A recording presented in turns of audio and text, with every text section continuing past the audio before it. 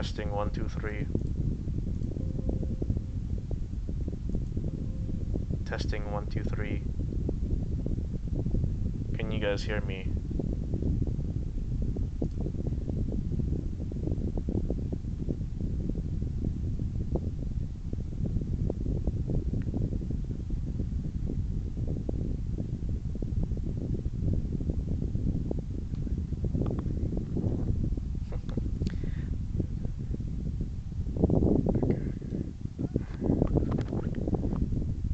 Oh no, my mouse. Just when we were in a when we were just come on.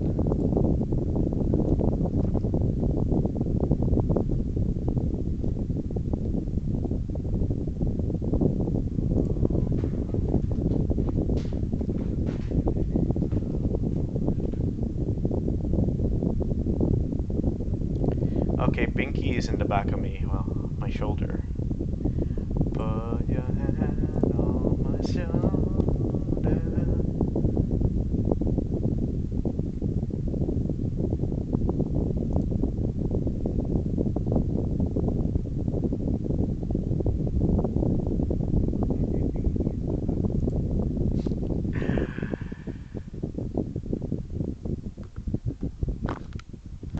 Okay, okay.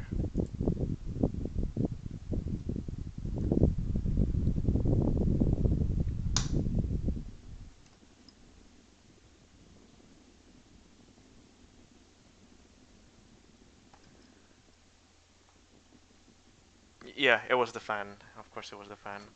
Binky, please don't be near the screen. I'm streaming. Be somewhere else, yeah, okay, Binky.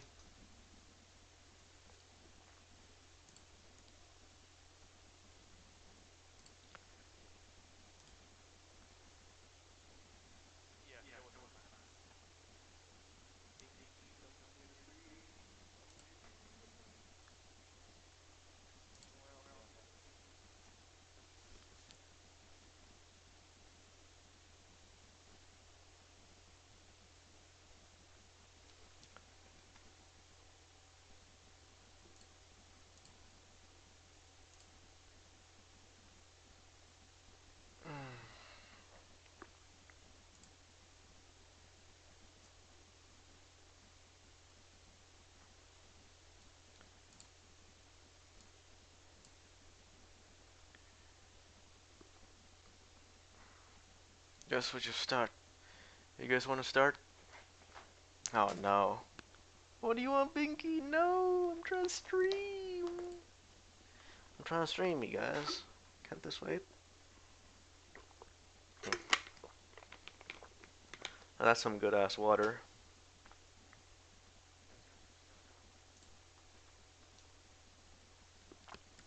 Also, mic is on to anyone who wants to talk in my Discord server.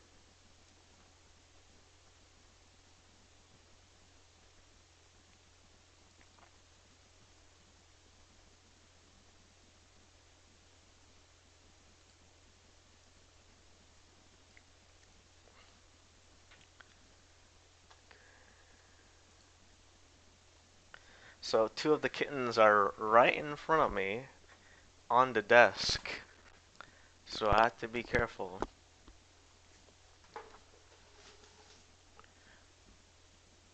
Better not be bothering these animals. Okay, now it's Binky's in front of the monitor right now. Oh my goodness. Binky, Binky, you're such an annoyance. If one of you guys can see what she's doing right now.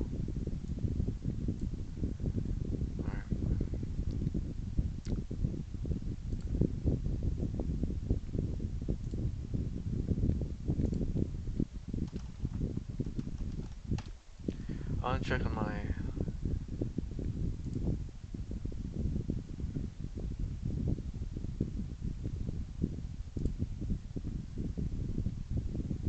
Okay, I think...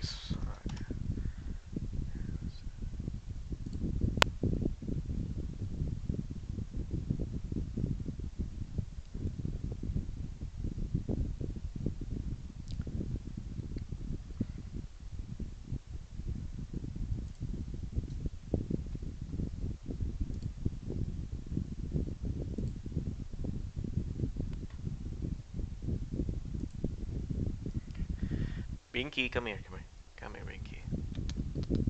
Hey, Binky. Say hello to the audience, Binky. Come on, meow. She's a bit shy. She's a bit shy. Come on, Binky. Say hi.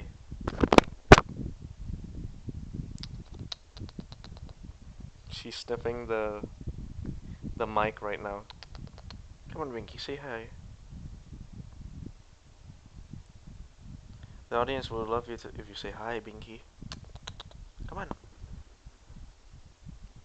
VTuber kitties. Alright, she's sorry. She's a bit shy. She's the shyest one out of all the kittens. Alright, go play, go play. Go play, little sunshine. Alright, I guess we could start.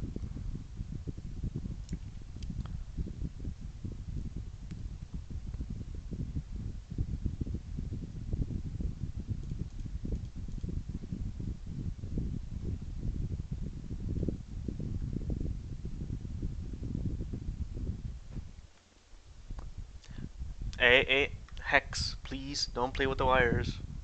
Don't play with the wires.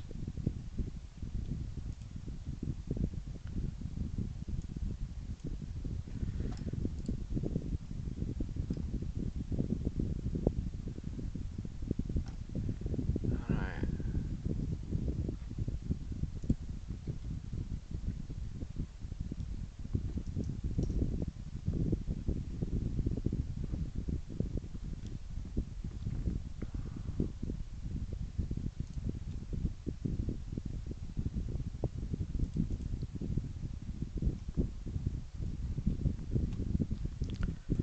Okay, my mouse is a bit derping at the moment. Okay.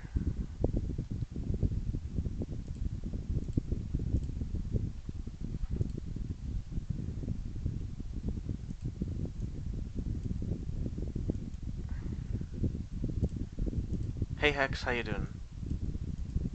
Doing good? Hey. Don't. Hex, we've talked this before, boy. Okay, now I forgot how to draw legs. Oh, sorry. Come on. Oh, who could that be? What message do I have right now? Be right back for a while.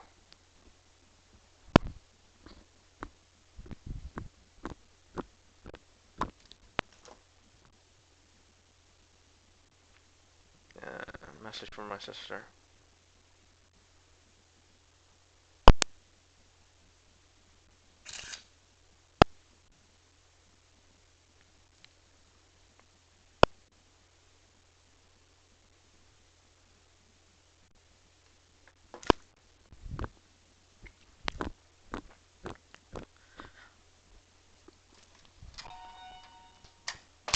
Now, who could that be?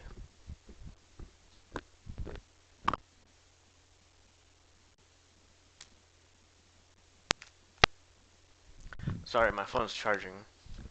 Now Hex is playing with my mask. My COVID mask. My coof mask. Oh, alright. Guess we can start. Like, finally start.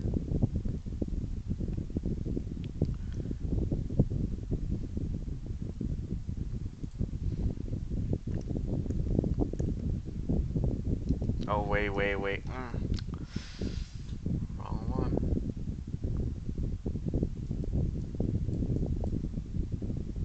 Put your head on my shoulder.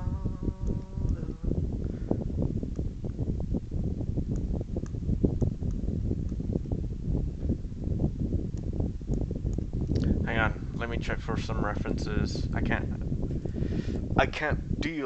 work in these conditions. No, just kidding.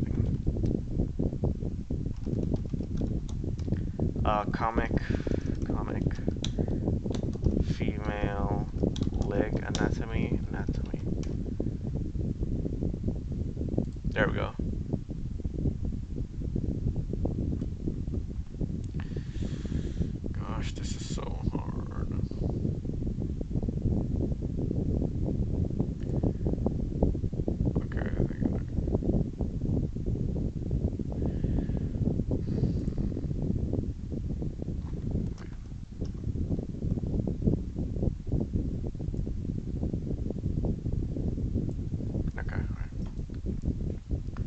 So it's like the front or the I don't know what do you call this one. This part. So it's like this part is supposed to be a bit curved, a bit straight, but it's like curved. But it's like this one's like that, something like that. Okay, let's do this.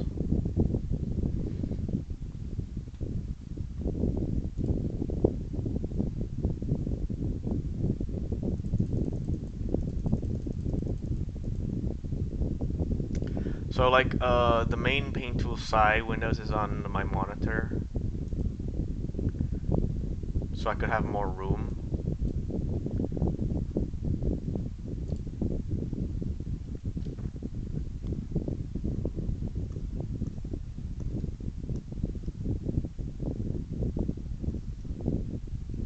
Okay, we're getting there. We're getting there.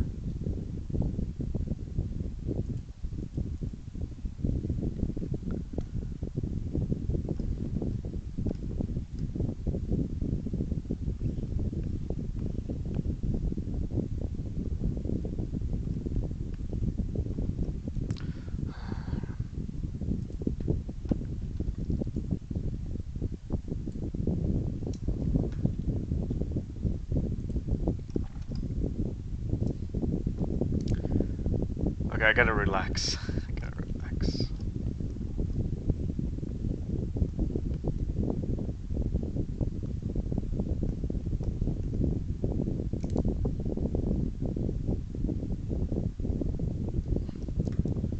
I forgot what button was like rotation and all that.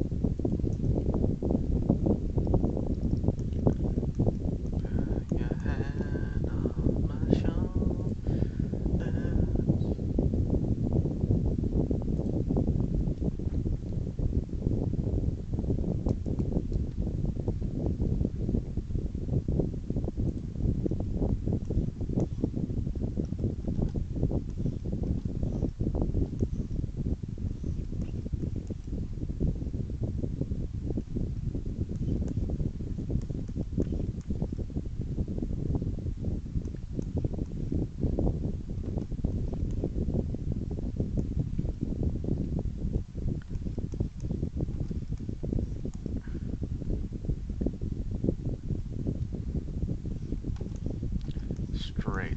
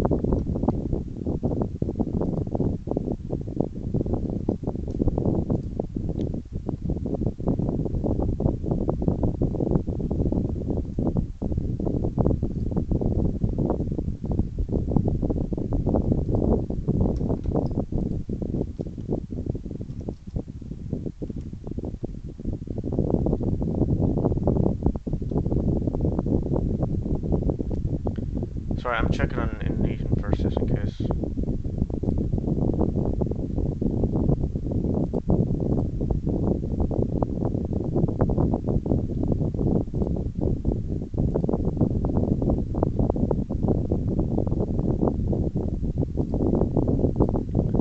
Alright, so nothing at the moment.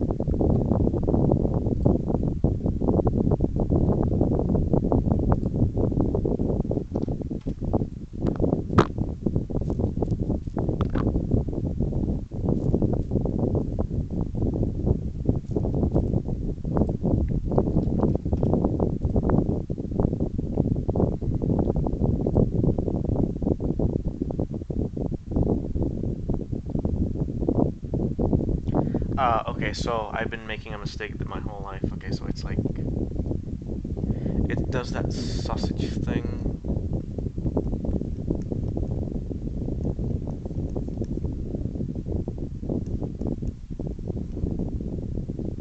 It wants in here.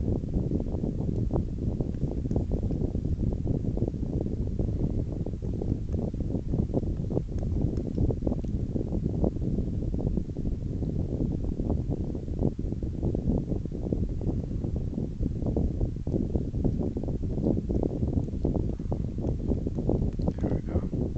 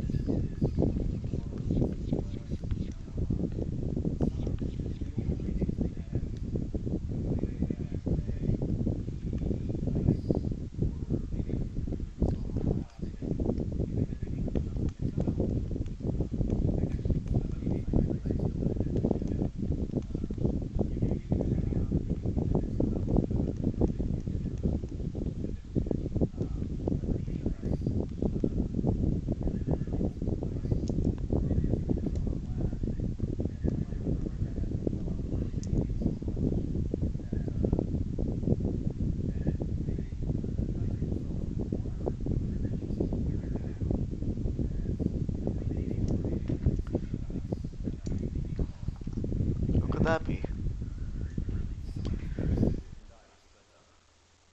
Must be mom. Just mom. You guys wanna come out? You wanna go?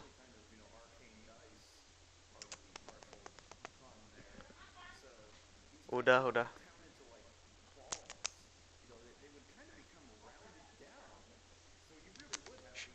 Wanna go?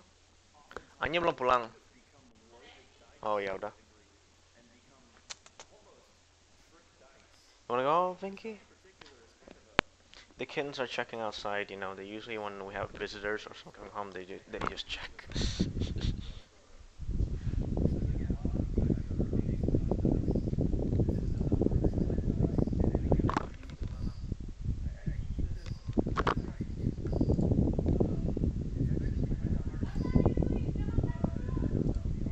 Udah aku kasih mereka ini makan kucing.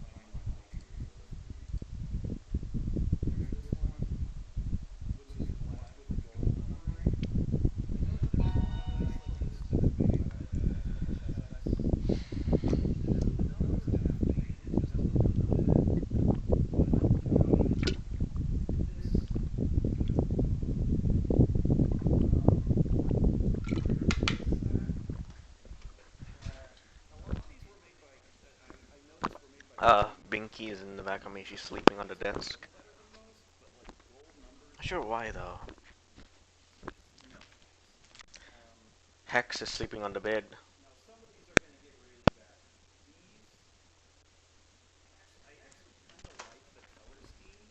Not sure where Tammy went. I think she went outside.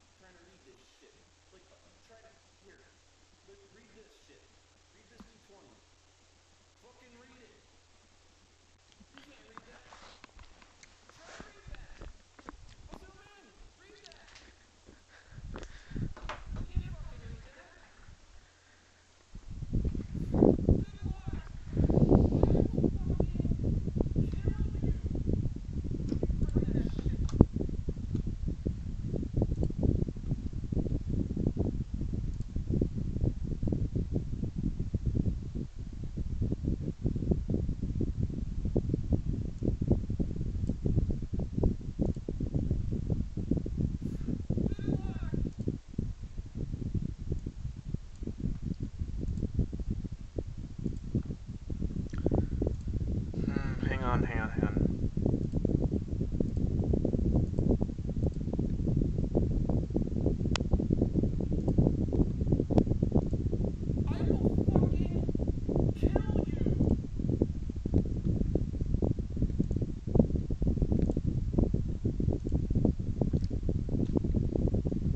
Let's see.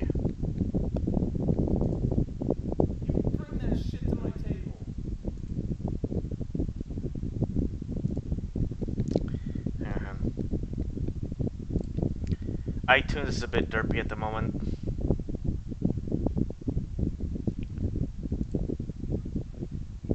Okay. Now we're going somewhere. Okay. Properties.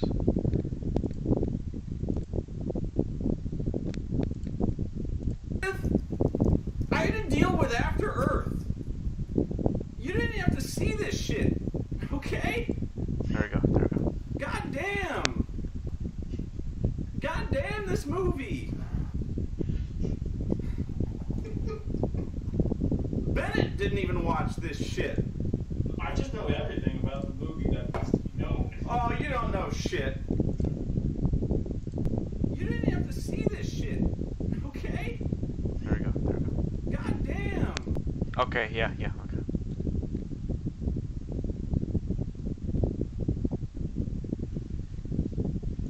At this very moment, Britannia burns.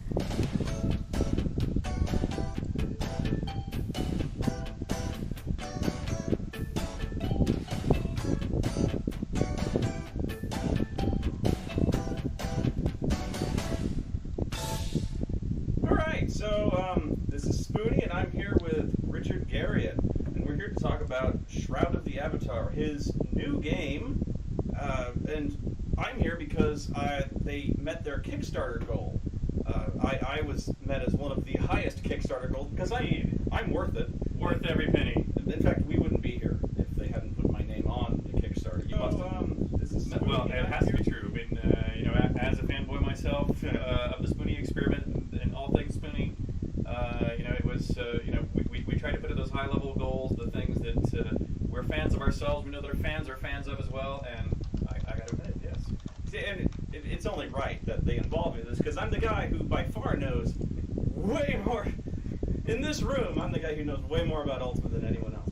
But so yeah, when it comes to this series, Richard, what made you want to start making good games again?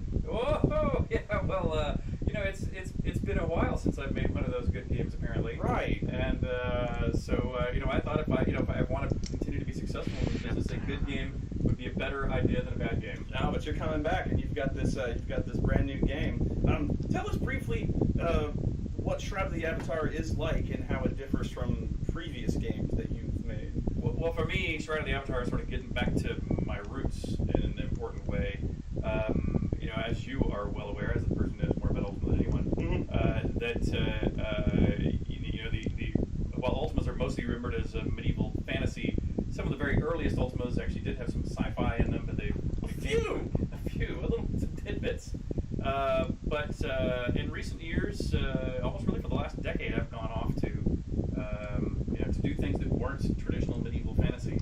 And so for me, I'm excited to get back into medieval fantasy. I'm trying to rectify a few of the ways that I think role-playing games have gone astray. I think they've become too hand-holding with menu-based conversations and quest logs and arrows on maps. And so I'm trying to bring role-playing back into it as opposed to just min-maxing combat systems. So basically, you're calling most people who play RPGs little girls. Well, there's definitely there's been you can play a lot of modern role-playing games without being a role player these days. Because you're old school, and Yeah. I can relate to this because most days people, third edition D&D, fourth edition D&D, they don't know what it was like. They don't know what it was like back in the day. Back in the day, you rolled 3d6 in order for your stats. You didn't like it. That was tough cookies. You live with it. You lived with it, and you died with it. But did you bitch and moan? No, you didn't. My first polyhedral dice, which sadly I don't have right here in front of me, my mother made for me out of pottery. You couldn't even go buy plastic polyhedral die. It's I OG. made it of pottery. That's OG right there. So it's because now you got 46 drop low. You know what this is? No, You roll 4 6-sided dice. You drop the lowest one. Oh, yeah. And then you assign them any way you want. Oh, that's hilarious. This is so lame. I agree. No. Then you got these quest markers floating around. People don't even read the flavor text on these quests anymore. Why should you? What should you? You're just following a marker. Right, and so literally the thing I find to be the quintessential example is you just sort of ignore it. You either literally don't pay attention at all as you click, or you at least glance at it to make sure I'm not going to do something that's going to insult the guys that'll attack me. But otherwise, you just click through it all till it's done, and then it's highlighted in your quest log. You click on the one you want to do now, and then you follow the arrow on the map, and then you mine the level 1 monsters at level 1 until I can do it for level 2 until level 3, and that level grind is completely mind-numbing to me. So there's lots of beautiful art, like a lot of, by the way, there's tons of really great role-playing games these days, so I'm not knocking them broadly, but I think that there's a suite of features that have been created that are, regressive. There's quest logs, in fact, there's arrows on the map, all this auto-mapping stuff. It's just too hand-holding, and I go back to, and we're just talking about one kind of the system, so for Shroud of the Avatar, we're going to go back to more typing conversation style interface, no quest log, and we're not exactly sure what we're going to do on the map to kind of help you out. But we're doing that same theorem even on things like combat. So, wait. You're telling me that I actually have to pay attention to play this game? to succeed without paying attention. You might even have to remember a few things. Oh god. I have a job. I have to. I may have to like get up and do something today. And now you actually are making me read, and you're making me like. You might even have to take a note or two. No. Yeah. No. Yeah, I don't want to do this. Yeah. And while we're trying to make sure you don't have to have the reams of notebooks like you had to do in some of those early Ultimas, we're not sure people are prepared to go back quite that far. And so we'll probably give you a journal of your whole history. But still, if you need to remember, why in the hell am I in this town? I know I was supposed to go see this woman in the red dress, but I forgot what I'm even supposed to talk to her about. It's not going to be on a quest log that's already pre-checked and ready for you to look it up. You're going to have to go look back at your own history. The game may have auto-recorded for you, but you'll have to go back and find, okay, oh yeah, I was in this other town, this person told me to go find the red dress. Oh yeah, I'm supposed to ask her about pearls, of course. And then ask her about it. And they go, hey lady, tell me about the pearls. Speaking of things that have been lost to history, I'm curious about certain other things that have been lost to history. Like, what happened to the fuzzies and the bobbits? Oh, that's even worse. Disappeared for a good reason. After Ultimas 1, 2, 3, which were really everything I thought was cool in movies and other games, so there were Balrons instead of Balrogs, to not quite plagiarize on Tolkien. And the bobbits, of course, were hobbits in slightly different form. The fuzzies, however, I actually have a soft spot in my heart for those fuzzies. I still like them. In fact, I'm hoping to resurrect something similar to them here in Shroud of the Avatar, because introducing races that are internally self-consistent and outside of their name, introducing somewhere across between those fuzzies and the imps, these empathic creatures I had in the later Ultima. I saw that in Blackgate, yeah. Is I want to bring back races and creatures that have kind of evolved within our world, that have rules of their existence, and kind of the fuzzies and the imps kind of represent that to me. So I'm going to go back to that. The Cave of the Naked People Who Live in the Bee Cave, which was one of the more obscure, arcane, 8-hour winding quests that I rather enjoy going on about. But by the way, those imps, the thing I liked about those imps is that which I'm sure you do remember because you know all things Ultima. Sure. And the fact that those imps would suffer based upon the death of any living things, including cellular life. Mm-hmm. And so by having them focus on or eat only things like honey and tree sap, and I think there are a couple other milk, I suppose. There was little enough or close enough to zero life in those things, yet they're still organic and have sustenance value. Mm-hmm. But they would always run away if you would start killing monsters or eating apples even. That's killing enough life that they cause pain and so fled. And so I like that. It was sort of my statement about the trials and tribulations of people trying to prove that vegetarianism is a good thing.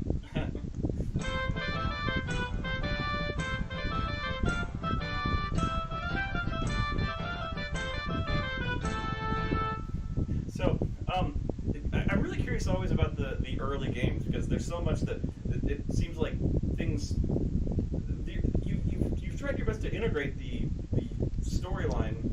I call it the storyline. No, the storyline from the early games into the older ones. Which so I guess my big question is, we started off Calabeth and Ultima 1. You kind of described those as almost as kind of like programming experiments. They were. So like, what unique challenges did you face when finally kind of making a serious game like Ultima 2? And by challenges, I mean mushrooms. Here's a little bit of trivia for you about the early days of the industry, by the way.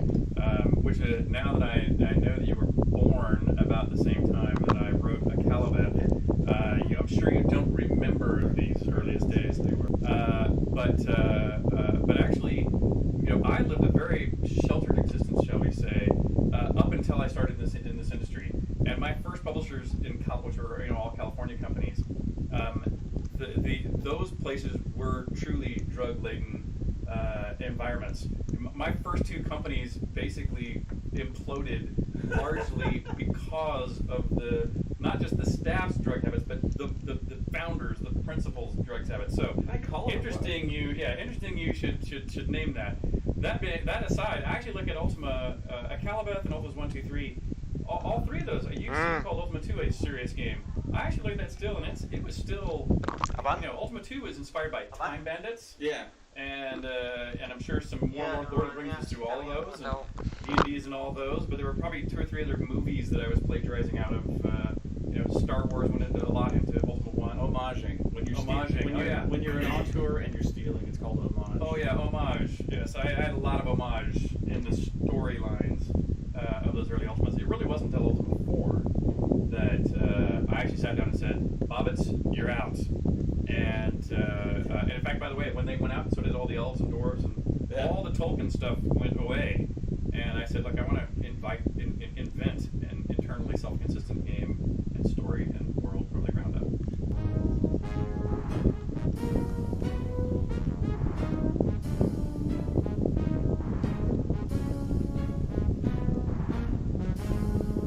Second question: why do you hate boss monsters so much? Why do I hate boss monsters? Yeah. Oh well, when you think about most boss monsters in most games, they hang out waiting for you to come kill them. They don't do anything to be being worthy of being called a boss or a monster. Yeah. And in fact, what you usually do is run around and kill all the villagers and me and everything else, and just sort of min-max your way to the top. Well, I should explain to people at home. His games never have boss monsters in them, like ever. Past Ultimate 2, 3 Exodus. You don't fight Exodus. You throw punch cards at him. You're like, eat this, Exodus, go back to hell. But you don't fight. I don't think you fight a boss monster until like Ultimate Underworld 2. Yeah. Oh, that's maybe. True. I think that's just a henchman. Yeah, and that's not even the boss. You fight the Guardian, but even that's just kind of a puzzle. Right. And I'm not diminishing that. But there's almost never a boss you overcome through sheer force of like arms. Well, not as the final, but don't forget the Shadow Lords that are behind you there. You don't overcome them with force. Well, that's true. But how many things in life do you overcome with force? Well, you can overcome almost anything with force.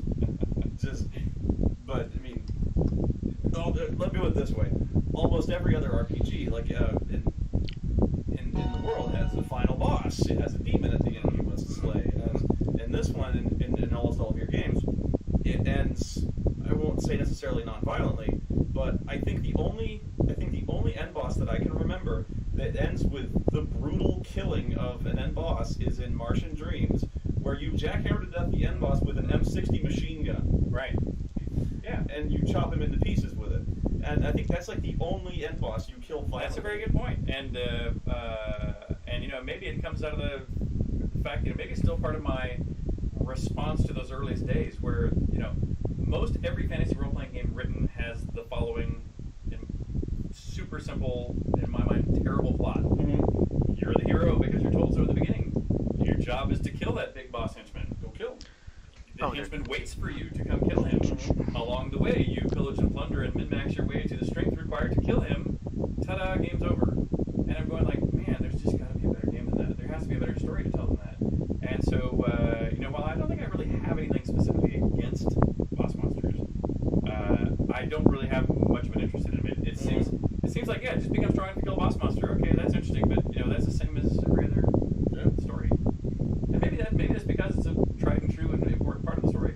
You could argue. Yeah. But for me anyway, I've not been compelled to follow that model. Well, even in a lot of cases, you've got games where there's not even a villain, or where you might be the villain. Yeah. So like in Ultima 4 and 5, you've got the Shadow Lords, but they're not even really. And you got Blackthorn, but he's not even really the villain. He's being duped. He's duped. Being duped.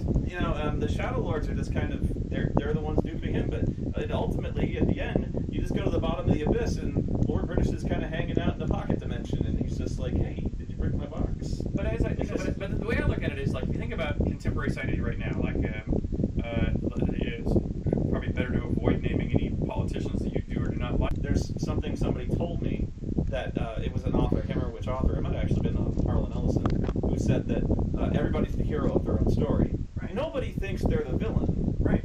Everyone thinks they're doing the right thing, unless they're insane. Right. Unless they're like, I'm Which, by the way, there are people that way, and so there really are people that you describe as evil. And what's interesting is, even though I think it's funny, I don't label people as evil lightly. No. But I actually think, there's a couple people in my business career that I look at and I've gone, the Avatar, you can just go see Warren Spector, because, yeah, sure. Hey, Warren. So, yeah, you get a letter from the past telling you need to go into space, like, right now. So you're the Avatar, and you go, okay. So then you go on the rocket ship and get fired into space, and on the rocket ship is Warren Spector and Sigmund Freud. And so now you go on a Martian adventure with Warren Spector and Sigmund Freud. So once again, I must ask the mushroom question. And two, why had I not heard of this game until why was I so scared of this game? Because it sounds like the most awesome game ever. Yeah. It's going on Mars and killing things with Sigmund Freud and Warren Spector. Well, but what's also interesting about that is that this Tammy's here, by the way. Victorian science is actually something. She's very curious what I'm doing right now.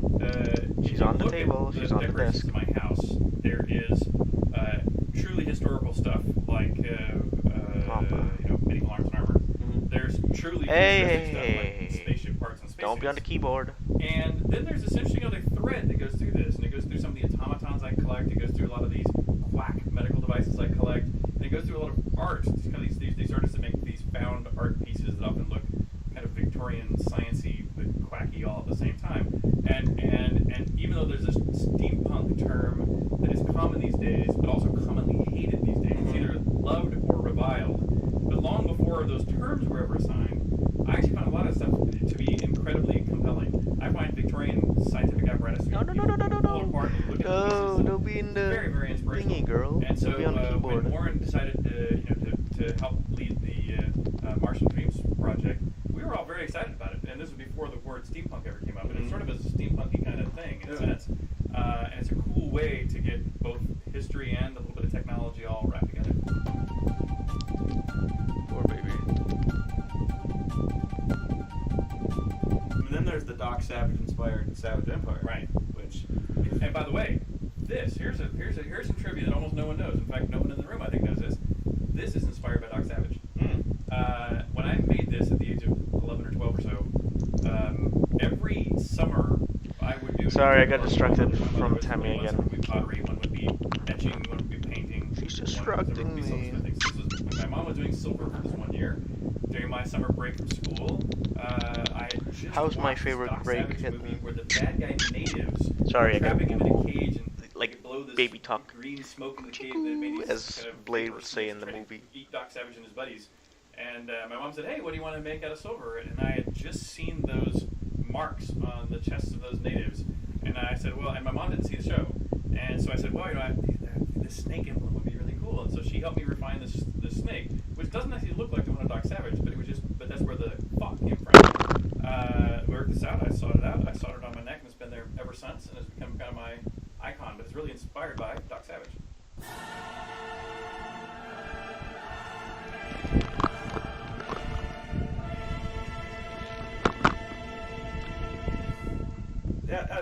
Speaking of children, why do you hate children so much? I love children. I don't know why you think I have this thing for children. You love dead children. You love dismembered children. I do love dead and dismembered children also. Because this happens. This is a common theme in your games with the violent and brutal axe murdering of children. That's right. And it probably does deserve a little explanation. So, this actually goes back to Ultima 4. I know. So in Ultima 4, there were lots of tests of your virtue. Uh-huh. And there were lots of things that looked like tests to your virtue, even if I didn't have enough sophisticated code to actually be a test. And so when I was making dungeon rooms, which could have there was no test of your virtue in any dungeon room, because the code didn't exist. Okay. But you screwed me then. Yeah, so I knew you'd behave as if I made the room look right, you would think it was a test. And so, for example, I built a room with what looked like doppelgangers of your whole team on the other side. Yeah. And in fact, it wasn't a test, but I knew you might go, "Oh, should I kill them or shouldn't I?" Maybe there's some moral quandary here. But in fact, they're monsters. Whoa! Watch out! Sorry, Tammy just landed on my comic. In the corners full of children. But anything in a dungeon room, by the way, is a monster. Any living thing is by the code's definition. It can be any icon I want. Remember, there were the floors that moved around and attacked you, even in Exodus. I remember this. Yes. Yeah. So that was just getting desperate for what new monsters you could come up with. I have no room for icons. No icons left. The floor is a monster. And so these children were monsters. And when you pull the lever, the monsters are Tammy, what are you doing? Oh, you're supposed to be the Avatar. You'll probably worry that you're going to lose some points right here the very end if you kill the children. But I knew they were monsters, so go ahead and kill them. And That's sick, dude. but one of our QA testers saw that room and wrote a letter to my brother. And my brother came to me Hey, with Timmy. this letter and goes, Richard, what have you done? And I'm going, what do you mean, what have I done? And he shows me this letter where the QA tester goes, I refuse to work for a company that so clearly supports child abuse. And Robert's going like, No, not abuse. murder. But Robert's going like, what did you do, Richard? And I'm going, I don't even know. And so we have to do some research to find out that he's talking about this room. And my brother's going, Richard, you've got to take it out of the game. And I'm going, Robert, I can't take it out of the game because I've actually provoked an amazingly strong emotional reaction. This is exactly how I got, not exactly how, but this is how I got started doing the videos, is because I provoked an emotional response. It was negative, But it's okay. but people were watching. But exactly. Hey. And so I was very proud No, of the room. Tammy, My come on, brother and Tammy. my I gotta mother and work. my I gotta father do all my tried to talk me drawings. into the room. Okay, I'll play with you I later. refused to Okay, I'll take it feed you out. later. Shipped it in the game. I already and told you no, before, girl. Man. never. Go But ever since Play, then, sleep with I've your sort of brother pushed the line or about a to play with little him. farther. Where's Beanky? And so, Oh, okay, there with she Ultimate is. 5 and 6 and Still 7, in the back of me. not only did I always include the homage to the Room of Killing Children, but I often tried to find a way to up the ante as much as possible. Yeah. And so there'd be times you'd pull a lever and Hey, instead Skulls. of opening the I door would so the stay children longer, could but I use, got. you would open the door between a monster and the children, and therefore you would be responsible for the death of the Alright, children. High missed Skulls. this one. Where was this? Would Is stay it longer, five? but I got Number class in a five. few. Oh Alright, my and then. God. And then Alright. if you just one where you pull a Good lever luck, and the Stooge. trapdoor opens, leaves blood, and you dump them all into the one. What? Then there's the children. Good luck with your corn. class, dude. Yeah. The children of the corn ones. So Yeah. you go out to the mushroom field. Also, nice Buzz Lightyear Star Command profile pic, by the way. Missed the lava. That's horrible. Yeah, so there's ones where every Ultima has one. And but by the way, there's a woman who worked for us on Tabula Rasa. Her name is Susan Kath. And Susan was in charge of making sure that in Tabula Rasa there was the homage to killing children. You're in charge of this. And yeah, Susan. and she didn't do it. She wouldn't do it, or she didn't do it, or she wouldn't do it. Didn't do it. She wouldn't do it and didn't do it. And I kept telling her to do it, and she just never did do it. And the game shipped without it. And so I'm pissed. And so Yeah. Susan, we're coming for you. I want this woman dead. You will die gloriously along with the children in this game. And Richard shipped a special patch to the game that day, adding the children killing. Yeah, there's a movement to like user groups trying to bring Tabula Rasa back online as a user community. I'll make sure they put back in the children. They'll put a special like child army task force, like you know the like Ender's Game, the child army that is trained mercenaries. Exactly. Where it really started pushing the line for me was when you got to Ultima 7 and you see the ritualistic sacrifice on the Forge of Virtue. That kid is freaking dismembered, Literally, and dissected, and that's not even where it starts getting ugly. Oh, and by the way, wait till you see what we have in store for this game. Oh my god! So for Surrounding Oh no! Oh, that was I close. already it was funny for Ooh, me you on nearly this fell, discussion girl. Damn it. because Good thing you snag on my how do you clothes. introduce My to your t-shirt. writing partner that you really want to push the lines of comfort. Okay, now her claws are stuck on my It takes, t-shirt. Potentially farther than you ever have. Damn, girl, you scare me. You guys fucking scare me all the and so time. we have a plan. These are always in danger in and case stuff. This is my plan. So if you get to this place and you're going like, oh my god, what sick F did this? Blame me, and you'll know when you see it. Oh no! Well, if I can ask, are you shooting for a particular? Ow! thing Okay, on don't. this one? Okay. Yeah. You guys are starting to Yeah. become like your brother. Okay. Yeah, let Ow, this ow, move ow. over to me. Okay. The Ultima 8 was, well, actually, no, going back to Ultima 4, where I was afraid was when the children started attacking you, was not necessarily killing them. I was like, okay, if they're attacking me, it's on them. Okay, my question was like, if I don't want to kill them and I run, Okay. that's not valorous. Oh, good. That's Good. not valorous. So now I'm like, he's making me do this. Right. Because I don't want to kill them, but if I run, I'm running from children. Right. And if I run in combat, if in Ultima 4, if I run in combat, it's cowardly. Right, but by the way, these are the sort of mental debates I was trying to provoke by putting a setting of the room. And when my brother confronted me about this and insisted I take it out, and as I was refusing, I said, look, there's all other kinds of solutions to this. First, don't pull the lever. It's a lever, you gotta pull the lever. Second, charm the children. Third, put them all to sleep. Fourth, if you drop your sword, which you actually might kill them in one blow because they're children, instead you punch them, they will actually go below 25% hit points, and then they will run away from you. Okay? So there's plenty. Just punch the children. There's Punch plenty of them.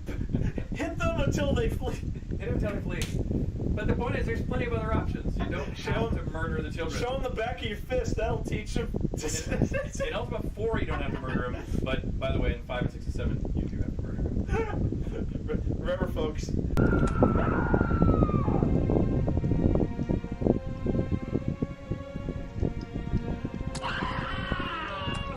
Well, but that's sort of what I did in Ultimate. You know, it's too bad Ultimate didn't get better finished before it launched, because there's a lot of things I really like about Ultimate. So do I. But one of the things that's sort of the culmination of is this journey where, I think the virtues that are pointed out before actually are really lasting. I actually really believe that truth and love and courage are some foundational pillars of goodness that you can, or social issues with some other kind of twist. And the thing I liked about Ultimate 8 was to say, look, if you say what you want about pick your most hated religion on earth compared to what you are, and clap whatever I propose, I'm not going to tell you why it's wrong. Yeah. Because I think that you really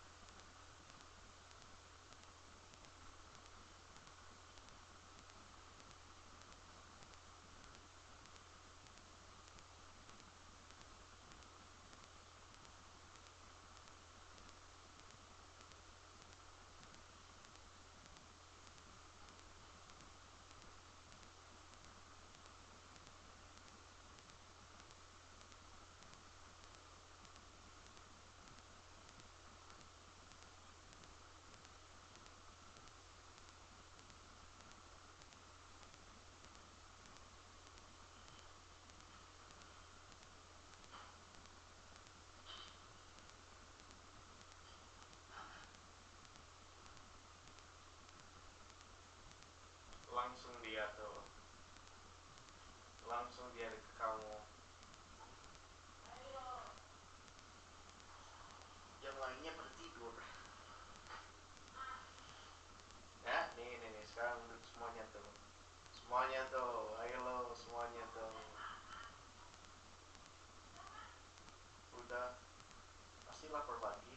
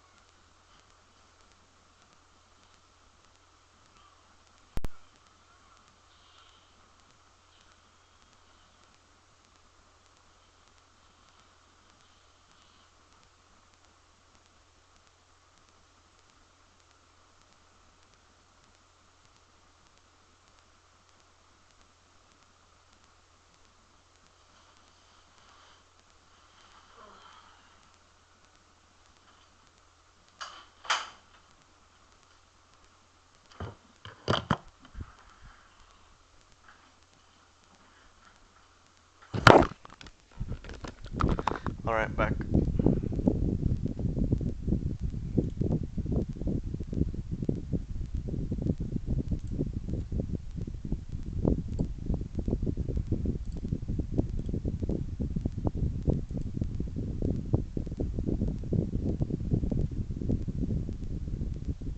In my thoughts and in my dreams, they're always in my mind. These songs of hobbits, dwarves, and men, and elves, come close your eyes. You can see them too. Hello and welcome back to Counter Monkey. I initially started this review on one of my biggest pet peeves as a dungeon master, and that is really hard to read dice. That's one of my biggest problems was when you got players gathered around a table, everyone brings their own dice. And so you've always got these players at the far end of the table, and they would bring these dice. And you got these dice all the way over here. Now imagine that you're over there, and I roll this die, and now I go 17. And you gotta like you're reading this die over here, and yeah, you just gotta take my word for it. No, I'm not accusing you of cheating, but you'd like to be able to see over here like what you rolled at a glance, you know. So it's just a matter of convenience, right? And you know, people would like just to know, everyone's curious. Whenever anyone makes a roll, everyone kind of looks over and they want to see, right? So, and actually, sometimes it's a real problem for the person making the roll to read their own dice. So, it really is a problem sometimes for that person. So, I'm going to get into that, but then I realized, I've got all these crazy dice here, and over the years, I've acquired a special set of skills and a very special set of dice. And trust me, if you've been role-playing for a long time, this is pretty much all the dice I have, and I've gotten rid of a lot of them. But, if you're a major role player, if you know like a really serious role player, this isn't shit. This is nothing. And I know people who bring all their dice with them, and this is nothing. This is the only dice I bring around with me. This is maybe like maybe 30 dice, and this is my dice bag. It's changed over the years, but this is the dice bag I've used for probably 10 years. This is the dice bag that real gamers use. This is the dice bag for OGs, right here. This is a Crown Royal bag. This is the shit. Okay. Some people use chainmail dice bags, or some people go to game stores and they get these velvet dice bags and stuff like that. I never like those. I hate the way that velvet feels. I never like that. No, this is the stuff right here, and it just feels right. Something about this. And I'll show you what my dice bag looks like in a second. But yeah, I'm going to show you those really hard to read dice. I've actually got a set of the ones that piss me off most. So let me cut to a kind of a close-up of the dice that make me the maddest. And then I found some sets online that are really new, actually, that I would kill you if you brought these dice to my table. I would reach over the table and kill you dead if you brought these. So let me show you those dice, and I will actually give you kind of an introduction to what kind of dice are used in games. And some of the dice I didn't even know. I found these dice as kind of shopping around. I don't even know what some of these dice are for. So I'm going to be exploring with some of you, and you got to tell me in some cases what these are for. And some of these dice are actually, I found, really useful. I found some that I'm going to use, and I even made up some uses for some of these. So hey, let's dive into some of these dice, man. I'm excited. All right, this is my dice bag, my bag of weapons. Okay, so I'm going to dump these out. You finally get to see the dice I use when I roleplay. So right away you're going to notice that my dice are all really fucking ugly. There's a reason for that, and I gave this speech at Con Bravo, which was a convention in Canada, so you'll excuse me if I give it again. So some of you didn't hear this one.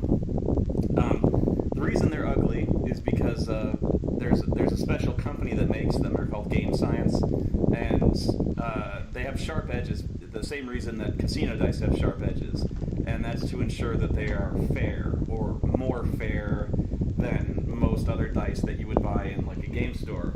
So most dice are not, strictly speaking, as fair. So like the normal dice you would buy have more rounded edges because they put them in a rock tumbler to make them smoother. This makes them less balanced, strictly speaking, because they don't tumble evenly. So you're more likely to get, percentage speaking, on a very slim scale, you know, they tend to favor one side more than the other, very, very, very infinitesimally. And it does, you know, it really doesn't matter on a grand scale, but that's the reason you tend to get quote unquote lucky dice. You know, sometimes over the long course of things, sometimes they tend to favor one side more than the other, you know, over time. So that's why you might tend to get lucky dice. And strangely enough, this is one of the more old school dice. You know, some in the older cases they had these, you know, way back in the day, the D&D dice were made of this really, really soft plastic, and you had to ink the numbers in yourself. Actually, some Game Science dice you still do. Like, you have the option of inking them in yourself, but you know that you can get them shipped with ink.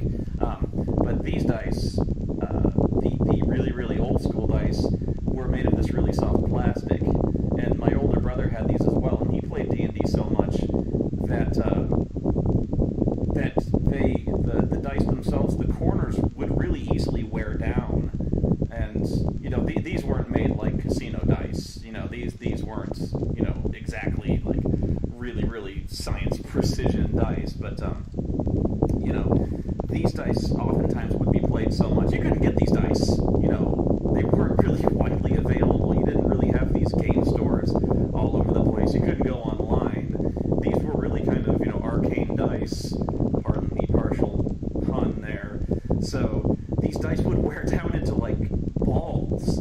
You know, they would kind of become rounded down. So you really would have these dice that oftentimes would kind of become loaded dice to a degree and become almost trick dice. So this die in particular is kind of an antique, and it's still in pretty good shape. So I kind of use this when I'm feeling retro. So yeah, a lot of these dice are Game Science dice. This is 100-sided dice, and I never use this. I keep this. This die is useless. It's actually kind of hard to see, and I don't know if the autofocus is picking this up. It's actually really hard to see in real life. Actually, you'll notice there's numbers all over it. You know, as it would be. It looks like a fucking Death Star, but with 100 numbers on it, and it's ridiculous. It really is like a golf ball, you know. And so when you roll it, this is one of those dice that it's just maddening. Even when you're rolling it, the person rolling it can't tell what you just rolled, you know. So like when you roll it, you roll this thing and it settles on a number, and then you have to look, you have to get over it, and then you look straight down at it, and you're like, 4, I think. Yeah, I think it's 4. So it's one of those dice that when you're the person rolling it, and it takes you 10 seconds to figure out what the fuck you rolled. So, you know, okay, so now the question is, why would you need to roll 100-sided dice? I'm going to tell you what you would need to, because some of you may not know what you need to roll a 100-sided die for. You know, for percentages. So, like, if the DM tells you, like, I want to jump across this canyon or something like that, the DM says, well, you have a 25% chance to do that. That's why you need to roll 100-sided dice. So you would roll this, for instance, and if you rolled under 25, that's a 25% chance you made it. So how would you do that? Normally, you wouldn't use this fucking thing, because one, there's no chance that this is a fair die, because this is fucking, what the fuck? And so I just keep this because it's ridiculous. It is campy. It's funny to me. The real way you do it is you roll 2 10-sided dice. These are 10s. And damn this autofocus. Should have thought this through. So one of these has is like a tens digit, and one of these has just a singles digit. And so you roll them both on camera, preferably. And so, you know, this is a 30 and this is an 8. So you rolled a 38, and that's over 25, so I would fail, for instance. So there's that. This is a 4-sided die. It has a little pyramid. In this case, the number on the bottom is the number that you rolled. So this would be a 2. In some cases, the number on top would be the number that you rolled. Let me see if I can find one like that. Oh, jeez. Number on top. I'm only finding the ugly examples. Come on. 4s. Why are there no 4s? Ah, fuck it. Sometimes there's ones on top. There's probably one in here that I'm not finding. I got a gift set here, and I should actually not be keeping these along with the others, because these are actually kind of semi-precious. These are dice that are made of jade. These are actually kind of valuable. They are valuable. So these are actually really cool. They're almost like in Spinal Tap. They're like they can't be played. I don't think I should be rolling these, because they might get damaged. I don't know. I think they're decorative dice only. I think they're more dice to be meditated upon. They're very cool though, so I'm very grateful for these. I don't know if I should be using these. I have not actually used them though, but I don't think I should be associating these with the common dice. If I ever play Legend of the Five Rings, the jade dice will be used. I will use them very gently in a felt tray, you know. So there's that. I have a lot of different game science dice. I have several different sets. There's like little translucent sapphire sets. I have a lot of. Actually, I think the game science people call them ugly dice themselves. So there's the green set. There's angry orange set. I have a lot of different game science dice. So stuff like that. Here's a weird one. I don't know when I will ever use it. This is a 5-sided dice. So you're going to see a lot of very strange dice as we go along. And no, I have no clue when I would ever use this, but I'm sure there are games that would use this. And as a DM, you know, you could actually, I can right now. There are times when you do half damage. For instance, like if you do a D10 damage, you can save for half. You know, so if there's ever a trap or a spell that does D10 and you save for half damage, you could just roll this. You know, I guess that makes sense. Although sometimes you roll down. I don't know. So here's another one that's kind of funny. This is called a bone dice. I guess that's just the brand. It's a 6-sided die. It's kind of shaped funny. So I think it's like a knuckle bone die. I just kind of keep this around. I think I have more. I used to have 4. I just rolled it in the corner pocket. So yeah, those are my dice. I'm gonna put these over to the side here. And now we're gonna go to some of the other dice. Actually, I'm gonna show you some of the ugly dice, the dice that I personally hate. So I'm gonna go to actually the prototypical dice that I basically chewed a guy out for using. I was like, never bring these dice to my table again. These are them. Look at these dice. This is from, like, if you're the one rolling them.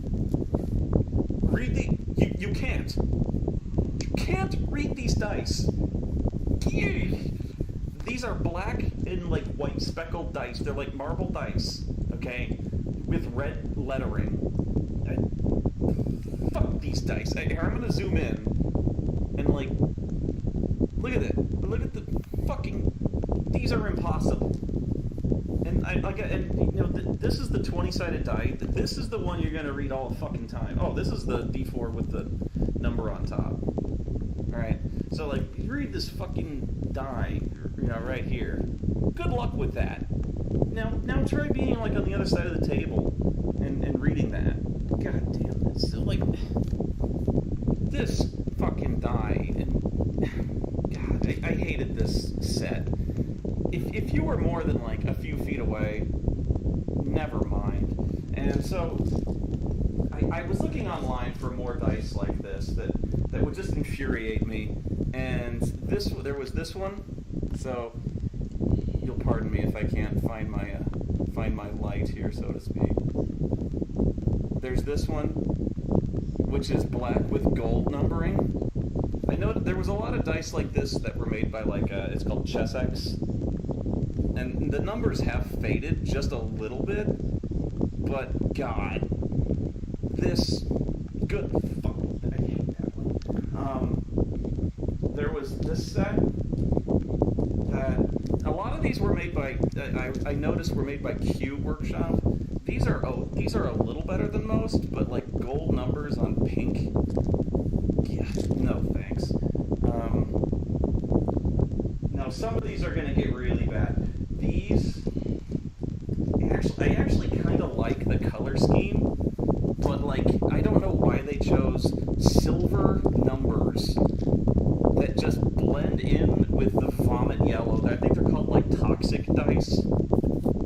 You know what I mean? Like they're horrible. I mean, you can read them now, but then I pull out right here. No, this isn't happening. You know, my God. And then there's this one. You don't even know what kind of die that is, do you? Like, I'm gonna go back to this one, but that's a 3-sided die. There's no chance. You are so fucked trying to read this die, even if you're the one rolling it. No. Here comes the worst ones. I had no idea dice could get this bad. Actually, no. Here's the second worst ones. Here we go. I hate clear dice. They don't even. These aren't even the worst ones. But clear dice. Fuck these. No. Now, some people complain that there's clear dice with clear numbers. They don't get the point. You're supposed to fill those numbers in. But even then, these are impossible. You know, like this is a 20-sided die. What did I just roll? You don't... Fuck, I can't even... That's a 2. Yeah, I don't... Fuck, don't ever bring these. Don't. Now comes the worst ones. I will fucking kill you if you ever bring these. Look at this. Look at this shit. This is Z Workshop. No. Fuck you. Fuck you in the ear. This gets worse. Look at it. Fuck you. I think this is either like Elven or like fucking Call of Cthulhu dice. I can't remember. Fuck the elves and fuck Cthulhu. Because like, you're gonna go into like a fucking insanity.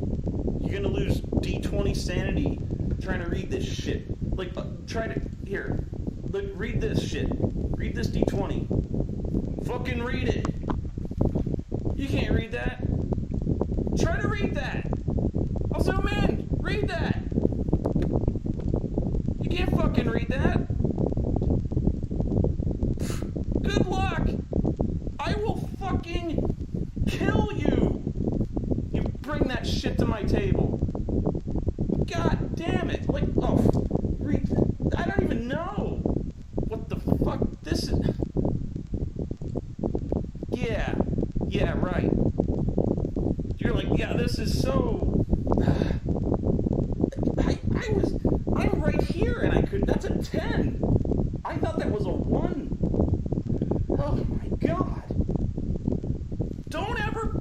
Oh my God, the fuck. Don't ever bring these. Don't ever bring... I will jump the table and strangle you with your own lungs. Ugh. Oh my God, here's another one. Oh, no. God. Alright. I'm gonna go play with some good dice. Okay. Now, here's some unusual dice that were actually gonna be fun. Hang on, let me fix the camera. Okay. Now we're gonna show you some good ones. Alright. Alright, so let me zoom in here. You wanna see some good dice. Alright, this is a 3-sided die. Unfortunately, it's a really hard one to read, but I'm going to show you a good one. So, this is 3. And yeah, it's like a little triangle. Actually, I don't know what you call a pyramid kind of thing. Yeah, this is a toxic vomit colored one. 1 to 3.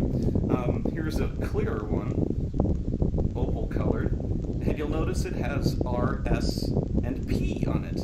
And it also has 1, 2, and 3. Why does it have R, S, and P on it? Rock, paper, scissors. It's ingenious. Why do 1, 2, and 3? Well, there's reasons. Do half of a d6. There's a lot of times in D&D when you do half of a d6, save for half. I can't think of any dice that use exclusively d3s, but they exist. By far the most common dice used in RPGs are d6s, and d6s are so common that they're in virtually every board game. These were the dice I used for a long time. Ever since I played AD&D, I used these. I played Wizards all the time, and these were my fireball dice. Because they're fiery and they look like fire. So I had a bunch of these. I think I had like 6. Can't find the other one. But yeah, I've since retired these. They put in a lot of years of service, but they have a lot of history. I had a whole set, so that's the D20. I love that one. D6s, there's a lot of unusual kinds of D6s. I hate these. Never use electronic dice in my presence. Again, these are another excuse where I will kill you. But these were actually kind of a fad for a little while, at least where I was. So that's how you would use them. Very annoying and kitschy, and they took forever. Yeah. There was always one person who brought these, and they thought they were so cool.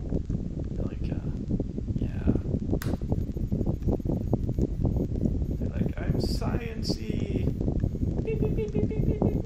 It is kind of Price is Righty, so I guess there is that kind of thing where, I'm gonna spin the wheel of savings. Whee! It's like Shadowrun. If you sold me on that, I might let you use them. It's like, I'm gonna go into the Matrix. Maybe? I kind of want to play with them now. No. Okay, shut up now. These, if you want to talk fair dice, this is not the way to go. You're not going to sell me on these. These are round dice. I don't know when they'll ever stop. I don't know if I can even roll these on camera. They will stop, I just don't know, I wonder if they ever... Yeah, I guess they will settle on a side. Yeah, I guess... yeah, they will. I've never used these. I was kind of intrigued by them, but yeah, I don't know, I gotta wonder at the accuracy of these things, if they're even remotely close to being fair. Ugh. I don't know, I guess there's really not that much wrong with them. So, yeah, there's that. This is a D2. D2. Heads or tails? Yes. This exists. And actually, if you want to get strictly speaking, I think they could classify this as a D1. Because strictly speaking, it's binary. This is actually kind of an interesting one. I really like this. I like dice that have kind of Dungeon Master utility to them. Good luck autofocus. This has a challenge rating on it. It says, challenge 0, challenge -2, challenge +2. So as a DM, whenever you do an encounter, you roll this die, and it comes up with a result. So this one says challenge +1.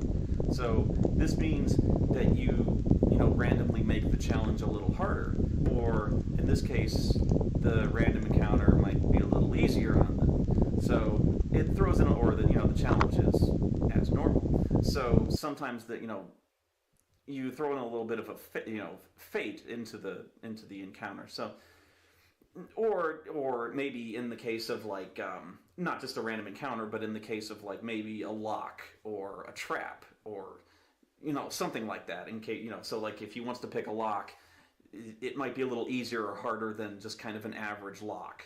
So ordinarily a lock would be a challenge rating. He would have to roll a 15, but in this case, if you roll a +2, it'd be a 17. So I really like this one. I was shopping around for kind of unique dice, and I found this one. And I'm going to use this one. I like that one a lot. This one slays me. The heads or tails one. Sometimes it's just too bothersome to carry around a quarter. This is much more practical. This one, I got nothing. This is a D7. Seriously. So, yeah, I honestly, I don't even know how to read it. This, that's what came up. So it's a, 2? Yeah, it's a 2. So 2 green pips came up. So then 5, and then 4, 2, 4, 4, 4, 7. So yeah, D7. Yeah, I guess it's a really cheap way to roll craps. Wow. 10s. D10s are a long-standing tradition. Some games make use of D10s exclusively. 10s are... the reason you use 10s mainly is to roll percentiles, as I explained before. So D100s. White Wolf games, like Vampire the Masquerade, Werewolf, use 10s just for successes and failures. There's that. So these are 10s. They go from 1 to 0, really. 0 usually being 10.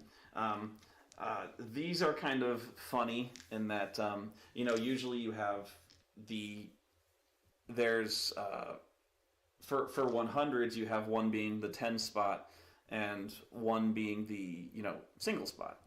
These I found, this is a D10,000. So you can indeed have a roll over 9,000 because there's the 1,000 spot. There's the I'm sorry about the autofocus. I'm kind of doing a one-man show here. That's the 1,000 spot. There's the 100 spot, and the 10s, and the singles. So yes, you can in fact roll over 9,000. Why you would want to roll a 10,000 result? No clue. But now you have the option. And yes, if you want to do it at home without this, you could just roll 4 different colored 10-sided dice. But hey, now you can do it. You can do it with the actual official dice. Those exist. My favorite D10, you're going to love this. The D10 of the 10 Commandments. I could not make this up. I'm just going to let this one soak in for you. Honor your parents, people. Now, there's so many questions that spring to mind when one owns a die that has the 10 Commandments printed on it. What circumstances would you roll a 10 Commandments dice? Gee, which one of the 10 Commandments will I break today? Have no idols. Well, looks like I'm gonna have to go build myself a giant golden cow. Doop-de-doop-de-doo. What about you, Tom? Well, let's see. Honor God's name. Time to commit some blasphemy, god damn it. Whee! I'm gonna covet some shit. I love your wife. You want to swap, Dave? That's right, folks. I own a 10 Commandments die, and you don't. How about that? I'm gonna leave this on camera here, just so you can admire it there. Now we have some. We're getting some crazy. Oh, this one's cool. I like this one. This one is kind of simple, but it actually has a lot of utility. This is a D8 just with some compass directions on it. Again, this is one for the DM, mainly. Why would you use this? It's mainly for... there are quite a few adventures where the players are just kind of exploring. This is kind of a lost art in RPGs, where there used to be a lot of adventure modules that are just kind of meant for the players to kind of run around and explore the map, that are a lot less structured. So it's kind of reliant on the players to kind of use just the kind of natural navigation skills. So oftentimes the players are called upon to basically map their own route. So they kind of have to use their own direction sense. And so if they get lost, they stray from the path. And so they kind of randomly might go in any given direction before they orient themselves. And so it's really easy to just roll a d8 and kind of determine from there which direction they go. It's fairly obvious. But it's kind of fun to have this die to determine, this one just tells you which direction they kind of stray off to. So, which way do they go? Well, they kind of stray to the northeast. It's kind of a fun little die that lets you do that. So I like that one. This one, this is a critical hit location die.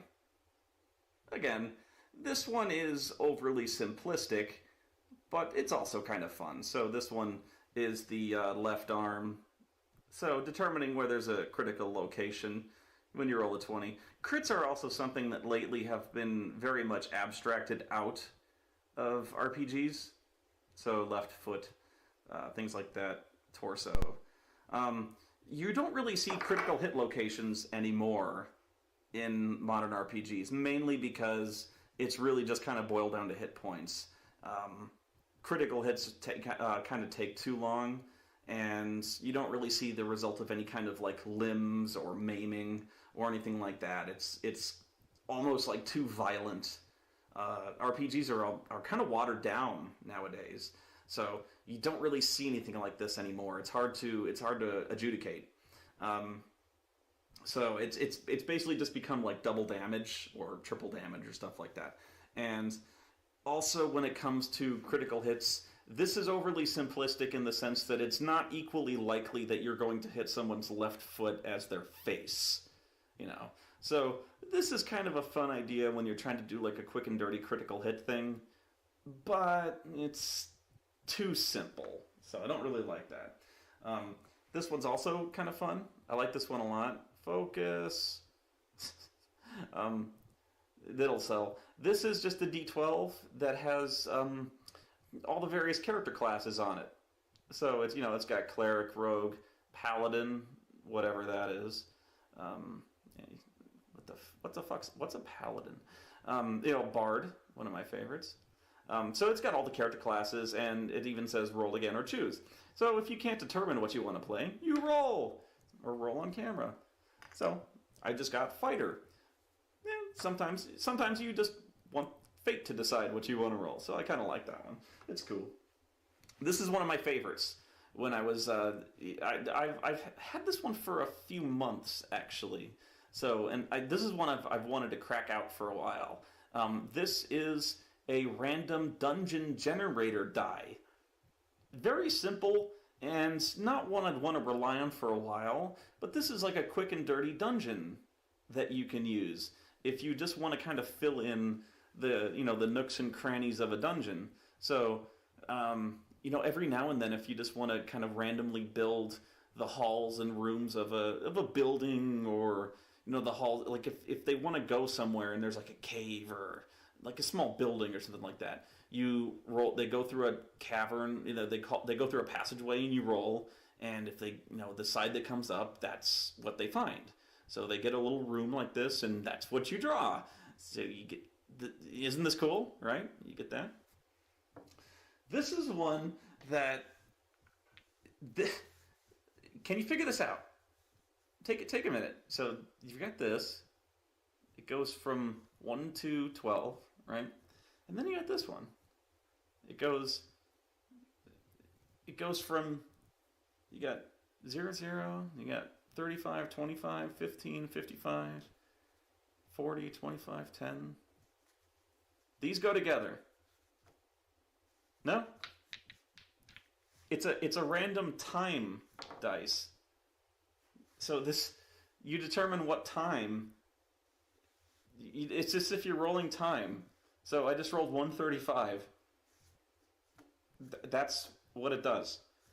AM or PM, that's up to you. I guess. No, I know what you roll the coin flip. So I rolled a 2, so it's PM. It's 1:35 PM. Yeah, that's what it is. So I guess if this has its use, if you want to determine when something happens and any time's as good as any, you roll 135. Yeah, so sometimes, this, you got me, man. I was just shopping around for unusual dice, and this is what I came up with. This is a D14. Focus, come on. Come on. Yeah, it's a 14-sided die. Game science, too, by the way. It's not D16, I think. Let me make sure. Yeah, 16. I got no clue. I would actually say, I almost want to say in the case you'd roll 2d8, but then it goes from 1 to 16, so no idea. Maybe game science makes this, so I would want to say it can't be that uncommon, but I have never heard of this in my life. Yeah, I'm stumped on that one. This one, I'm not going to hit the lights, but this one is just a D20 that glows in the dark. I don't know when you'd be ever playing in the dark, but it had, yeah. How would you see your character sheet? I don't know. Oh, God. Here's more of these. The one with the blue numbers, not so bad. This one, fuck this. Ugh. This is another one. This isn't horrible, but this is pretty bad. This is a 30-sided die, I think. Is it? Pretty sure. Yeah, 30-sided. Don't know. 30. Actually, I know there is a game that uses 30, but it doesn't. It can't think of it. Very uncommon if there is one. What die is this? I think this is a 24-sided die. Yep. Again, you got me. No clue. Another game science one, so I'm sure you'll enlighten me. I found this one a little while ago, so this is another one maybe for a random time, 24 hours in the day. Again, as a DM, I might be able to come up with something just for a kind of a weird damage roll, maybe. Although, having something with a range of 1 to 24, that would be kind of strange. Not sure about this one. I'd have to get kind of creative on this. Don't know. Let's see. This one is one of the most bizarre. It's a dreidel. No, this is a D50. I have no idea. Let me try. How would you read this? Wow. Maybe you spin it. No, because then it.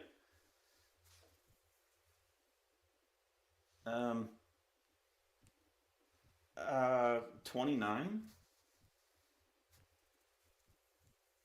Well, I don't see how, because it's only if you spin it in one direction, it's only going to come up on that one side.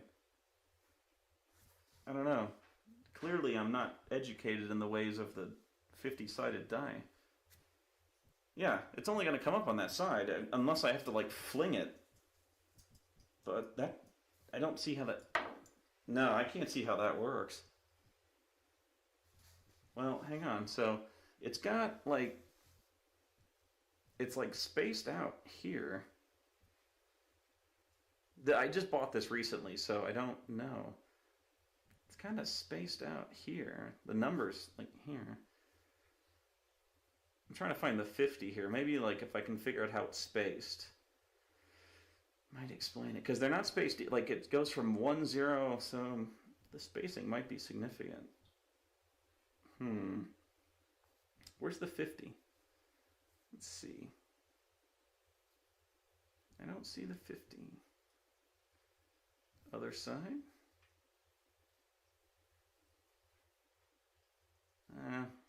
It's probably here. I'm just looking past it.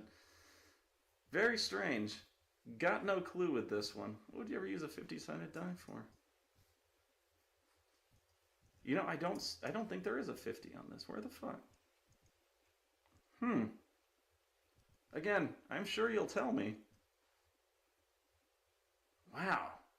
This is one of the weirdest ones next to the 10 Commandments die. No, how would you roll this? I don't want to roll this on the pool table because I damage it. This is like a felt ripper. Do you spin it or what? Maybe maybe it's this. Ooh, that might be it. That might be it. Hang on. Let me try this.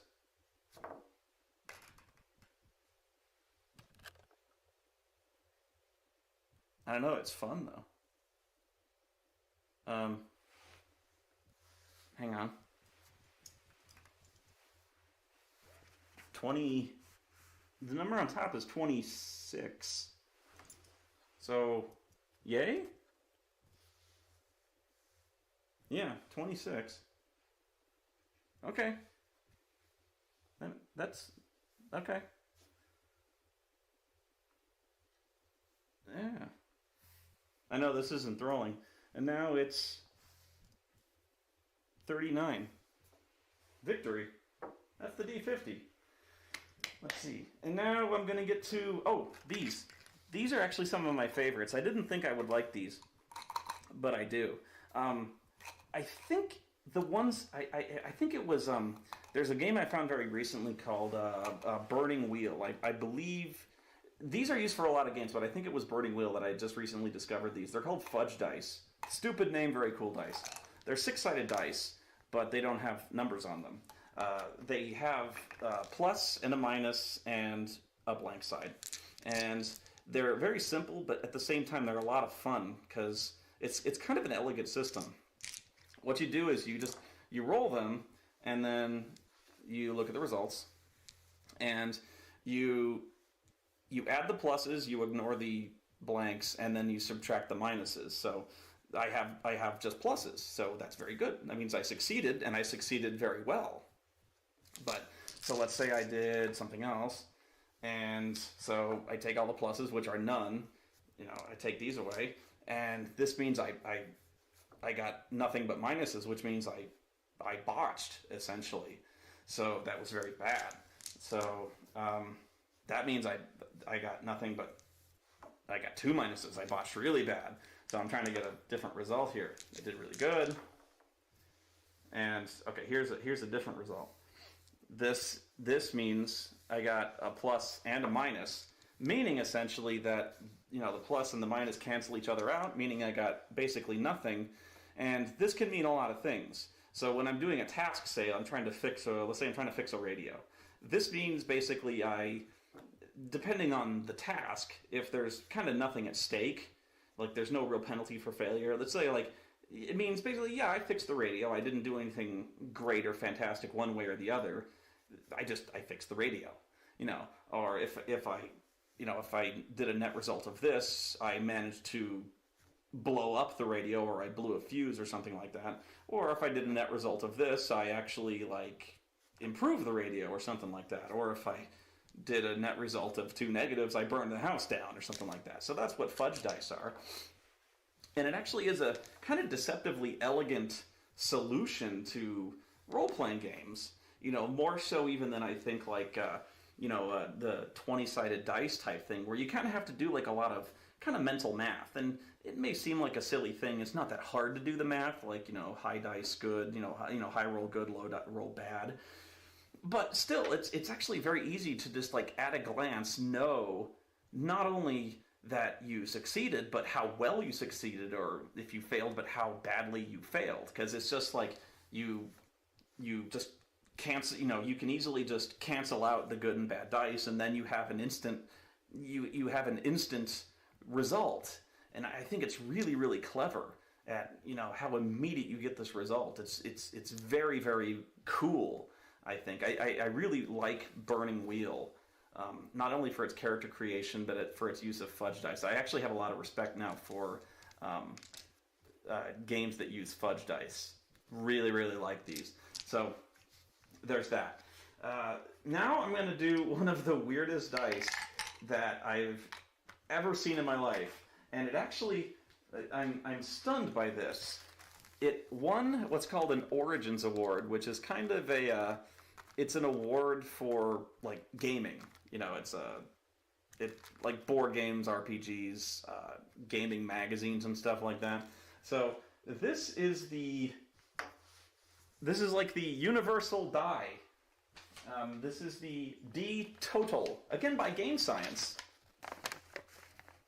This is the 18 dice in one, and this is the fucking weirdest die, again, next to the 10 Commandments die, that I've ever seen.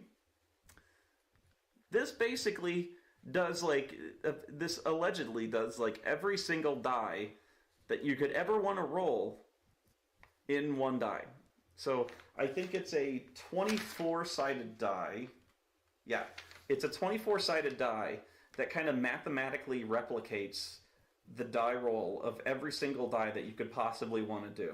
So it comes with a sheet that kind of explains how and why it does this. So let me see if I can explain how this works. So it was made by in 2005, Dr. A.F. Simkin mailed a beautifully handcrafted prototype of a new 24-sided shape to Louis Zaki. He explained if this shape were produced, he could generate an imprinting pattern that would allow the die to simulate the rolling pattern of 7 other shapes. At the same time, Kevin Cook, who holds the Guinness World Record for having the world's largest dice collection, was telling Zaki about a new 24-sided die shape he had received from France. Zaki asked Frank Dutrain, the Frenchman owning the 24-sided die mold, to send him a sample. When he arrived, it was the same shape Dr. Simkin had chosen for his D Total project. So, let's see. It can generate outcomes for every shape up to 24 using Dr. Simkin's idea of ignoring numbers which are not applicable. To simulate the result of a D23, just re-roll if you get a 24. For a D21, re-roll if you get a 22, 23, or 24. Okay. Let's see. So, it's got this handy chart. Okay, so it's amazing. And it tells you how to interpret the various die rolls. So, I will now explain the various... It starts off with a D2. Yes, I'm serious. Wow. Okay, so I will roll. This is the face that has come up. Let me see if I can focus it up here. You have to hold it up so... Shit. I hate the autofocus. God damn it.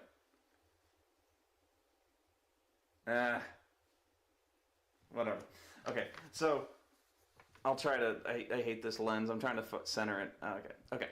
So, in the middle of the face, there is a number between 1 and 24. If 12 or less... The D2 has rolled a 1. If 13 or higher, the result is a 2. Wow. For a D3, The number of pips in the 3 o'clock position is the D3 result. It's a 3. Let's go to a new one. Okay. Let's see, I gotta turn it face up. I can't interpret the face up. The perspective is killing me. Okay, fuck it. Okay. There we go. Okay, we've now rolled a new one. D4. The result lies in the triangle. See? D4. It's that simple. Damn you, autofocus. The D5. The result is the Roman numeral at 5 o'clock. If you can ever see it. Yeah. Okay. The D6. The result is in the square. At the D7, because we totally need a D7. At 7 o'clock, there may be a number. 1 to 7. There may be a number. Between the square and the diamond shapes. If there's not a number, re-roll to get the D7 result. Oh my god. So if you don't remember that, if you're looking for a D7 result, and you roll, and you're like, where's the D7? I can't... What? Hang on a second, I have to get the chart. D8, there's a diamond. Okay. Alright, let's see. Alright, new one, okay. D10, in the middle of the face, there's a number. 1 to 24. Okay, wow, the autofocus now works. Roll until it lands on a 1 to 20, and use the final digit for the 1 to 10 result.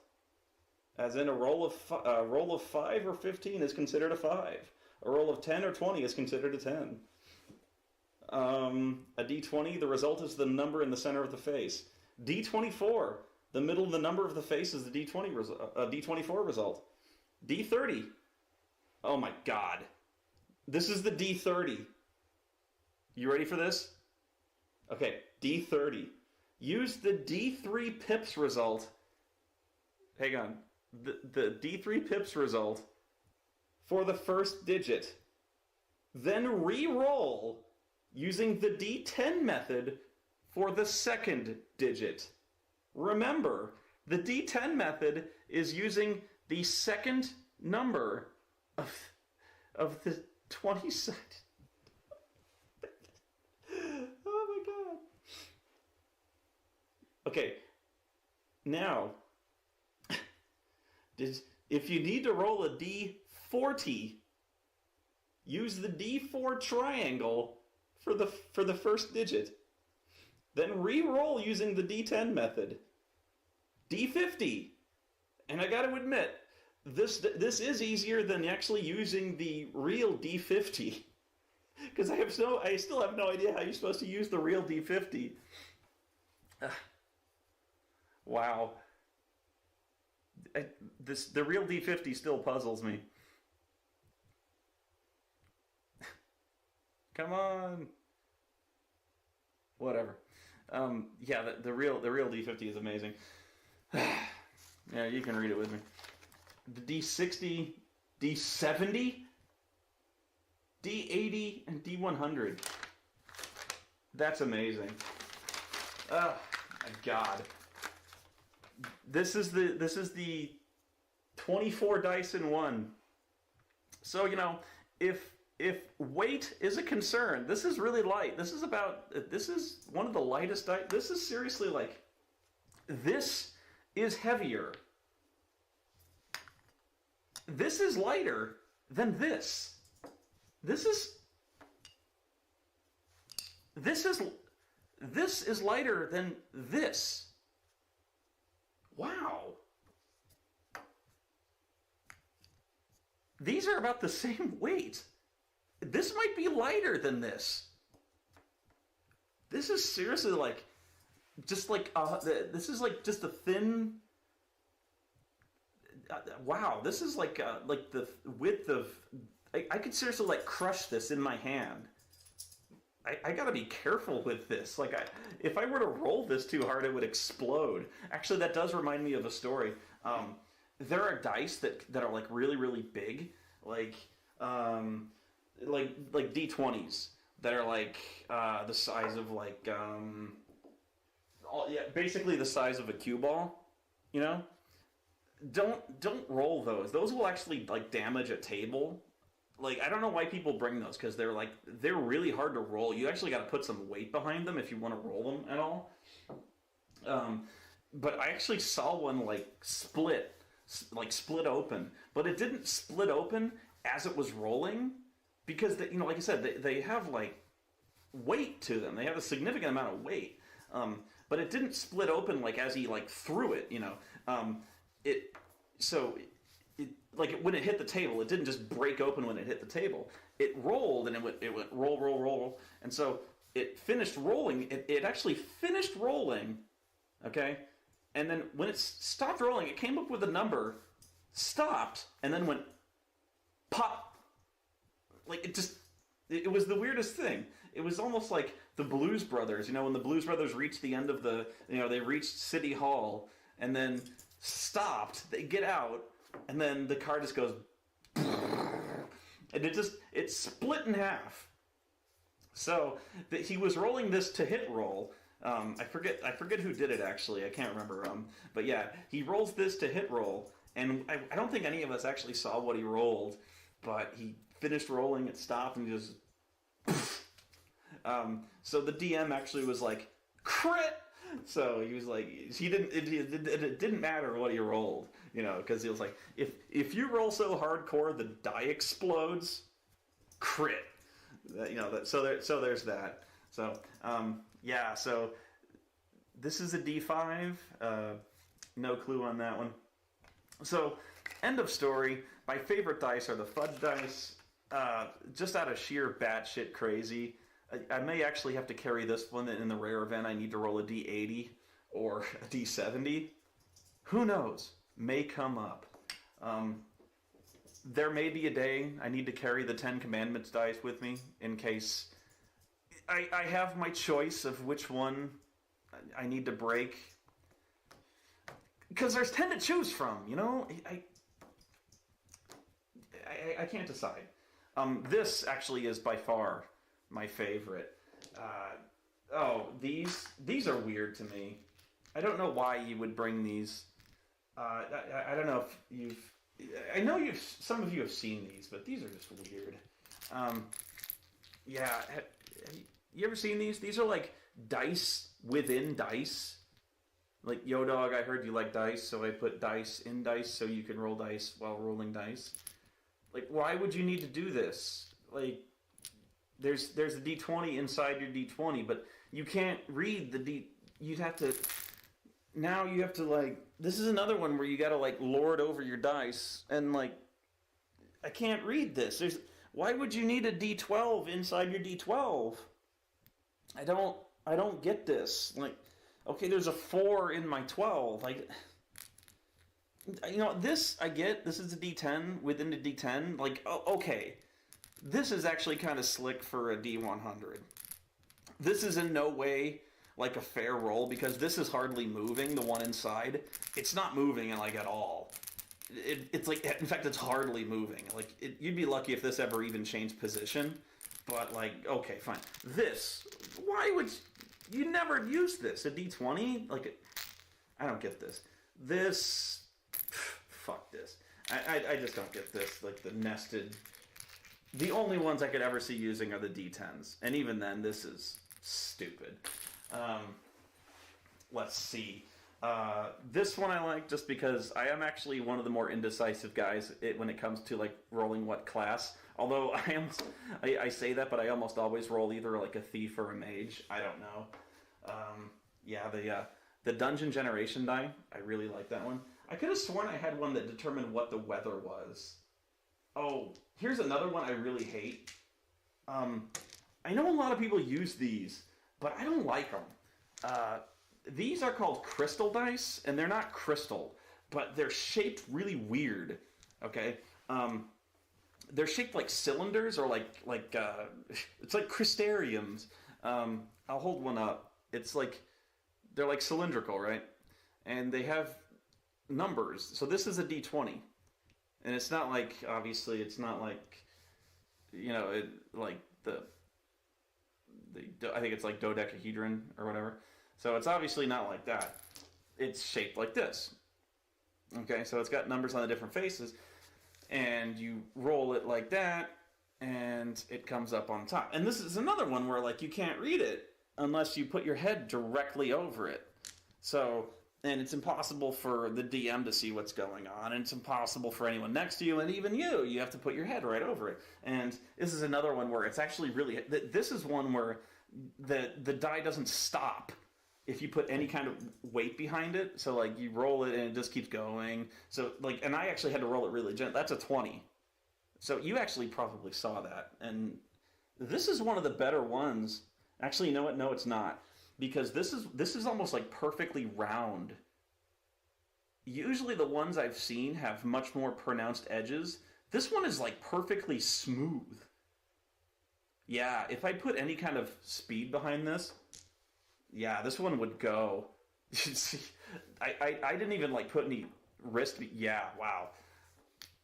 So other ones kind of have a little more edge to them. Like this is a 10. This is a 6. But I just don't like these. Some of these, like the smaller ones, like this is a 12. You can see the number a little easier, so they're not as bad. But like these, it's even hard to tell what kind of die it is. So like it sounds silly, but like if I were to tell you roll a d10 and you're like, okay,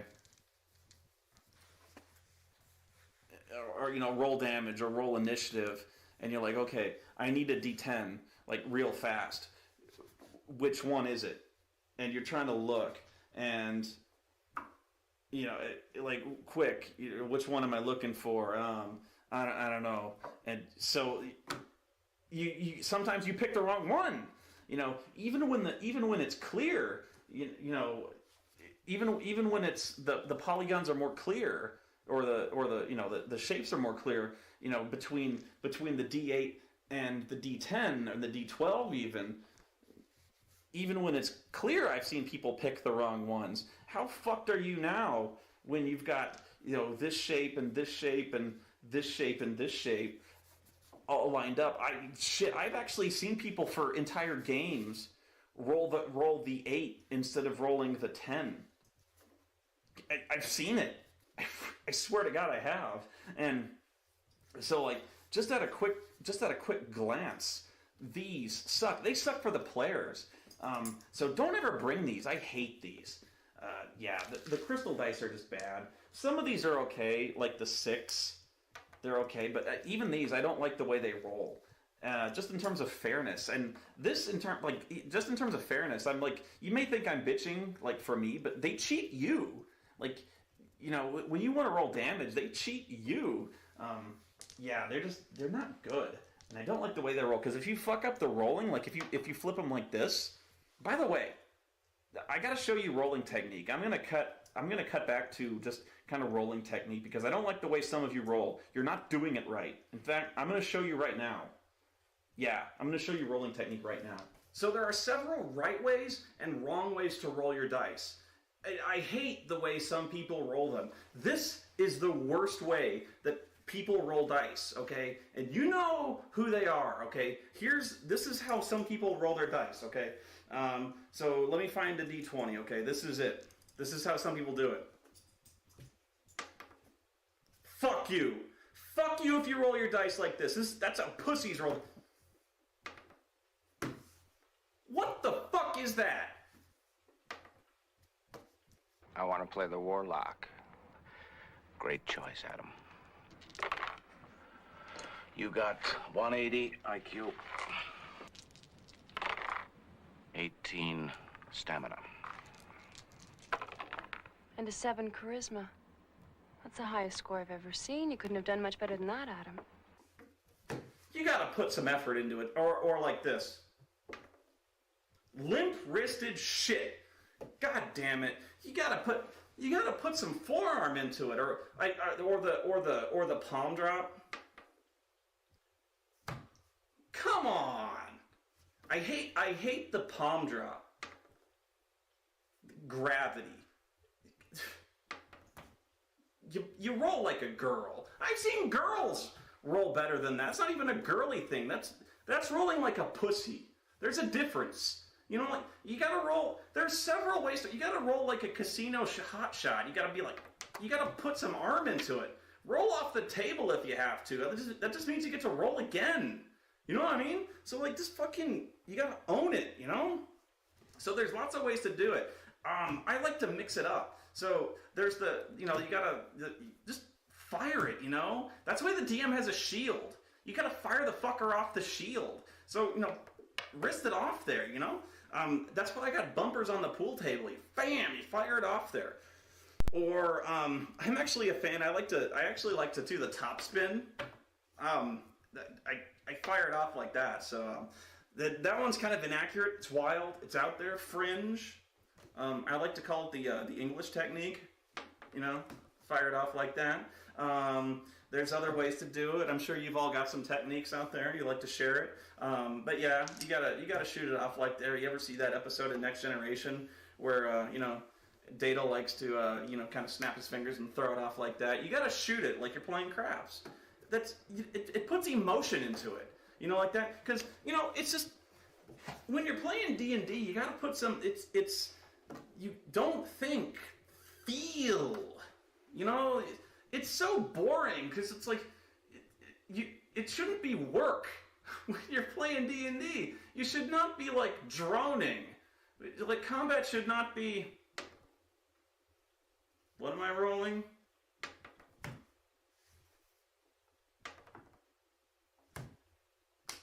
Come on! I'm gonna hit this motherfucker! Yeah! I'm gonna throw my fucking spear at him. Fuck! That's what I'm talking about! Come on! Like, here we go. Like, how much damage does my fucking fireball do? I'm gonna get my fucking D6s out. Come on! Yes! 12!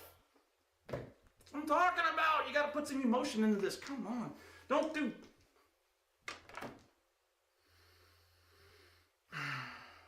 7.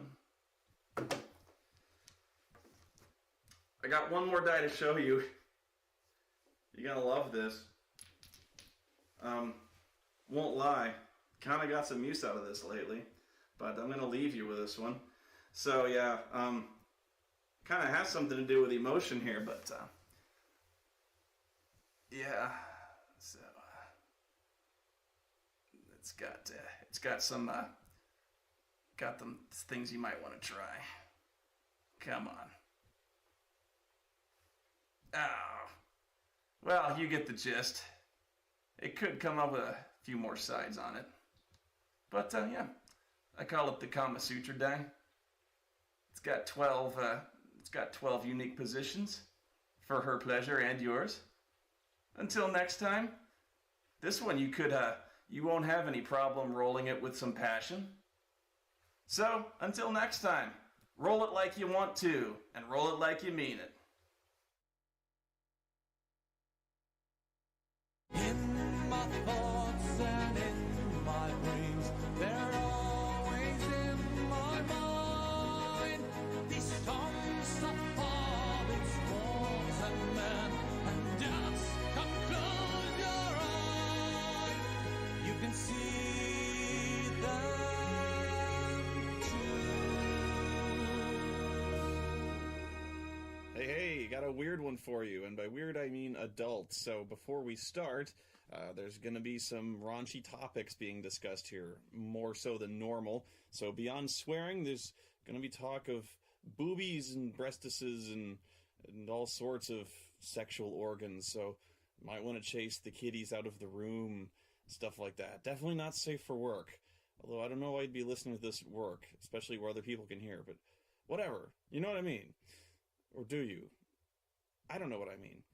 Anyway, while I was working at the game store, one of the most notorious products to hit the shelves, at least in my area, I don't know if it was for you, this might have been a local thing, I don't know, but it was called the Book of Erotic Fantasy, which was for the D20 system, 3rd edition D&D, when it was kind of the open gaming license. So a lot of people, pretty much everyone, had their own open gaming license source book to come out. But this was, everyone had heard of this one, and almost everyone, like every gaming group I knew had it. I don't know if they read it. It was kind of one of those things where, like, when you were a kid, there was always somebody who was flipping through that big dictionary in the library, looking up all the dirty words and giggling. It was kind of that reaction people had to it. I don't know if people felt this was inevitable or what, but you had the Book of Erotic Fantasy, and you're like, well, that makes sense. Tee. But yes, it was the book of sex stuff that would take place in D&D. It was kind of everything you wanted to know about sex and fantasy gaming, but were too afraid or too uncomfortable or just asked why you would ask this. And even now, a lot of you may be face-palming or strangely intrigued or both. But I have read this, and of course I do own this, and I have reference materials, reference tabs that I just added, really.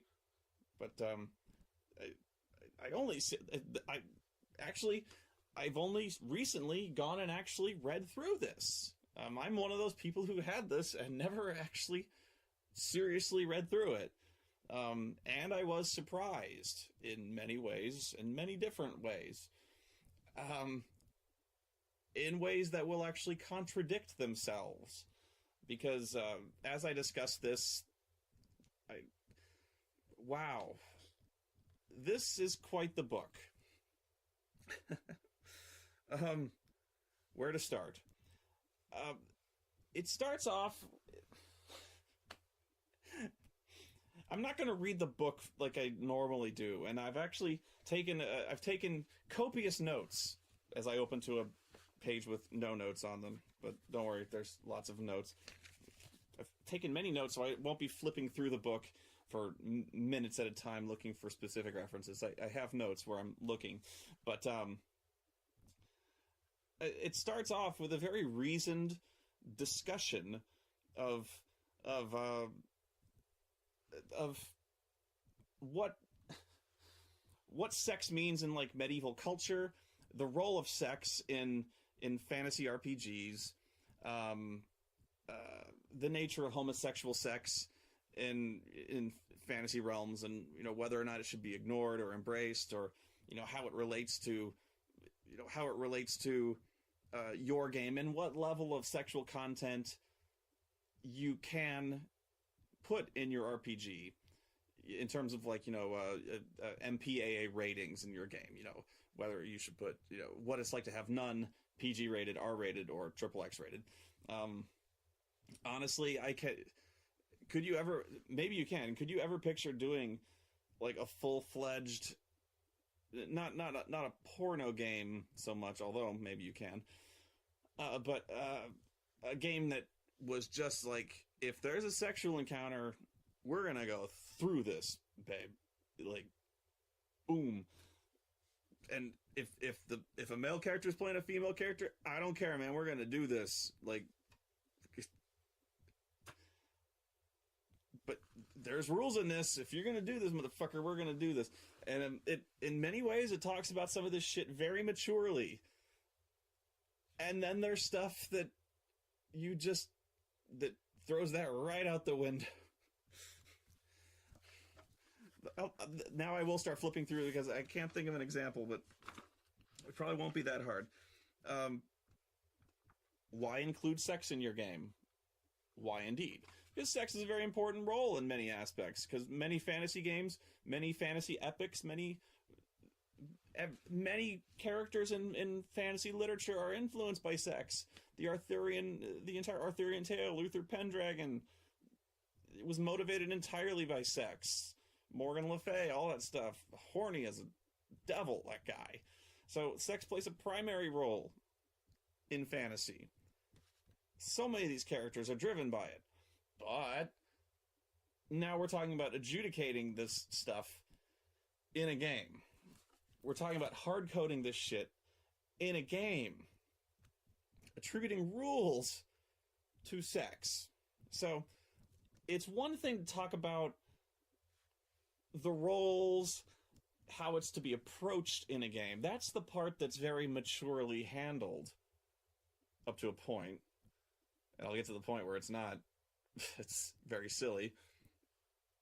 But then we start talking about the crunch, so to speak, the part where you actually have to put this on a character sheet. That's where it gets really funny. But there's actually the Gwendolyn F.M. Kestrel and Duncan Scott. I really did about as good a job as I can imagine.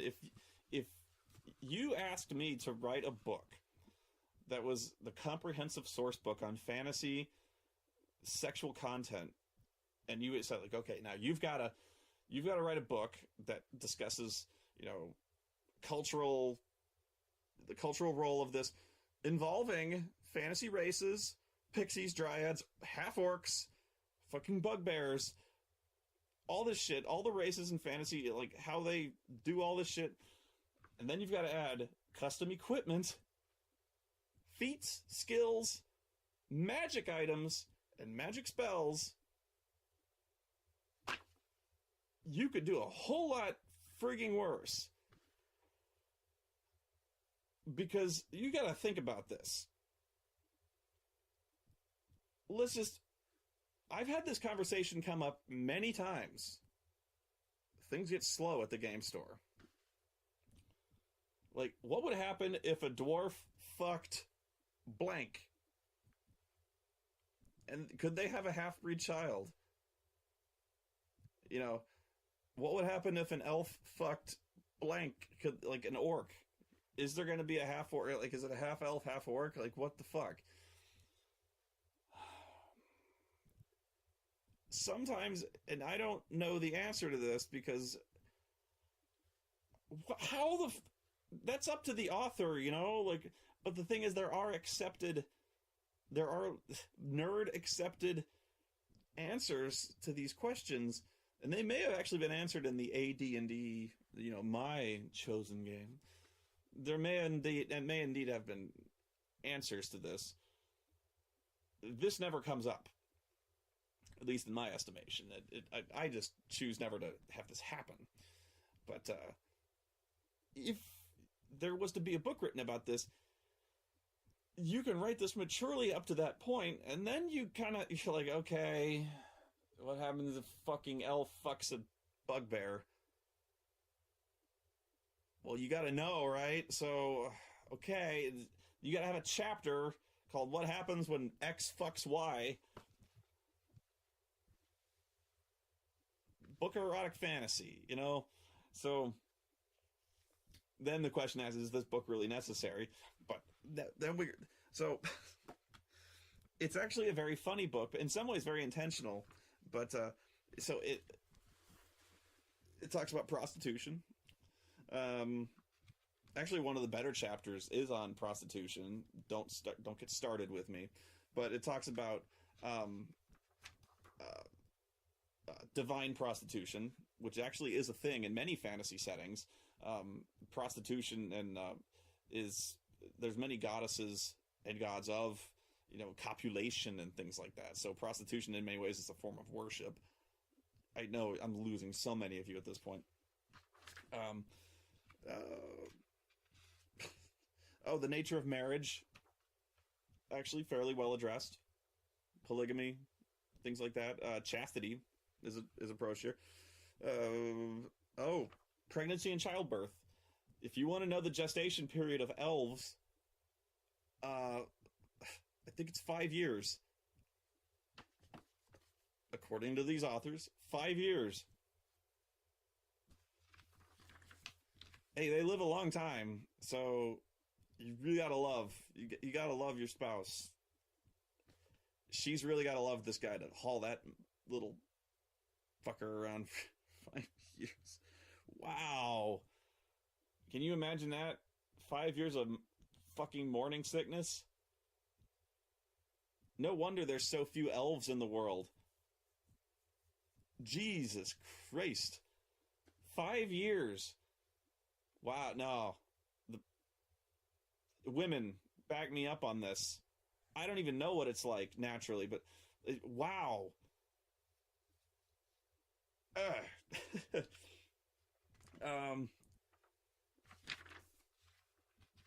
Oh, there's so many good bits. I'm going to open my notes now because I actually marked some of this stuff out.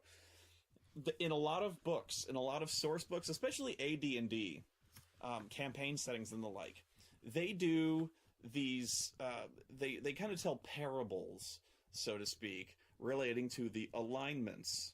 So, for instance, one of my favorites is in Dark Sun, the desert or themed setting, where they take each of the alignments and they give you the hypothetical of, you have a group of people and a limited amount of water.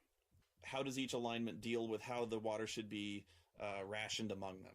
So, for instance, a lawful good character would insist on an equal share for everybody, regardless of who it is, how badly they're off. Everyone deserves an equal share. Whereas a neutral evil character would definitely insist on as much as they could for themselves.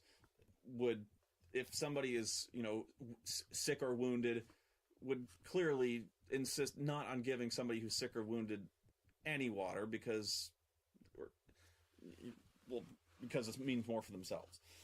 Whereas other people would try to reason, things like that. So they would have very clever examples of how water is divided.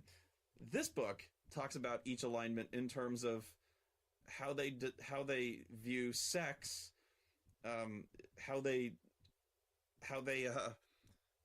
feel about offering sexual pleasure, how they treat their relationships, and how they treat infidelity. A lawful good character acts with thought, looking ahead to the implications of his actions. He earnestly endeavors to be honest and respectful with any potential partner. Some choose to be celibate or chaste. Others wait for sex until a permanent relationship, such as marriage, is formalized.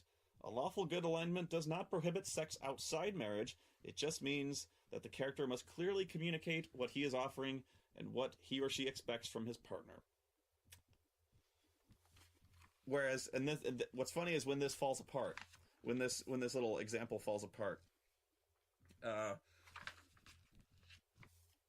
lawful neutral. I want to go to lawful neutral. It tells a really funny story, and I actually want to read this story because it's actually very funny.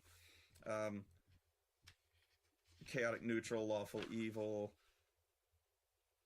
neutral evil. It's all about what I can get away with. The self-centered, self-serving neutral evil character pursues personal ambitions or agendas by all expedient means. Lacking honor or principles, the neutral evil character values personal gain above all. He controls, abuses, or prostitutes others. No pun intended. Relationships involving a neutral evil individual tend to be emotionally painful or often filled with betrayal and deceit. He will love you and leave you. Okay, the lawful neutral character. I'm going to read you this bit because I admit I lolled. Lawful neutral characters value law, order, and tradition. Good and evil concepts are of little importance. Arranged marriages are common in a lawful neutral society. It makes sense. Many such societies have very particular customs or laws governing sex. As with the lawful good worldview, sexuality is controlled and acts of sex are deliberate, considered matters, not lightly undertaken, or not likely. You have to schedule this in advance. Okay, so there's a little story that goes along with each of these. So I will read this for you now. A dramatic reading from the book of erotic fantasy, chapter Lawful Neutral. But you're my husband, the young bride whined. Why can't we make love yet? We're married. I've explained to you before. I will explain again. The monk stroked his wife's hair, trying to calm her as he would his horse when it became agitated. He wanted to share appreciation of convention and propriety with this young woman he hardly knew. Here in this fiefdom we have the first night tradition. When one gets married, the local noble has the option, nay, the duty, to initiate the newlywed into sexuality. It's a bond between the aristocracy and those who owe them fealty. It strengthens the bloodlines and makes the nobles care more about the people. I understand all that, but I hate it. I want us to be each other's first lover. She kissed him through her tears. I will love you as much, nay, more tomorrow than I do today, he said. But this must be done.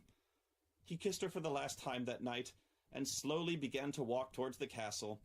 He hoped that Lady Eleanor would be gentle with him, and leave him enough energy to consummate the marriage with his fretful bride in the morning. I laughed. Because you thought it was the... Yeah. I laughed. Then immediately, this whole sex related to alignment thing collapses when they get to true neutral. It basically says, a neutral character is the most difficult to quantify. It basically, we got nothing. They like sex. And this is also the first page where there's boobies. I cannot show you this. And I say, there's boobies? There's pictures. And I mean, there's photos of naked ladies. I was not ready for this. I was just like, whoa! Normally you get, like, artwork. No, they got models for this. Male and female, it's inclusive. So, like, when they're dealing with, like, S&M and stuff like that, there's a dude here with nipple clamps and manacles, and he's attached to a candle somehow, and he looks very intent. Again, I cannot show you this. Yet in some cases, there is indeed full frontal. In fact, there's not much full frontal, but in the one case, it is shocking, and he is impressive. I wasn't looking, but, you know, it's like right there. And seriously, I'm not even mad. I have to, like, sometimes, like, in a penis measuring contest, you just go like, yo, you just have to walk away, you know? Woo! This is also the first circumstance when they tell you a story when, this is another really funny one where I laughed. Not the fact that they give you a character write-up. I can show you this. See, there's a photo of a nice lady. Okay? She's wearing provocative clothing. Not traditional adventurer wear, but she's attractive. And it tells the story. This particular story is of a budding relationship between a bard and another warrior woman in a tavern. But for some reason they feel compelled to give the character sheet write-ups for both of these characters, which is interesting. Well, it's again, I laugh, but it's actually very good, because when you're using this book and you have all these different things, rules and whatnot, it's good to have examples if you're going to do this. So at first I was rolling my eyes, and then I'm like, they gave examples, but here's where I laughed. And again, the woman you just saw in the picture is a paladin. Whatever, I guess this is a paladin. What the fuck? Who has nipple rings. That's a paladin. So, in case you were wondering, she's kinky. She is, actually. She is very kinky. Because she has the skill perform, parentheses, sexual techniques. She's very good at it, too. She has plus 12 in this shit. My God, she will blow your mind and everything else. Woo! She has mobility in more ways than one. In fact, I don't even know if that's from this book or not. I'm guessing it's from the core book. Phew. And she has Smite Evil. But here's where I laughed. It gives the stats for her warhorse.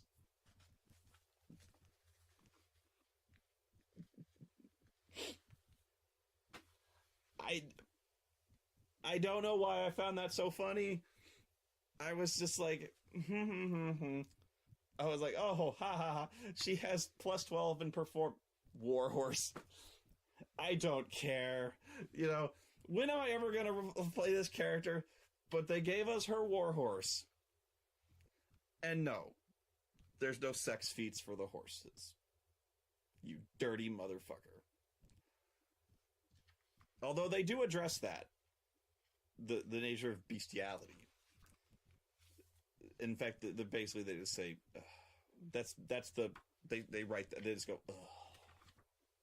It's very cute. They also address necrophilia, in which case they just go, no. Don't. Let's see. Oh, my book. That's why I have it. Let's see. Spells. I'm going to get to the spells. That's the best part. Average appearance scores. Oh, this made me laugh. Okay. They add a new attribute called appearance, which has been experimented with in several games. AD&D, in fact. They released a series of books called The Player's Option, which made things really, really complicated. Player's Option essentially split things into like strength. They split it up into, I believe, muscle and... I can't even remember. Like muscle and conditioning or something like that. And it was unnecessary. But they split charisma into appearance and... like the ability to personality, stuff like that. So there's a difference, of course, between your gift of gab and how attractive you look. I'm an 18 at both, naturally. But Hackmaster actually does have a comeliness trait that reflects how attractive you are. So it has been done. I personally find the two pretty inextricably linked.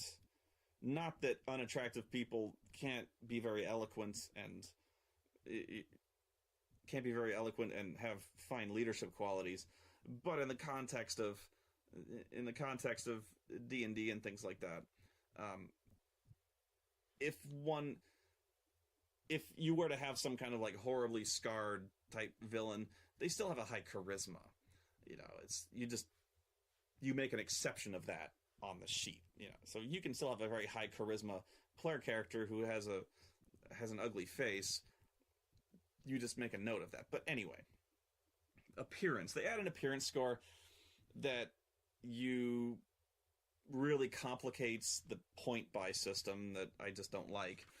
But what made me laugh was they give you the average appearance scores for every race. So you know whether or not you're above or below the average appearance for your particular race. So the average appearance for an elf, say, is really 14 to 15?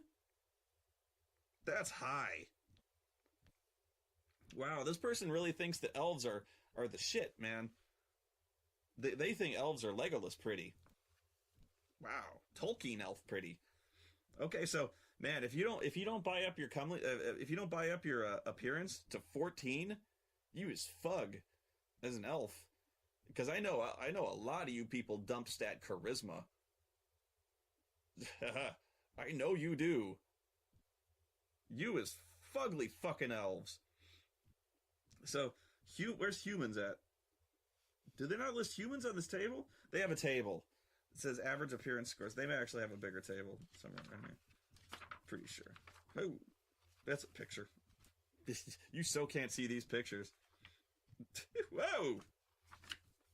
I'm gonna need a minute. Maybe there's a table in back. Average. Oh, maybe they do. Yeah. Oh, there's a big table in back of every fucking monster and monsters. This is where I was going with this. Okay, the average human appearance is 10. So if you're under 10, you're below average. But this is where I laughed. For no reason that I can explain, they include monsters in on this table. So if you're comparing, this is really an apples, oranges, kobolds, dragons, bugbear, gelatinous cube, griffin comparison here. I don't understand this. For instance, elf, 14 and 15. So is a red dragon. Comparatively speaking, I would have sex with either one. According to this. 14 or 15, scale of 1 to 15. But neither one is as attractive as a dryad. 16 to 17. I agree. But average appearance of a copper dragon, 18. Put one of those copper dragons in a fucking 2-piece bikini. Slamming. 18 and 19 copper dragon, 20 to 21. Will-o'-the-wisp. You gotta love that swamp gas. 22, 23 succubus. 24, 25 nymph. Where it gets funny is okay, 10 or 11 human, of course, and dwarf. Okay, right away, no. Sorry, dwarves. Nope, use hairy, short motherfuckers. 8 or 9, again, no. Orc. 6 or 7, no. Bugbear. Uglier. I don't even know what the fuck this is. 4 to 5, Belker? Isn't that the guy from Perfect Strangers? It's Belky. Also, giant fire beetle. Who's ranking? Like, that bugbear, 6. Beetle, 5. What the fuck? 2 to 3, Ankheg. Ankheg, also known as that bastard monster in Baldur's Gate that like erupts from the earth and kills you with acid. Fucker. Zombie, 1. Also gibbering mouther, 1. I also disagree. There's some zombies I would nail. No, I guess not. I've said too much. Wait, no. 12 to 13. This is one I actually did laugh at. 12 to 13, giant owl.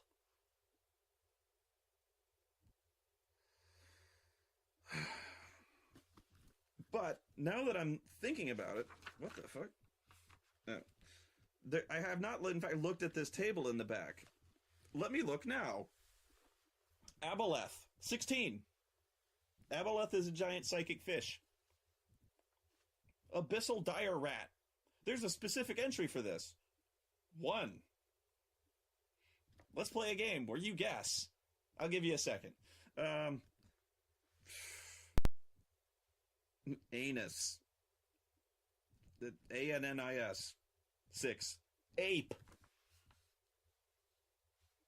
7. Dire ape. 7. I would think I would 7, okay. Assassin vine. It's a vine that strangles you to death. 8. Autoerotic asphyxiation. If you was choking it, you could get off. Baboon. 7. Hey, Zach. Zach, you know what I'm talking about. That's just between me and you. You know what I'm talking about? Yeah. Yeah. Inside joke, but still. You know what I mean? Yeah. You got... Yeah. Wow. For another time. Bat. 12. This is fun. I don't know if you like it. I'm loving it. Bison.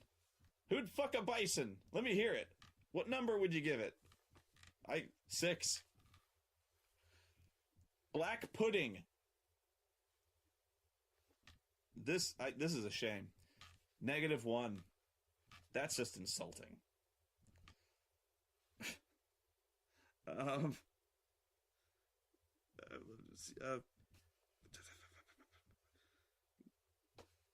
trying to find choker. I don't know what that 5. Let's see. Crocodile. We got to go through common animals to see what they rank among the fuckability chart, the fuckability scale from 1 to 18. Well, 1 to essentially kind of 20, 25. Crocodile 5. Deep dwarves. Slightly less fuckable than your normal dwarves at 8. Dog. 10.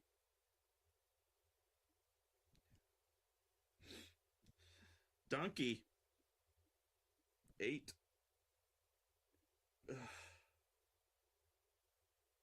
Okay, I gotta move on, but I gotta find the good one. Oh, no! No! Gelatinous cube. Come on now. Now, rethink this. I know the number you're lowballing it. It is a giant cube of warm jello. 2. I tricked you. Giant bee. 4. Wait. Oh, there's one I want to let me see. Let me see. Oh, they don't have it. Of all the things they didn't have. Skeleton. 2. Where would you fuck a skeleton?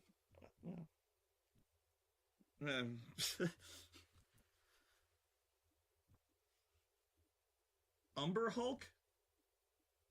Don't. 2. Unicorn! Think of the possibilities. 24! Jackpot! Not as good as a sorry, better than a succubus at 22. The Tarrasque. Come on now. Tarrasque is the world eater, man. Tarrasque is essentially Godzilla. And I would be offended if I was a Tarrasque. 2. Come on now. Godzilla doesn't make you hard? Jesus.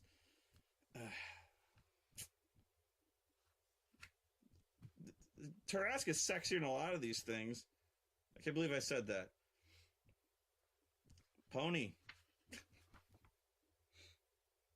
Nixie, nymph. Ochre jelly. Megaraptor. Come on. See, again, I think they're lowballing us. 5 for the Megaraptor. I know, I've spent 10 minutes on this, but I think this is worth it. I think this really is a major draw of the book, is finding out how sexy many of these creatures are. Because, you know, when you're sitting around the table in the tavern playing Would You Rather, this is a major deciding factor. Inevitables? What the fuck is that? I was looking for seahorses. Sadly, the world may never know. Gibbering mouther. That one surprises me, considering mouths, you know. Again, possibilities. We're talking about... Okay, gotta move on. Sorry. You probably fast-forwarded. Size and sex. It does... Again, one of the more mature things it says about this, appearance, it says, has nothing to do with dick size or breast size. So, somewhat impressive. It says, feel free to go on at length about it on your character sheet. But it means nothing. Oh, this was good. Sustaining sex, which actually is of vital importance as it relates to many of the classes and skills and spells included in this book. The ability to sustain and prolong the sexual act. This is, you should bookmark this, as I have. Unbelievably important in this book. Sustaining sex over a period of time requires a constitution-based check from all participants. So, pardon me, to sustain sex for 20 minutes requires a constitution check of 10, which I disagree with. I mean, really? I have a low constitution. Anyway,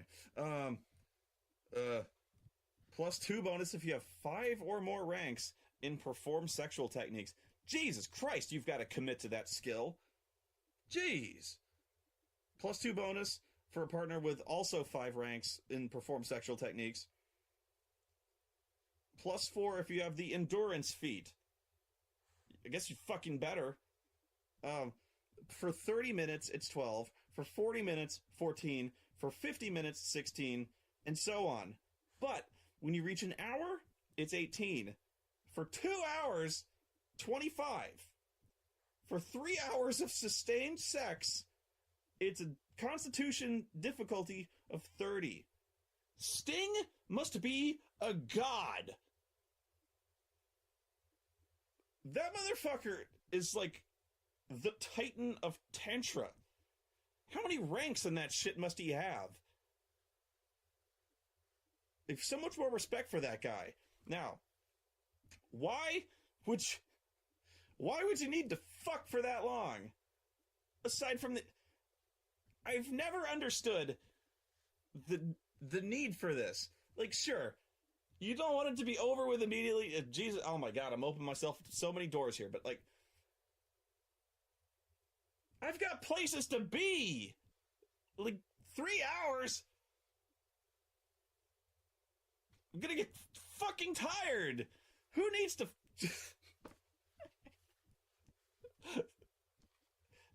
Wow! Gotta call timeout. Fuck me, man. Not that long, though. Like, people don't play... There's halftime in football. 3 hours? Jeez. Timeout, coach. God damn it.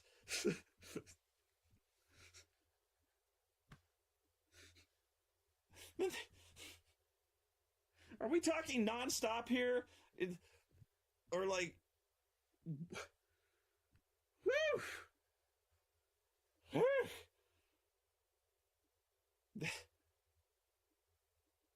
You thought soccer was exhausting. I ain't keeping up with that shit. So then they attempt to give for the existing skills in D&D various applications that you can put. So like, okay, for the skills that you have, they give sexual applications to them, like the appraise skill. You can assess a potential sexual partner's stamina and skill. By studying a target for at least a minute, you can make some general judgments. The difficulty is 15 plus the target's level, and the success reveals the following information, like their stamina rating. How good a lay are they? With the appraise skill. So, appraise can not only determine the relative gold piece value of a certain treasure or magical item, you can determine how well they fuck.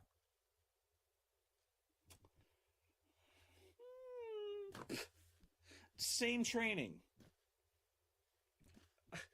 Bluff. I could buy this. How easy it is to kind of dupe to kind of fool somebody to being more sexually disposed to sleeping with you. Craft. Oh, this is good. This is good. New applications to alchemy, such as making aphrodisiacs, cosmetics, massage oils, and lube.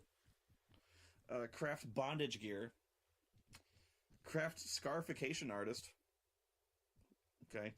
Craft sexual items, encompassing creating a variety of sexually oriented playthings such as dildos, massage gloves, harnesses, and stimulation rings. I didn't know those were the thing, but don't send me pictures. Craft tattoo artist. I thought that did exist. Okay. Then it proceeds to give you all sorts of alchemical DCs for lube. Knowledge, arcana. Subcategory of arcana, sex magic. Oh yeah.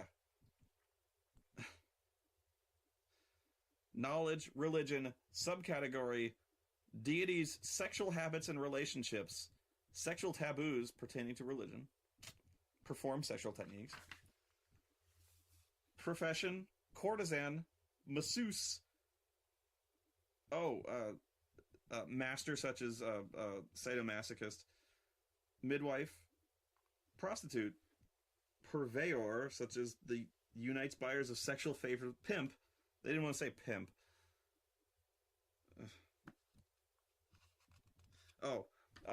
Sexually transmitted diseases. Not going to get into too much detail on this. I just wanted to read I have forgotten the titles of these, so I'm just going to read the titles, much like the movies of John T. Bone, because the titles are hilarious. Such are the sexually transmitted diseases from the Book of Erotic Fantasy. Asteral's Doom, Azure Balls, Black Withering, Burning Release, Crimson Welts, Crotch Plague, Engorgement, Fever Touch, Ghoul Fever, Hairy Brute, Kisser's Curse, Lover's Lice, Lycanthropy. I didn't know you could get it like that. Mummy Rot. Isn't it fairly obvious when somebody has mummy rot? Why would you fuck somebody like that? Whore's Delight. Dun, dun, dun, dun. Say the hip, the hip, hop, don't. Okay, as your balls. I thought that's what happened if you didn't get. This disease curiously only affects males, although females act as carriers. It causes intense throbbing pain in the testicles and penis of the subject, which darken to an unhealthy shade of blue/black. I don't want azure balls. Black Withering. What the fuck do you think that is? A magically resistant disease causes genitalia to blacken, rot, and finally fall off. Burning Release. Causes extremely painful urination, high fever, and hallucinations. If the second constitution save has failed and the disease goes untreated for 3 months, there's a 50% chance the victim suffers permanent insanity. I don't want to read anymore. Crotch Plague. What the fuck? I didn't read. Did I read that? No. Ah. Ghoul Fever. Ah. Ugh. No. Oh. Ugh. Okay. All right. So, if I think this is actually probably the chapter so many people are curious about, that at least in the topic of conversation, the interspecies crossbreeding chart. Seriously, this is cropped up so many times, it's disturbing. This is a load of gibberish to you, I know. But all these Y's and N's that you can't make out, that's just like 24 fantasy races that are like humanoid fantasy races, cross-matrixed with each other with a yes or a no as to whether or not they can create a half breed. So if you're curious as to whether or not a centaur can fuck a ogre, well, they can, but can they produce a half ogre, half centaur child? The answer is no. Can a kobold fuck a merman and make a baby? No.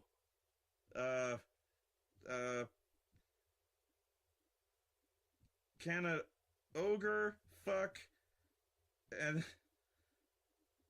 can an ogre fuck a minotaur and make a half ogre?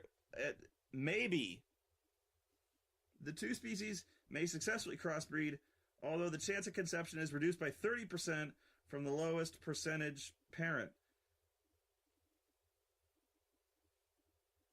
An ogretor, a min-ogre. Can a dwarf fuck a dryad? Yes. I shouldn't say fuck. That's like, can they make a baby, a half? Can you have a half? Well, a half satyr anything? The answer is yes.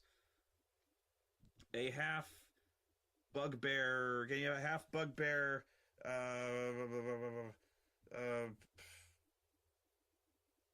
I don't know. The half bugbear elf? No. How about a half? I know this is fascinating. A half giant dwarf? I would think no. Wait. Maybe. Would you get a human? That was offensive. I apologize. Can you get a half orc? Half orc merman? In my thoughts and in my dreams, they're always in my mind. These songs of hobbits, dwarves, and men, and just come close your eye. You can see them too. Many people ask for tips on how to get started playing RPGs. Things to help them, design new adventures, or tips on how to get moving quickly, stay organized, things that I use to help me play games. So the following are things that I've just picked up and started using to help me run games. Just tools that I use, you know what I mean? So the first thing that I should talk about are just things to put on the table, for the maps and the miniatures and things like that. How to get them or where to get them and things like that. And actually, it's been a long time since I've had to buy any of them, so the landscape on this may have changed. Your mileage may vary, but this can be as simple as just going to the local game store. Unfortunately, I think the local game store scene may have changed a lot. I think a lot of the brick and mortar stores have been kind of forced out by the evil mega corporations, but maybe not. But so maybe the brand names may have changed, but the theory is still the same. Okay, so what I'm talking about is back in my day, we had pewter and even lead figurines that you had to paint by hand, which I was never any good at. But so me and my friends, we would sit around the store all day when we had a lot more time and paint them by hand. Or I had someone else paint the majority of them for me. I painted a lot of them. But when I was also working there, the newest thing was pre-painted miniatures. The first to come around, at least in my experience, was called Mage Knight, in which they had little miniatures that were already, mass-produced on their own little plastic stands. And these were actually to scale on most battle mats. So let's face it, they were not very well painted, but they were painted, and they had a pretty good shape, and you could paint them yourself if you wanted.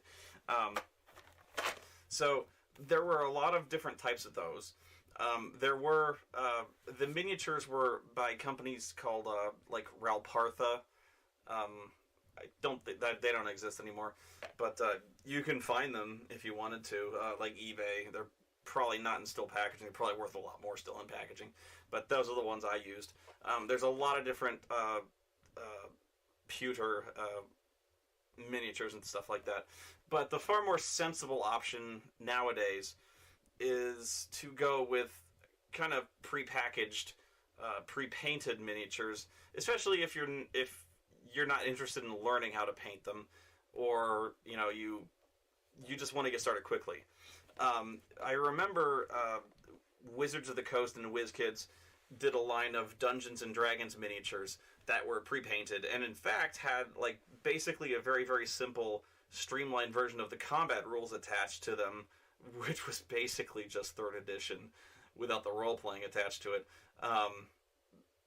That were just the miniatures, and these are the ones I have with me in this little plastic bin. The downside is they were basically like a collectible card game in that you got them in starters and booster packs. So you really didn't get a very even distribution. You didn't get to pick the kind of monsters you got. They were random, and that sucked. The upside is, I guess they were reasonably priced, but you didn't get to pick. The upside is, I guess you got, if it were really common monsters, you got a lot of those. But if you're looking for anything larger, like larger scale, like dragons and stuff like that, you didn't get those unless they were like rares. Also, you tended to get a lot of really weirdish monsters you were never likely to use unless you had to force them in there. Like, I don't even, what the fuck is this? Rack Spawn. He's kind of cool looking. Although, fucking autofocus. I'm sorry about the focus. It looks like a fucking skinless gorilla with a bone spear with 3 arms. I'm sorry, man.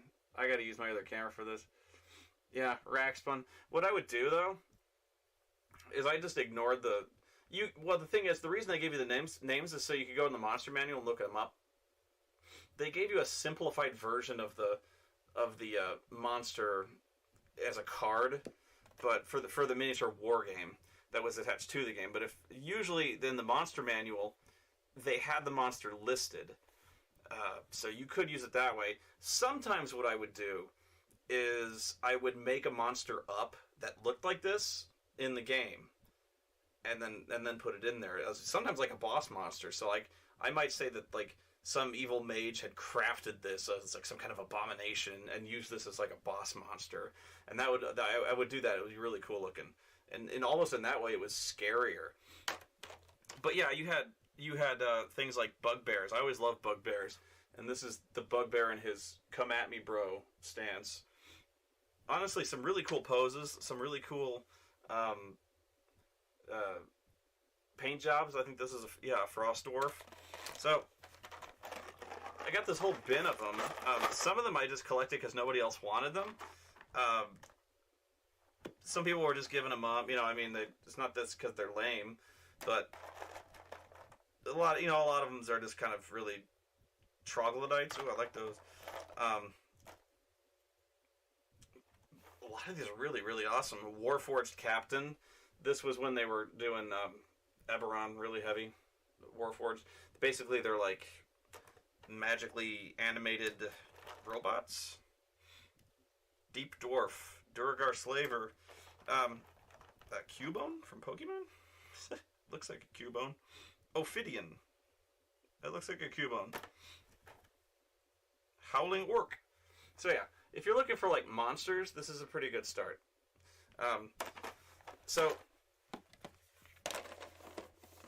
And it saves you the time of having to paint all of them. Especially if you're the DM and you need monsters, yeah, good luck with that. If you're trying to paint like an orc horde, or if you need like some kind of dragon, yeah, back in the day you had to paint those if you wanted like painted shit. But the downside of having these is now you have to organize them. Now you have to find a system to organize them. And when you have tons of these, And I actually do not have many of these. I have about 8 bins of these, and they are not very well organized. Because this, monster minis, that's stupid. These large monster minis.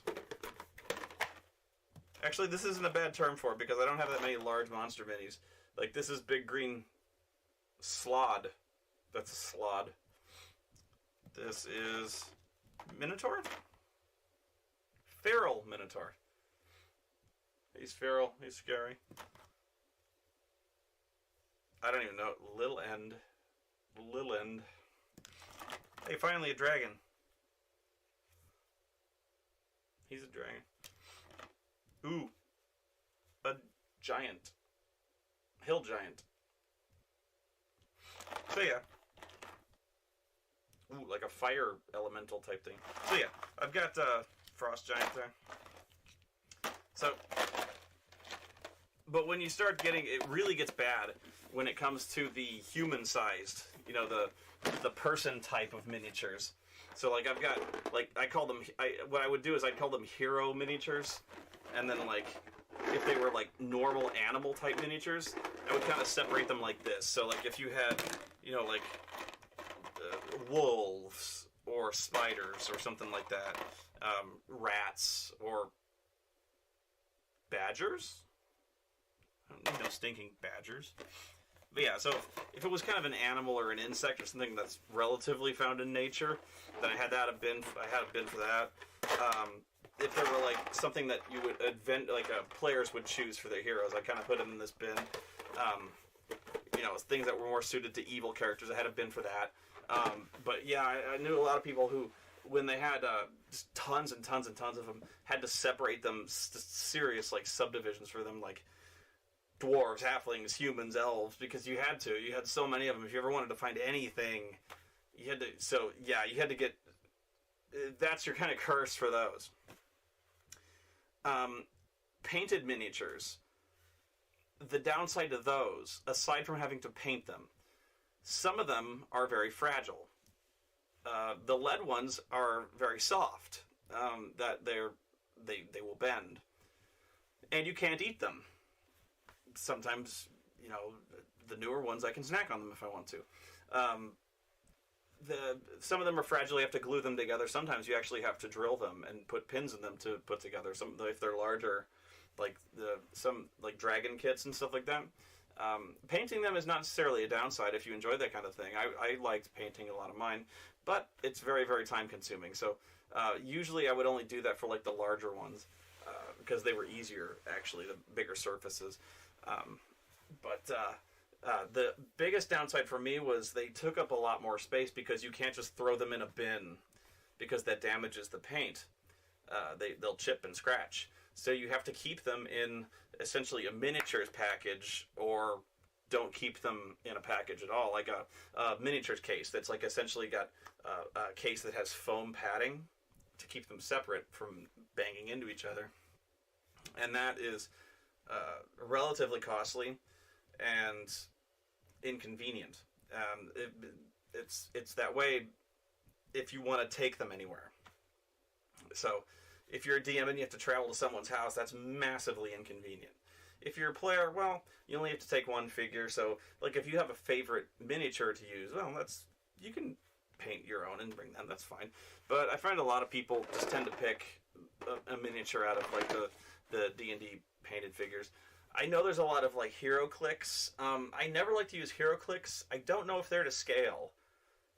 If they match the scale to most maps that people use, and I'll talk about the maps in a second. The last thing that people use, and I'm not the hugest fan of this either, but it's growing on me because of how easy it is and how easy it is to organize. And I swear to you, I am not pushing Pathfinder. I'm not being paid because I've seen a lot of this type of product a lot of other places, but Pathfinder has really been doing a lot of this. Is essentially like cardboard standees. For instance, no, this isn't punched, but I will punch one for you. So let me see an example. Okay. So you've got monsters on like punch cards, or you know what I mean. You've got monsters that you can punch out.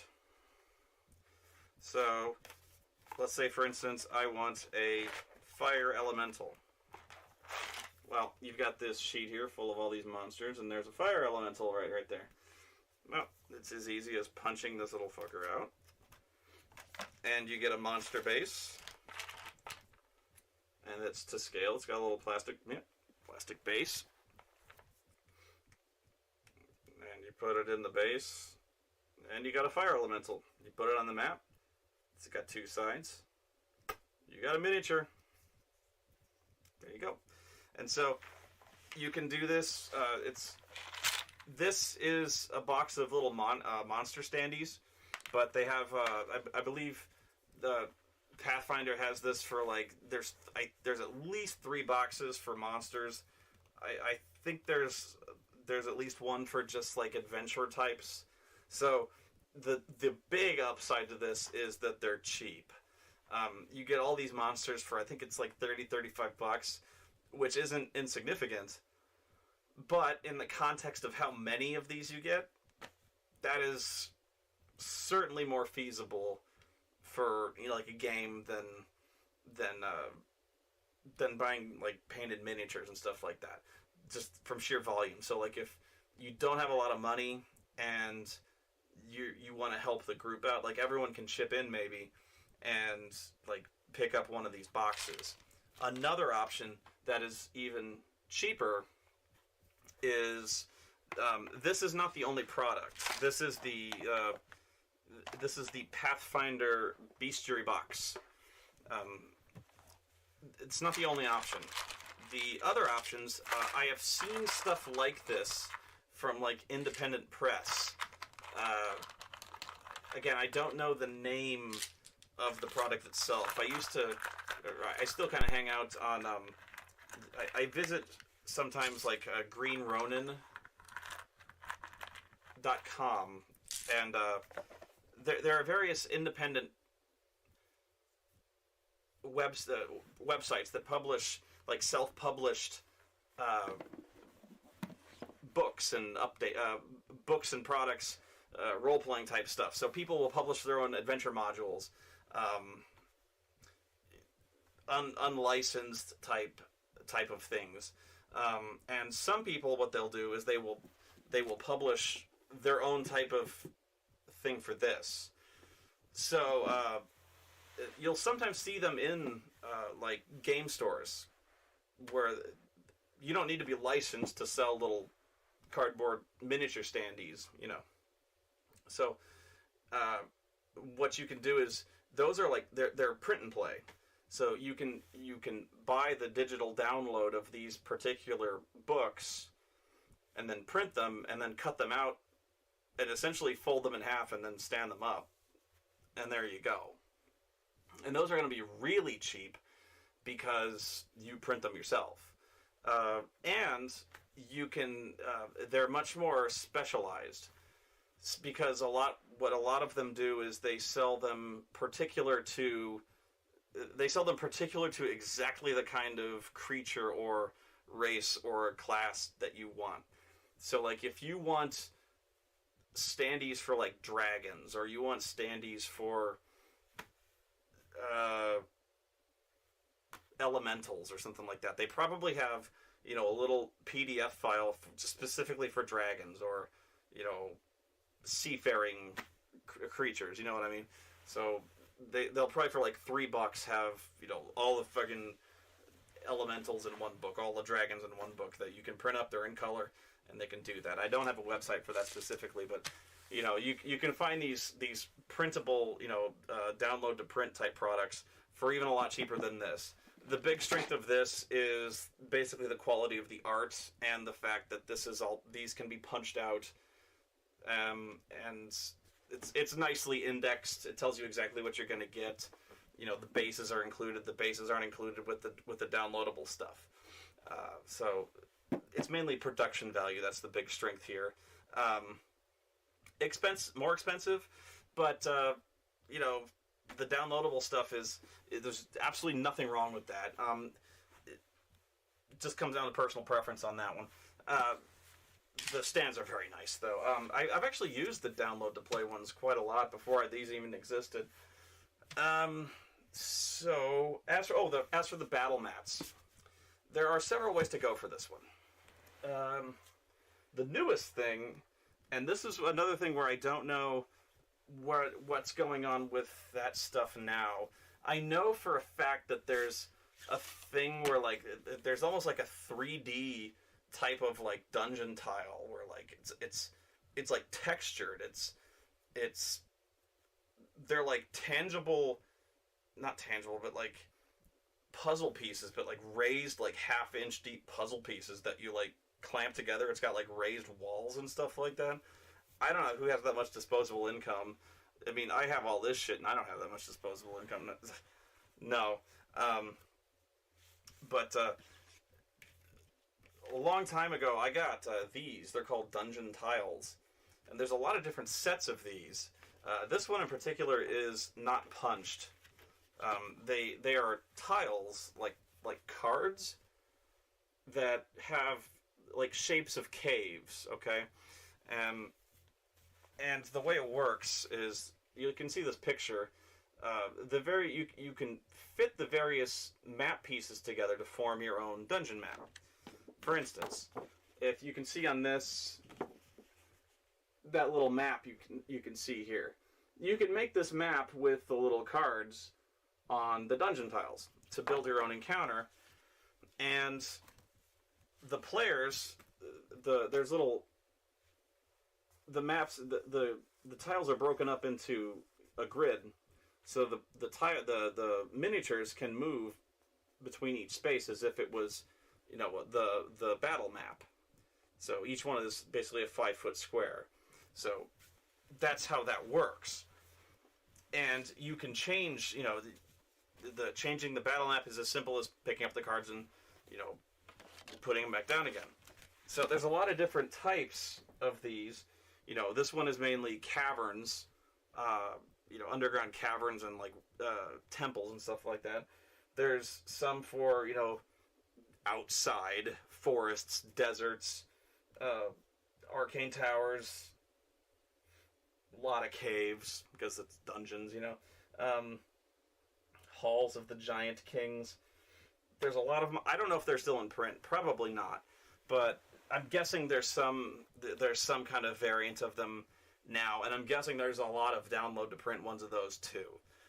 The downside of these, and this is a big downside, is that once you've punched them out, they are punched out. And you have to have another way of organizing these somehow, because now you've got a shitload of loose tiles just laying around. And how do you organize them? Well, I guess you can organize them by, like, underground, outside, underground. Yeah, so when you're trying to make a map as a DM, you're like, you're trying to replicate the map you had in mind, and you probably, I have not used these very much, actually. You probably will not be able to find what you need quickly, although, I don't know, dungeon maps are probably never really that complicated. A big strength of these, and I do like this part a lot, is that it does feature the various spaces on the map. Like, you can see this little craggy this little craggy outcropping. This is detail that you wouldn't necessarily get on a hand-drawn map. So you can represent this as very difficult terrain to traverse. So you can be like, well, this kind of isolates the map. If you want to jump down here, you got to make a jump check, or like, this is kind of cool. If you want to, this can inspire you to, create a barrier across the field that might not otherwise be there in the encounter the way you initially imagined it. So during the fight, you might have them jump over this chasm. You might see this and be inspired to do this. It also, a lot of times in the book, you see rules for like difficult terrain, and you're like, oh, that sounds cool. But when it comes down to it, when you're designing the encounter, you forget to put things like difficult terrain in there, even though it's really cool and you wish you'd use it more. So difficult terrain is included in those map tiles, and those are really cool to see and use. Those are often used in modules. Organizing them, yeah, kind of a bitch. What I have used, and this is something I have used since 1997, this is the exact one I've used, is basically a vinyl battle mat. This is it. This is a nightmare of squares. This is a rather large mat. And what you do, if you don't know, is you take a wet erase marker, and you draw the map on this. Simple as that. That's the way we did it back in my day. Didn't have no dungeon tiles. Didn't have none of that. And when you were done with the mat, you took a wet cloth and you wiped it down and it was gone. I have had assholes right on this map with permanent markers. The big things to remember when you're doing this is you gotta clean the map off when you're done with it. And you've got to, you can't leave shit on this map, even if it is with a wet erase marker. You can't leave it on there even overnight, because it'll stain. There's a lot of stains on this map. Not all of it marker. No, there's a lot of stains on this map. You can't see it on camera, but you know, if you want your map to remain nice, you got to keep it clean. If you can't draw, like I can't, something as simple as a ruler will help. The downside to this is it can be very time-consuming to draw your map. And sometimes you don't always want your entire map to be revealed all at once, but you can draw pretty much anything on it that you want. So you can draw the overhead map of the dungeon on it if you like, or you can just draw the immediate encounter. But that's the great thing about this, is you can draw anything. You know what I mean? By that I mean you can draw the map, you can draw the initiative order, you can draw notes. You know, you can just clean it off. You know, you can draw hit point totals, you can draw the players can draw on it if they want. You know, you can modify the map as you see fit. So like if rubble is falling down on the map, you can block sections off. If something is on fire, that blocks something off, you can draw fire on the map. It's really cool. You can have different colored markers and do cool things. You can get artistic with this shit. The downside is it takes a while to draw things, especially if you're not very good. But you can change things. So that's also very good. If you're fast, then it's freaking beautiful. Wet erase markers. Not dry erase markers.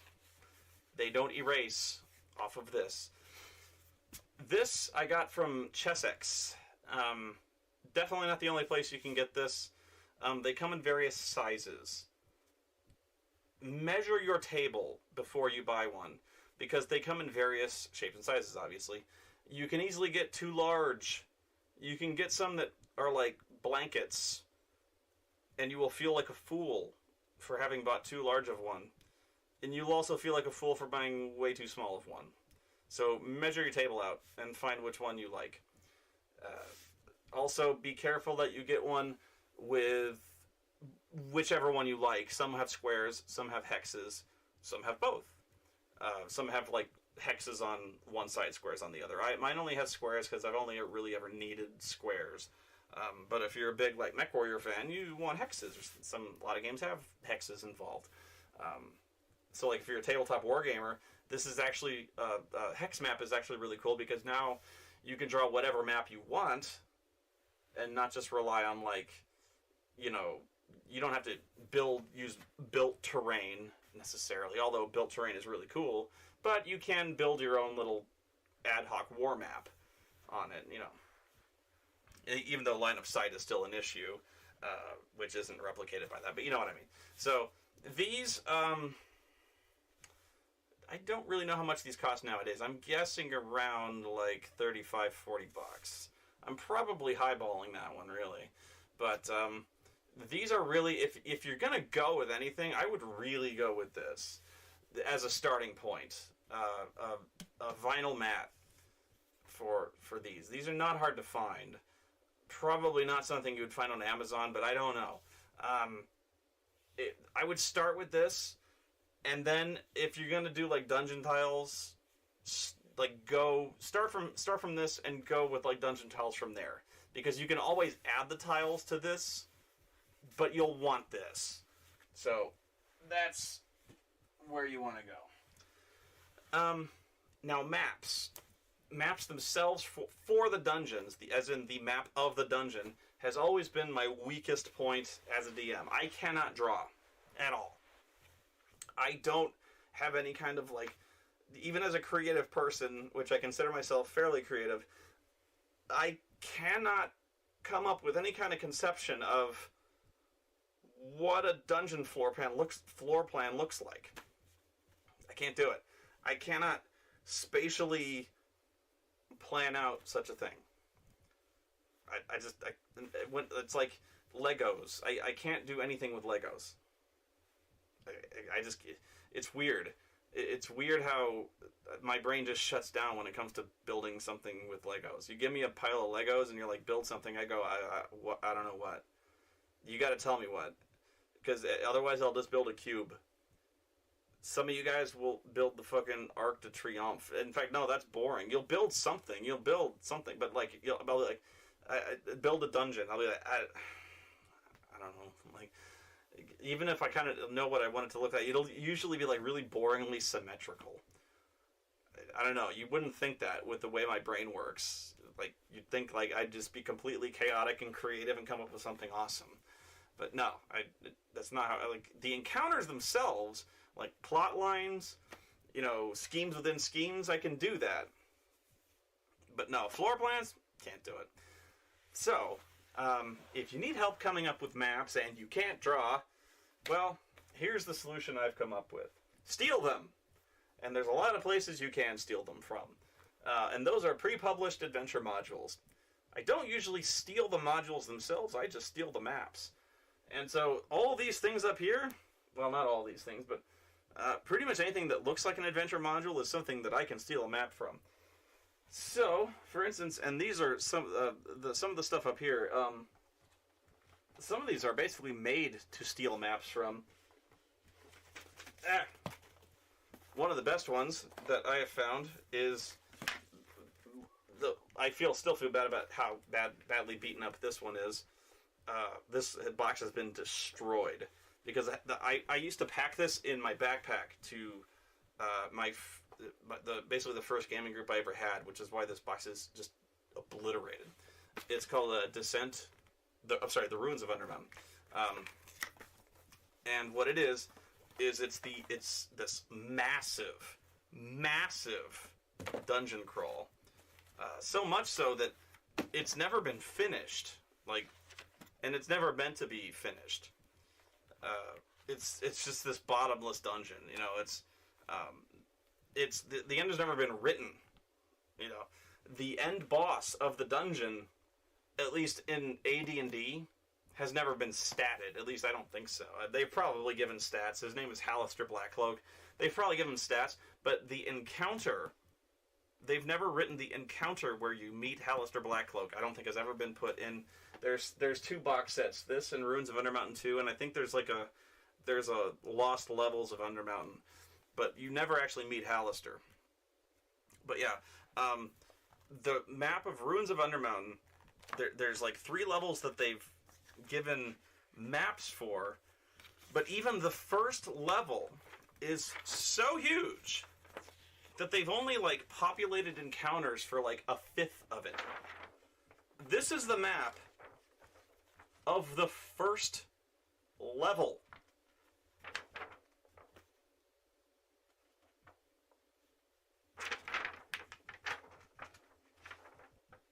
Yeah. Oh, yeah.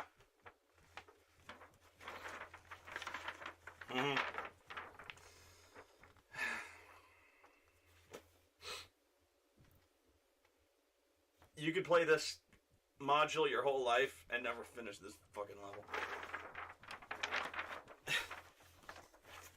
So yeah, if I ever need like a dungeon, I can just go here and like go clip. I can, let's see, and that one's a fairly structured one. That one's like built like fairly with a regular pattern. Like so is this one. Really, this is level 3. If you finally get down here, this one's fairly orderly, really, as far as I can tell. Oh yeah, there's a big worship area here, or throne room or something. But yeah, a lot of this area is has been given write-ups, but yeah, a lot of it has not. So it basically just tells you, like, you know, the immediate area around like the landings have been given attributes, but the rest we leave for you to fill in. So that's kind of the greatness of this particular module and the one that follows it.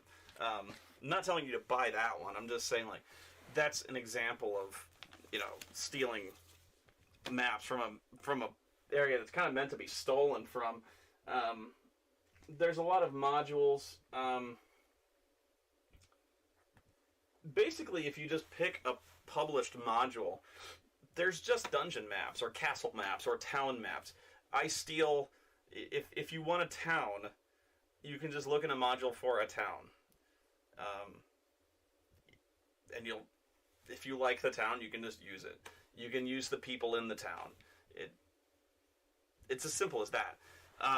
There are certain areas, if you like an area, some of the best modules, or I don't know if the module is the right word for it, but some of the best published material in the history of the game doesn't have a linear plot at all. Like, Keep on the Borderlands isn't an adventure module. It's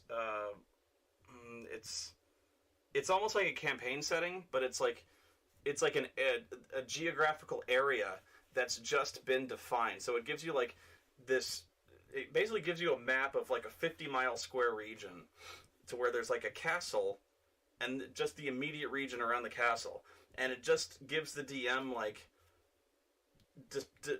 depictions of the landmarks and various encounters the party might meet along the way.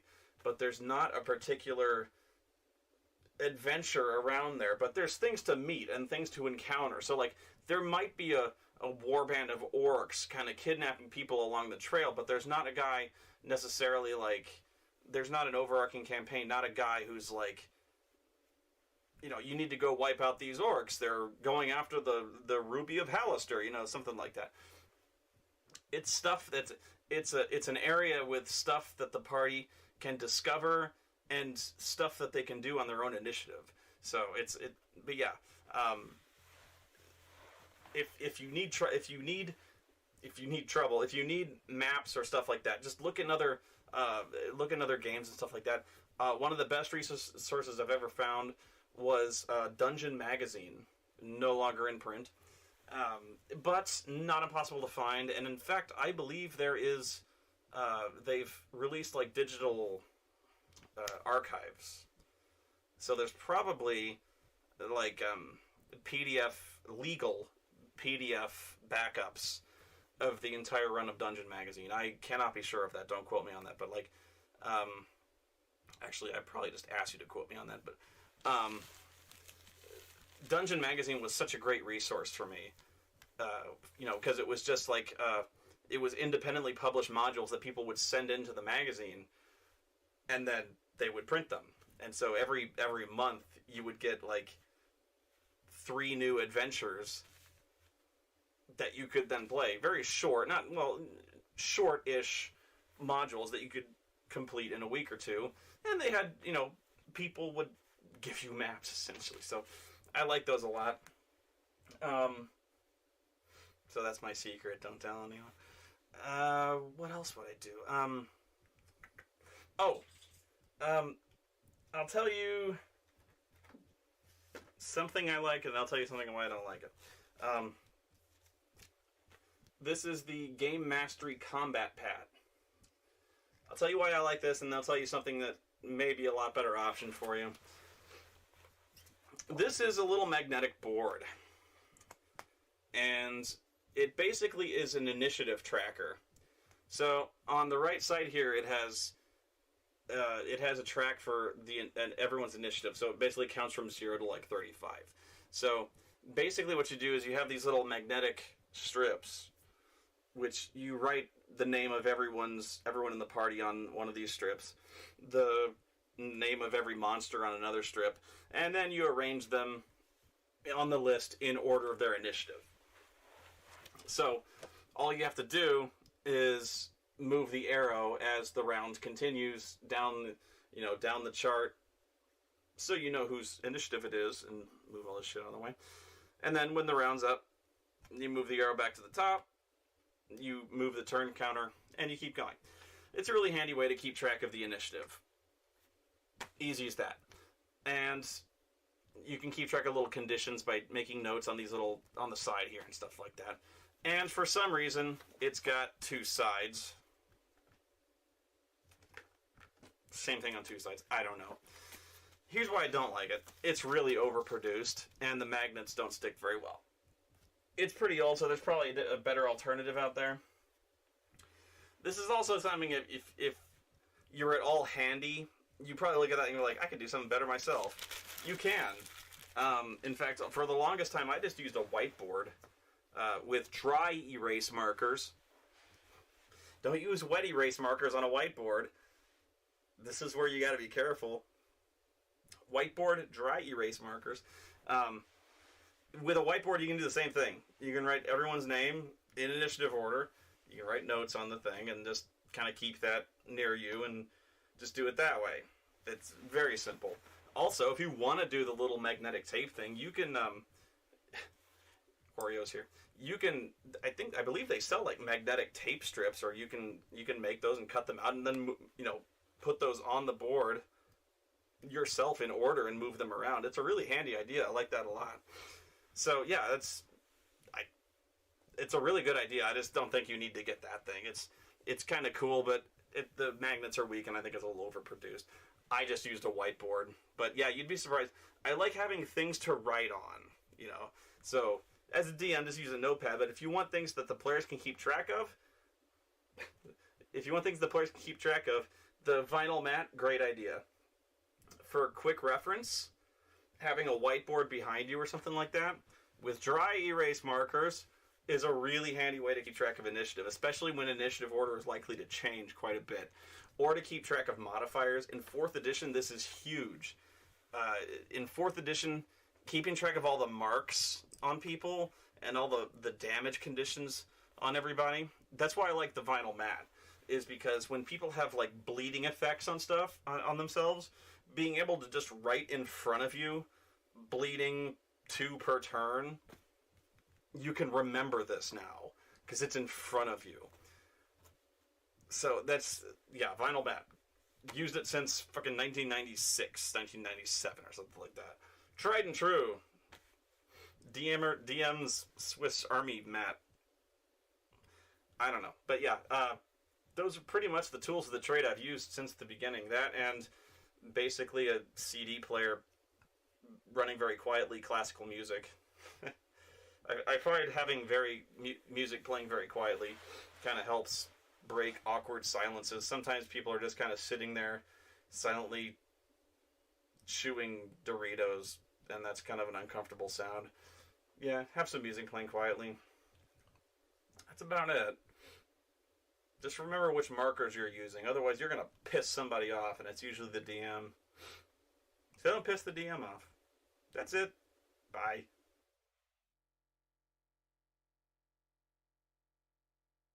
In my thoughts and in my dreams, they're always in my mind. These songs of hobbits, dwarves, and men, and elves, come close your eyes. You can see them too. I haven't played the new Star Wars RPGs. I don't know if people like them or not, actually. They look pretty impressive, but they started doing this thing where they started getting really ridiculous, releasing new editions of the Star Wars RPG. Like, they started really coming out with them like every 6 months. It got fucking ridiculous. There was D20, there was D20 Revised, where it was D20 edition was essentially broken. There was D20 Revised, and then they released a book that was kind of like longer than it was tall. Then that was the new version, and so I really don't know if people like that version or not. But the version I played, I think the version that everyone really loves, I don't know, I don't really like it, is the West End Games version of Star Wars, the RPG. Maybe it was because it was so well supported. There was a lot of source books for that one, but I always thought it was really easily min-maxed. Maybe that was the appeal. I don't know. But I really... You learn a lot as a DM in terms of how much players are willing to cooperate with plot convenience, or how do I better put this?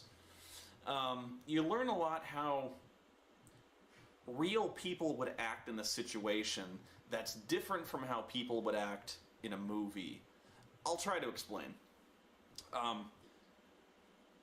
This isn't so much one story as it is kind of an amalgamation of my experience playing the Star Wars RPG. So, what I eventually learned after several years of having really, really bad Star Wars experience was that if you're running a Star Wars RPG, either everyone needs to be a Jedi, or nobody should be a Jedi. Maybe that's like a common rule and I don't know about it. It took me a couple years to finally stumble upon that one, because here's the problem. And here's almost an identical situation that actually came up. I set a campaign during basically Shadows of the Empire, which is the time between Empire Strikes Back and Return of the Jedi. It's basically the Empire at its height, and it's a really good time to kind of involve people because the main heroes of Star Wars are off kind of doing their own things. So they're not going to get involved, and there's a lot of room that, guys like... there's a lot of room for stuff to happen that doesn't really impact the world at large. So the first campaign I did was, they were, what was it? I think what they were doing is they were trying to escape Hoth or something like that. And so this was like immediately after. They were doing their own thing, and they were going to get a mission to go steal some plants. Like, I can't remember the details. It was so long ago. But what I do remember is I was going to have this bit where Darth Vader kind of chases them off. And again, this is another rule you should probably follow. If you're following any kind of movie series or book series or anything that has well-known characters, never involve them in your RPG. Like, I remember, like, if you're doing Wheel of Time, if you're doing Conan the Barbarian, or if you're doing Star Wars, if you're doing, I'm trying to think, like, maybe Black Company, or anything with well-known characters, anything with characters that people like to follow, like Star Trek. You never want to put, like, Captain Kirk in Star Trek or something like that, a Star Trek RPG. So, because players will fuck with them. And so me, again, being young and not knowing shit, I'm like, okay, well, all they're going to do is, they're going to be lifting off from Hoth, and they're going to blast off, and I'm just going to say, like, oh, Darth Vader comes out, and he, like, shakes his fist at you as you leave. It's kind of like that scene in... It's kind of like the scene in Empire Strikes Back, where the Millennium Falcon turns around and flies off, and they're like... So I'm like, well, as you're flying off, you see this retinue of Imperial soldiers come out, led by a man in black, and they're like, oh, fuck, Darth Vader. Wheel around, we're going to kill this motherfucker.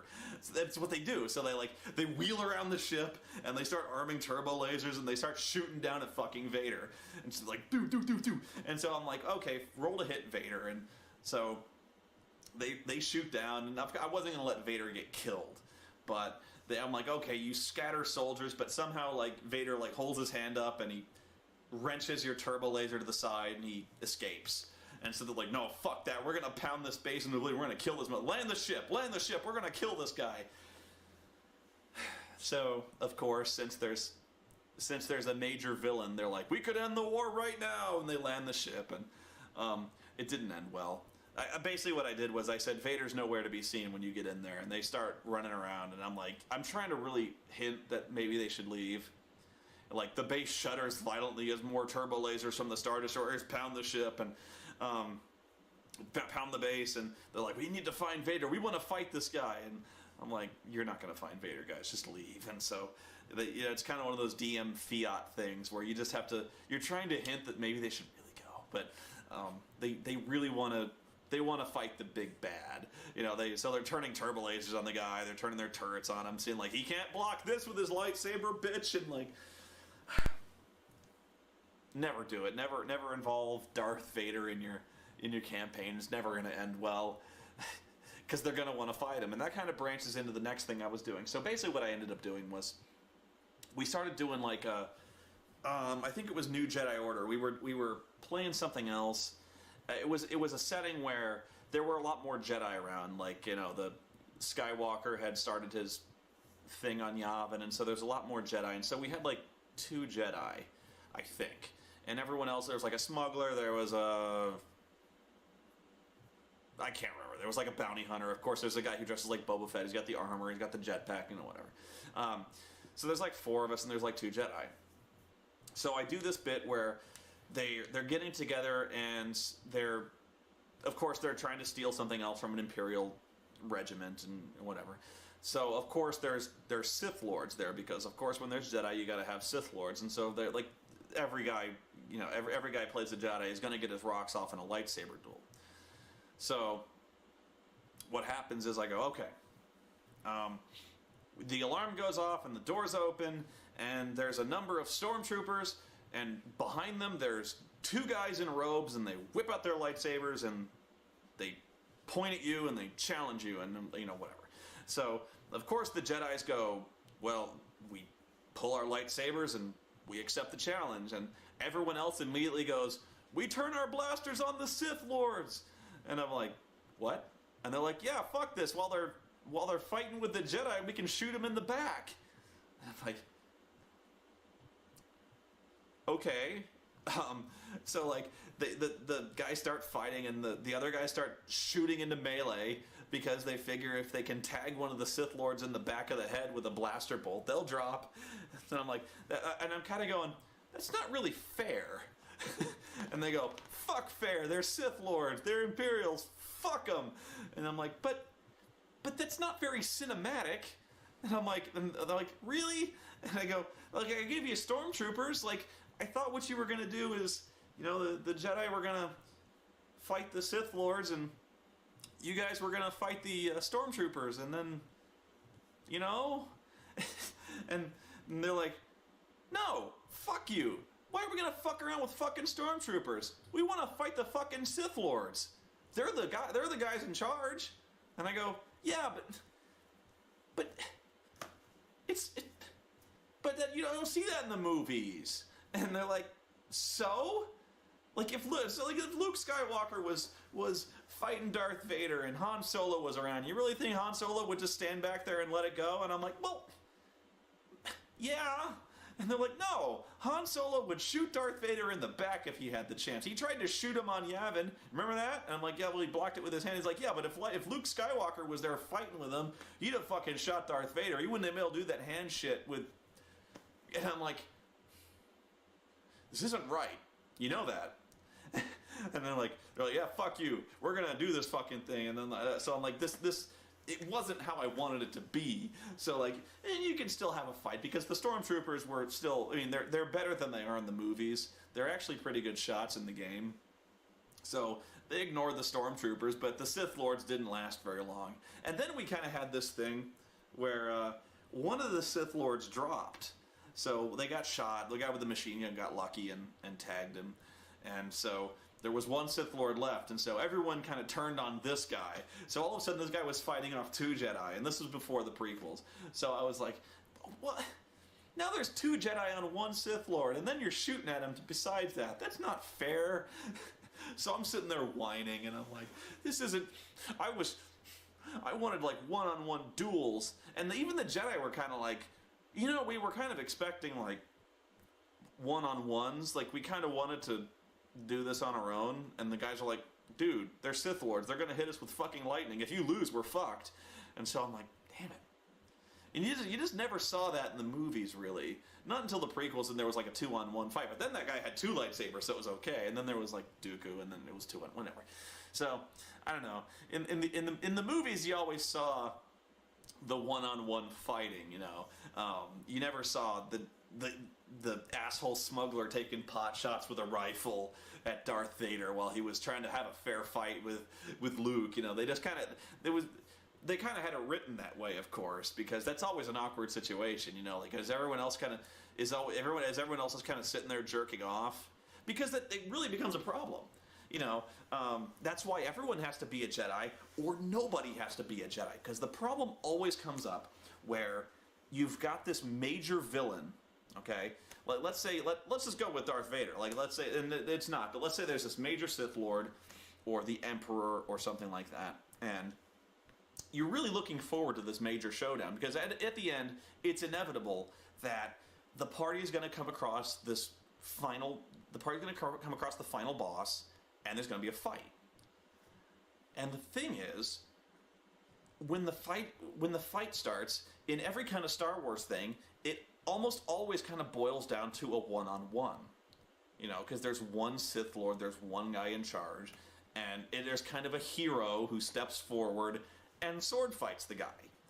Not always. I mean, I'm sure you'll give me examples, but that's just the way it kind of works. So it's you got to really think outside the box to find a satisfying final encounter, because it kind of comes down to the fact that you enter the throne room, and this guy in a black robe steps down the stairs, and there's 5 of you, and but cinematically the Jedi should step forward, because really the Jedi almost all the time is the star. In terms of the action, the Jedi is pretty much the leader, almost always. So that becomes the problem, where the other guys don't want to feel left out, and they shouldn't feel left out. So you've got to find an encounter that does that somehow. But all of a sudden, it's the Jedi wants a fair fight, basically, and the Sith Lord is kind of fucked if you don't have it, because the other guys are what do you expect them to do? They're not going to let their boy get whomped down by a really powerful Sith Lord. They're going to help. So you got to find a way to maybe have them split up, but they're never going to leave. They're never going to leave till there's one guy going in to face the big bad. They're all going to want to face the big bad. So it's just kind of weird where so especially if there's 2 Jedi, or so they, like I said, either all Jedi or no Jedi, because there's always this really awkward moment where the guy really, really wants his one-on-one, and nobody's going to give it to him. Even if he asks really nice, if he's like, seriously, this is what I've been fighting for. And then there's always the risk the guy loses. So there's a certain amount of cinematic convenience that's present in Star Wars that you really have to work. The players, I think, maybe even have to cooperate a little bit to make that magic work. But to really get around that, you kind of have to do the all or nothing thing. The problem with the all thing is that fights kind of turn into a massive lightsaber melee. If you got 5 guys on 5 guys, all swinging lightsabers like maniacs, chopping limbs off and shit. Or no Jedi, which it's kind of maybe a little boring, because without Jedi are kind of the movers and shakers of the Star Wars universe, and it kind of feels a little empty without them, because that everyone, a lot of people want to play Han Solo. He's the cool guy. A lot of people want to play Lando. He's the really cool guy. But the Jedi is the hero. He's the guy who really, when it comes down to it, is the guy who he's the guy who faces down with Darth Vader. He's the guy who finishes the whole thing. And so, it's natural to want to be the hero of the story. It's kind of a problem I've always felt where there's a Buffy the Vampire Slayer RPG, and I never played that. But it always kind of seemed to be a problem to me where somebody's got to play a Slayer, and then the other players don't. So it always kind of felt like there was a inequity there, where there's somebody who gets to play the star, and then everyone else is just kind of the Scooby Gang, and it's not. It would seem to nobody wants to play Robin. Everyone wants to be Batman. Everyone wants to, almost everyone wants to be Luke Skywalker. I mean, of course, I'm the kind of guy who wants to play Han Solo because Han Solo's a fucking badass. But he's not going to lightsaber fight with the bad guy at the end. Han Solo never really had to face his big showdown with Boba Fett. Is he's blind and he accidentally whacks Boba Fett in the jetpack with a gaffy stick or whatever the fuck it is. So he didn't exactly have the most dignified final showdown with the bad guy. It was Luke Skywalker. He was always the guy with the big fight. But that was the funny thing. So I don't know. Maybe you guys. Seriously, I would like to give Star Wars another chance, really, but the thing is, you really got to have a good DM. I mean, it helps to have a good DM with any game, of course, but you got to have a DM with a really firm grasp of how to handle the various roles the players play. And I think the players really have to cooperate and maybe hang up the gang mentality a little bit. But I always had that problem where everyone wanted to be important, so everyone wanted to be the guy who took down the Sith Lord. So that was always the thing. One funny thing, another funny story that almost always happens to Wookiees. There's almost always a guy who wants to play a Wookiee. Because, of course, Chewbacca's cool. The thing is, in the West End game, Star Wars especially, it was really hard to hurt the Wookiee. Wookiees, by their nature, are very armored. What's the dog doing? Oreo! Oreo! This is getting in trouble. Okay. By their nature, especially in West End games, Wookiees are really hard to injure. So they've got this thing where when they get hit, you roll against their body trait, and if you can't beat the roll on the body trait, they take damage. But Wookiees take an absurd amount of punishment, and Wookiee players almost always max out their physical traits. Because, of course, that's what they do. So, we actually there was a time when there was a Sith Lord, and the Wookiee was fucking wailing on this Sith Lord barehanded. He was just fucking pissed. I think he had a weapon, or he had a vibro axe or something like that. So the Wookiee fucking steps forward and he's fighting the Sith Lord dude. So the Sith Lord has enough of this shit, so he hits the Wookiee with his lightsaber. But the Wookiee's body rating is so high that he actually absorbs the lightsaber hit. It didn't hurt him. The Wookiee could literally get shot in the chest with a blaster rifle and it wouldn't hurt. And he's like, I can't explain it. Seriously, the guy would roll dead red bullseye on the stormtrooper, shoot him right in the chest. He's like, ugh, and just, that was it. I was like, it was really ridiculous how Wookiees could take that much punishment. And I guess that was just why you played a Wookiee, was you were just the powerhouse. You were meant to be able to kind of wade through blaster fire, but after a while, it kind of got ridiculous when a Sith Lord would basically baseball swing his lightsaber into a Wookiee, and the Wookiee would be like, ugh. Those fucking things cut through solid steel. And you're telling me this fucking Wookiee's hair is dense enough to shrug off a lightsaber attack? Fuck you. There was a time though when I remember I think it was the Wookiee was on a speeder, a speeder bike, and so somebody shot that fucking speeder bike with a really high powered blaster rifle, and the speeder bike exploded and he burst into a ball of flame, and I'm like, okay, roll damage. And so he rolls a ton of damage, and I'm like, okay, I hurt the Wookiee. And so there's all this fire. This happens a lot, I find. There's always the Wookiee gets exploded, somebody throws a grenade at the Wookiee, or somebody sets the Wookiee on fire, or something like that. So I'm like, okay, the Wookiee emerges from this fiery wreck. He's hurt, but he's got all his hair burned off, and so we have a hairless Wookiee. And so, well, of course, right? Hair burns. So I'm like, well, the Wookiee emerges from the fucking fire, and his hair's burned off, and he smells like a fucking burnt dog. So all of a sudden we got this problem. We got this hairless fucking Wookiee, and you just try to imagine that for a second, where you got a Wookiee with all his hair burned off, and so we have this Wookiee. He's got overalls on, and he's nude, and this Wookiee was really fucking miserable for a month. We were all making fun of him for having no hair. He's kind of growing back, he got a little stubble. That always happens, though. So yeah, that was just my take on Star Wars and the dramatic inconvenience of either all Jedi or no Jedi and the hairless Wookiees.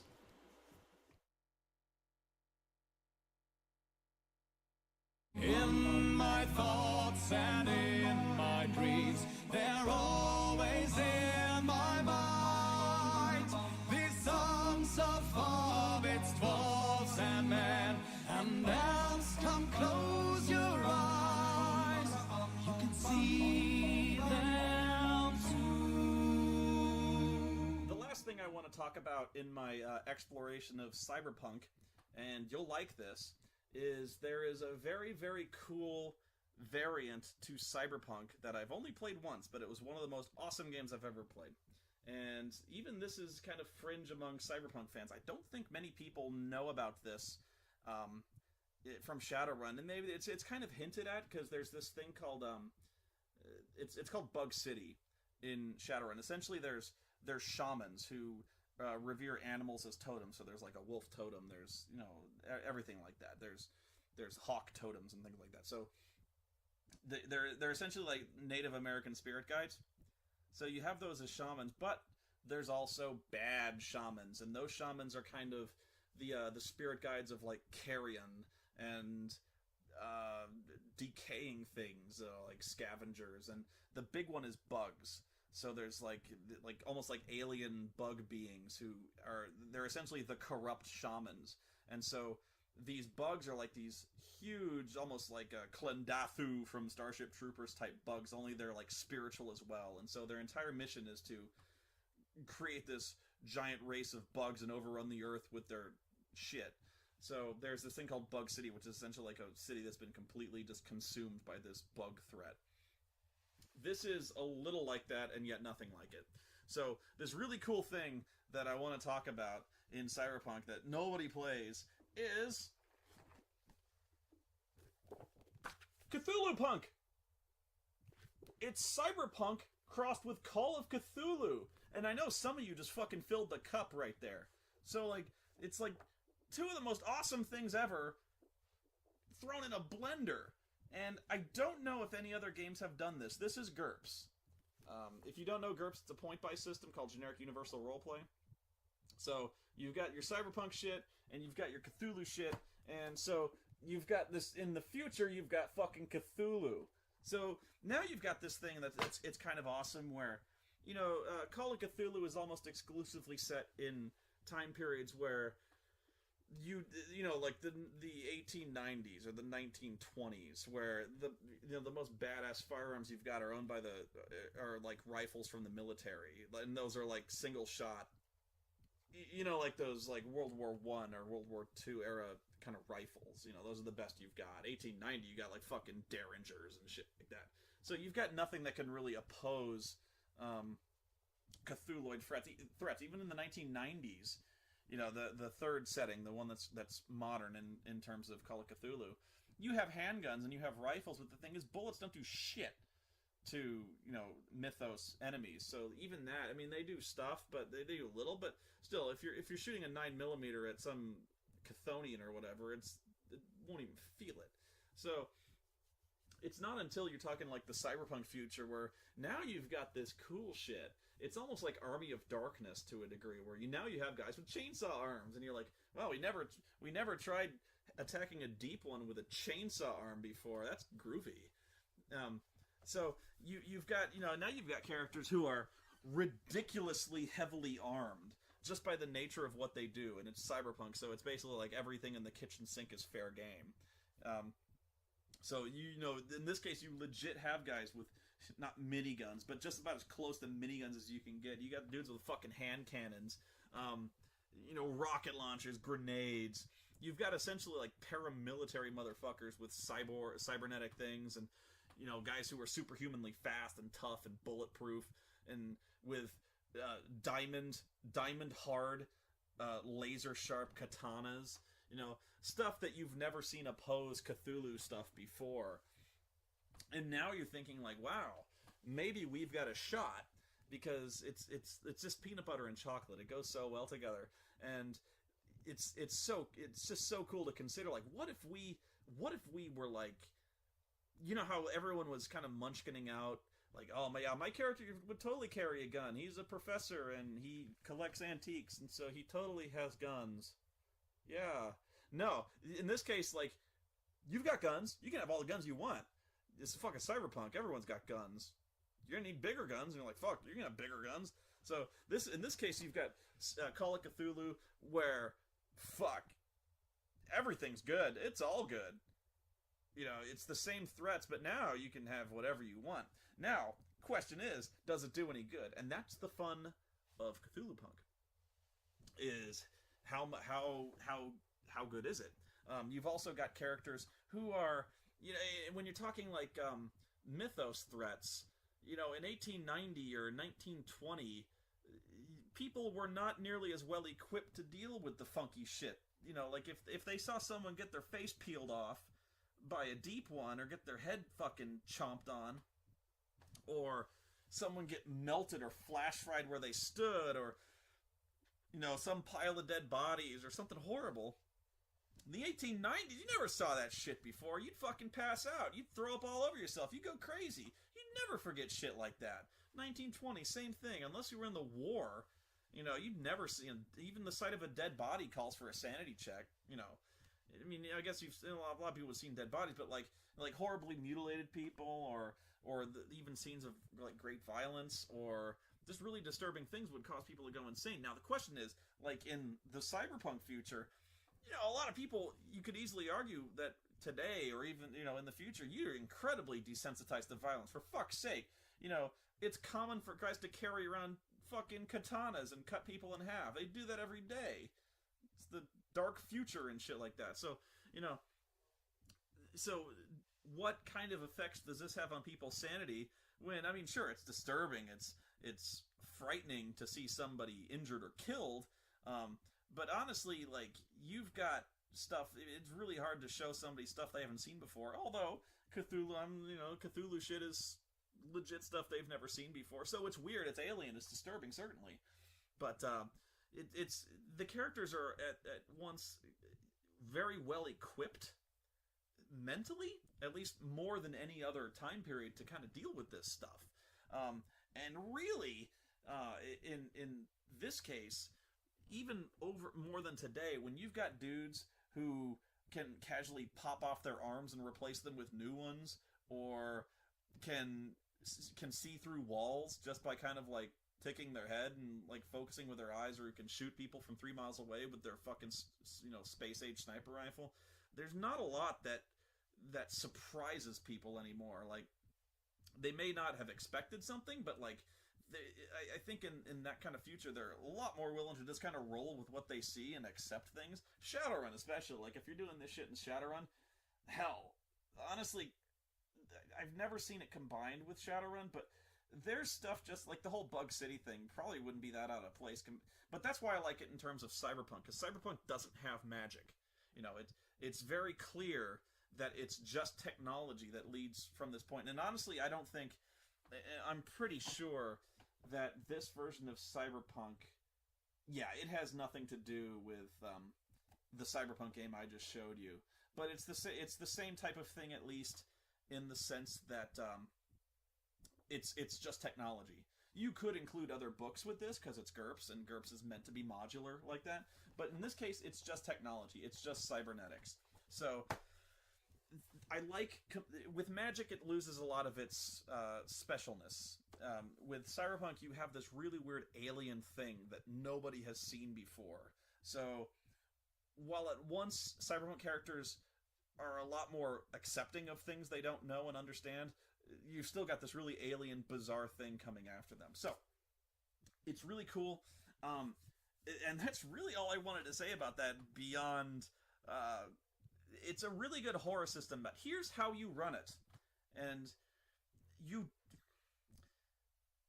it has to be special.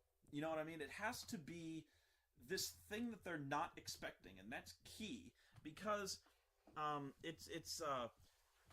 if they know it's coming, they're going to prepare for it, and they're not going to get that thrill when it starts happening. Savvy? So, like, here's the thing. Play Cthulhu Punk, but don't tell them they're playing Cthulhu Punk. Okay?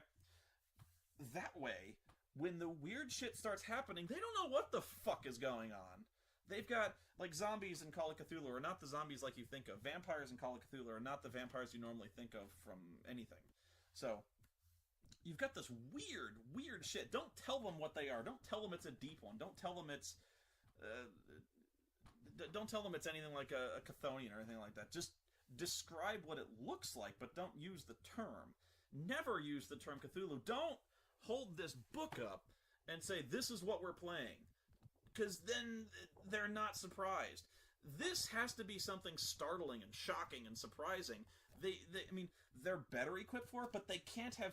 You don't want them to specifically prepare for this. It has to take them at least initially off guard, and if done right, they won't figure out what's happening for a long time. They might even figure like it's some kind of weird genetic project run by the corporations or some kind of super weapon they're dealing with, like Resident Evil, like the fucking T-virus, which is another thing that makes this game so goddamn cool, because you've got these completely unscrupulous, unethical corporations that essentially don't operate by any kind of law or ethics, that are, it's almost not even like a secret that they are developing like biological cybertech weapons, cybernetically modifying and cloning and gene splicing and shit, developing stuff or trying to develop stuff that they can control as weapons. So now figure, if you're one of these, like if you're the Umbrella Corporation in this cyberpunk thing,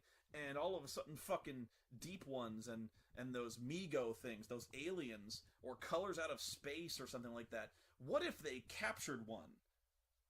And then you've got this threat where you have like fucking cybernetic Cthulhu shit attacking. Is so fucking cool, And the problem is with this is you pretty much have to play Shadowrun because nobody plays Cyberpunk, So you have to do a Shadowrun, and then you have to. I just don't know if you can do this with magic involved, because I don't think, because if you start throwing this shit in with Shadowrun, they might just chalk it up as being like some kind of shamanic thing, or some kind of shaman thing, or some kind of magic thing, or something from Tir na No, or some kind of like a Feywild or fairy type thing. And I just don't know if it loses a lot of its flavor, I think, unless you make it like really, really obvious that this is like beyond anything that they're used to. And honestly, I could see something doing that, where like maybe like you could have all of a sudden, like, this is how I do it, is I would all of a sudden have like the entire like the whole fairy world, or the Feywild, or even the connection to these other dimensions, because there's like an ether. You can separate your soul from body and kind of astrally project. So maybe like the astral plane just stops working, or something that was really like sacrosanct or untouchable all of a sudden is just torn apart, like publicly or something like that. And it's clear that this is like beyond anything that is known to man, or even just have like some major city like Night City or Seattle or something like that, have Cthulhu just fucking step on it, and all of a sudden like everything they knew has changed. They're in a different city altogether, and all of a sudden just weird mythos shit is just bubbling up, or something weird has happened and they got to go investigate it. But yeah, this one's a real tough one for me, because you essentially have to play either Cyberpunk or GURP Cyberpunk, and not many people have it. So Shadowrun is like your only option. I don't know about this one, but I so would love to go to this. And now cat's out of the bag. I can't go and say like, who wants to play Cyberpunk? Because you all know the secret, and I can't do this. So I've shot myself in the foot. Though it does raise an interesting question. You could throw this into anything. You could mix this in. Cthulhu kind of goes in anything. You know what I mean? Like you could do this with. You could do this with Midnight. You could do this with D&D. I know a lot of people have done this with D&D, but like you could name your game. D&D Traveler. Actually, there is one. Eclipse Phase. There's a really good game called Eclipse Phase that's not exactly like Cthulhu Mythos, but it's basically like if it's a combination of transhumanism and like Dead Space, the kind of weird space horror that Dead Space is, combined with transhumanism. Transhumanism is essentially that we're fully able to digitize the human consciousness, and we are able to uplift and essentially upgrade animals to having consciousness as well. That's transhumanism, to where we've reached what's called the singularity. So, yeah, that's what Eclipse Phase is. And so, honestly, that's probably one of the better ways to do it, but Eclipse Phase is very open with the sense that it's that it's like that. You could do a lot. You could do any of them, like Conan and things like that. Wheel of Time. Spycraft would be interesting, or Spycraft and Stargate SG-1 are kind of the same game. But yeah, you could look around. You could even do like World of Darkness stuff. Vampire. All of a sudden, there's Call of Cthulhu shit. Fading Suns would be kind of cool. World of Darkness would be really cool to combine with that. But yeah, don't tell them they're playing it. I think that's if there's anything wrong with Call of Cthulhu, it's that they know they're playing Call of Cthulhu. This needs to take them. It's so much better and it's so much scarier if they don't know what's going on. By labeling it and by introducing them into this concept, pardon me, by labeling it, they mentally prepare themselves somewhat. If they're just like people, and all of a sudden they see this stuff that just should not be, they don't know how to deal with it. They're on the spot all of a sudden, and they can't easily attach a name or a label to what they're seeing and what's attacking them. All of a sudden, just some gigantic green slimy beast just pulverizes their friend or like rips them in half, and you've got this horrible thing going on, and they don't. I don't know what to do. Or even in Cyberpunk, they have a little bit more of a chance, but you're going to humble them pretty quick. And so these guys are not used to their guns not working. At least, they shoot these guys with some fucking shotgun that can literally penetrate an engine block, and all of a sudden they shoot this deep one, and it's like, ugh. They're like, that's usually when I do that, it leaves a hole. So it's really cool. And honestly, I'm kind of in the mood to look around and see what else is good. Now, the last thing I want to talk about is I'm a big fan of horror when it comes to games. I always like trying to find some way to make things unsettling. At least put a little bit of fear or the threat of mortality into these games. So there's a good one that I'm not going to find. It's called the Renraku Arcology. That's in Shadowrun. And I can't find it. Of course I can't. The Renraku Arcology is this thing that it's basically like the horror setting of Shadowrun. It's like the dedicated scary setting to Shadowrun. Meaning, you've got essentially like this arcology, which is like a self-contained, I don't want to say city, but it's basically a city. It's like a biodome, so it's got everything. You live in this thing, everything that it's self-sustaining. It's this dome city. So everything that goes on here, it does on its own. It's got its own power, it's got its own air circulation, everything recycles, it needs nothing else. So it's run by this company called the Renraku Corporation, Japanese corporation. So everyone who works there kind of works in this dome. There's also like shopping malls, so it's a huge, it's a shopping district. It's got every single thing a city has contained. Okay, I know it's important I establish this. I've said it a lot, but okay. So as soon as I say it, you're going to know where this is going. In fact, you probably figured it out. Of course, this entire thing is administrated by an artificial intelligence, and you already know where this is going. But it's still very good. And I don't think it starts off as an AI. It starts off as an expert system, which is different. It's a system that can make its own decisions, but something happens that gives it intelligence. Okay. So what happens is all of a sudden one day the doors close, and we're not just talking like steel doors. We're talking like this thing is meant to be able to be sealed off. I think it's even meant to be able to withstand nuclear blasts. And now that I think about it, it's not a dome. It's like a gigantic like city-sized pyramid. It's like this big armored fuck-off pyramid that's is meant to withstand a nuclear war, which is part of the reason they built it. So like in case the next war breaks out, they'll still be around. They'll still have their own little economy, and so that's what it is. And so all of a sudden the doors shut off. And by doors I mean like 60 meters thick of steel plate. And so this is right in the middle of a city, by the way. So all of a sudden, all radio communications go quiet. Everything goes dark. Nothing comes out, nothing goes in. The traffic stops working. GPS doesn't pick it. In fact, there's like radiation and not radiation, but like interference. Nothing can get in. Nobody can see anything in. The police can't see. The outside surveillance. Nothing. Phone calls cut off right in the middle of a conversation. Maybe they heard something like just as it was cutting off, like screaming or something, but bam, done. So everything is blacked out on the outside. Nobody knows what's going on. And so that's not for lack of trying, but they can't figure it out. So the question is, the fuck is going on in there?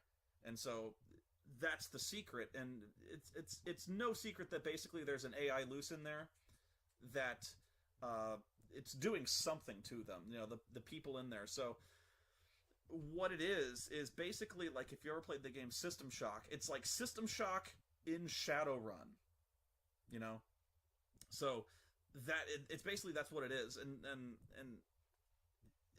really I think it's kind of left up to the DM what's going on in there, because you know the book is like kind of like a little adventure path, but it's so easily modified for whatever you want to do. It doesn't even need to be the AI. Maybe something else happened. Maybe like the T virus got out, and you know you got zombies in there and shit, or something happened. And it'd be anything you want, but it's scary, you know, because you've got this unknown situation you're going into, and you've got these guys who are essentially beyond help. So maybe they find a way in, but they have somebody, like maybe the city hires them to go in and do recon or something like that. But then they find a way in, but all of a sudden, like as soon as they get in, they're detected and the way is sealed off immediately, and they have to go into hiding. So now they're beyond help, they're beyond supplies, they're stuck here. They have to scavenge, they have to fight their way out, and everything is very paranoid. Maybe there's a virus loose, or like I think the way the book handles it is like the Borg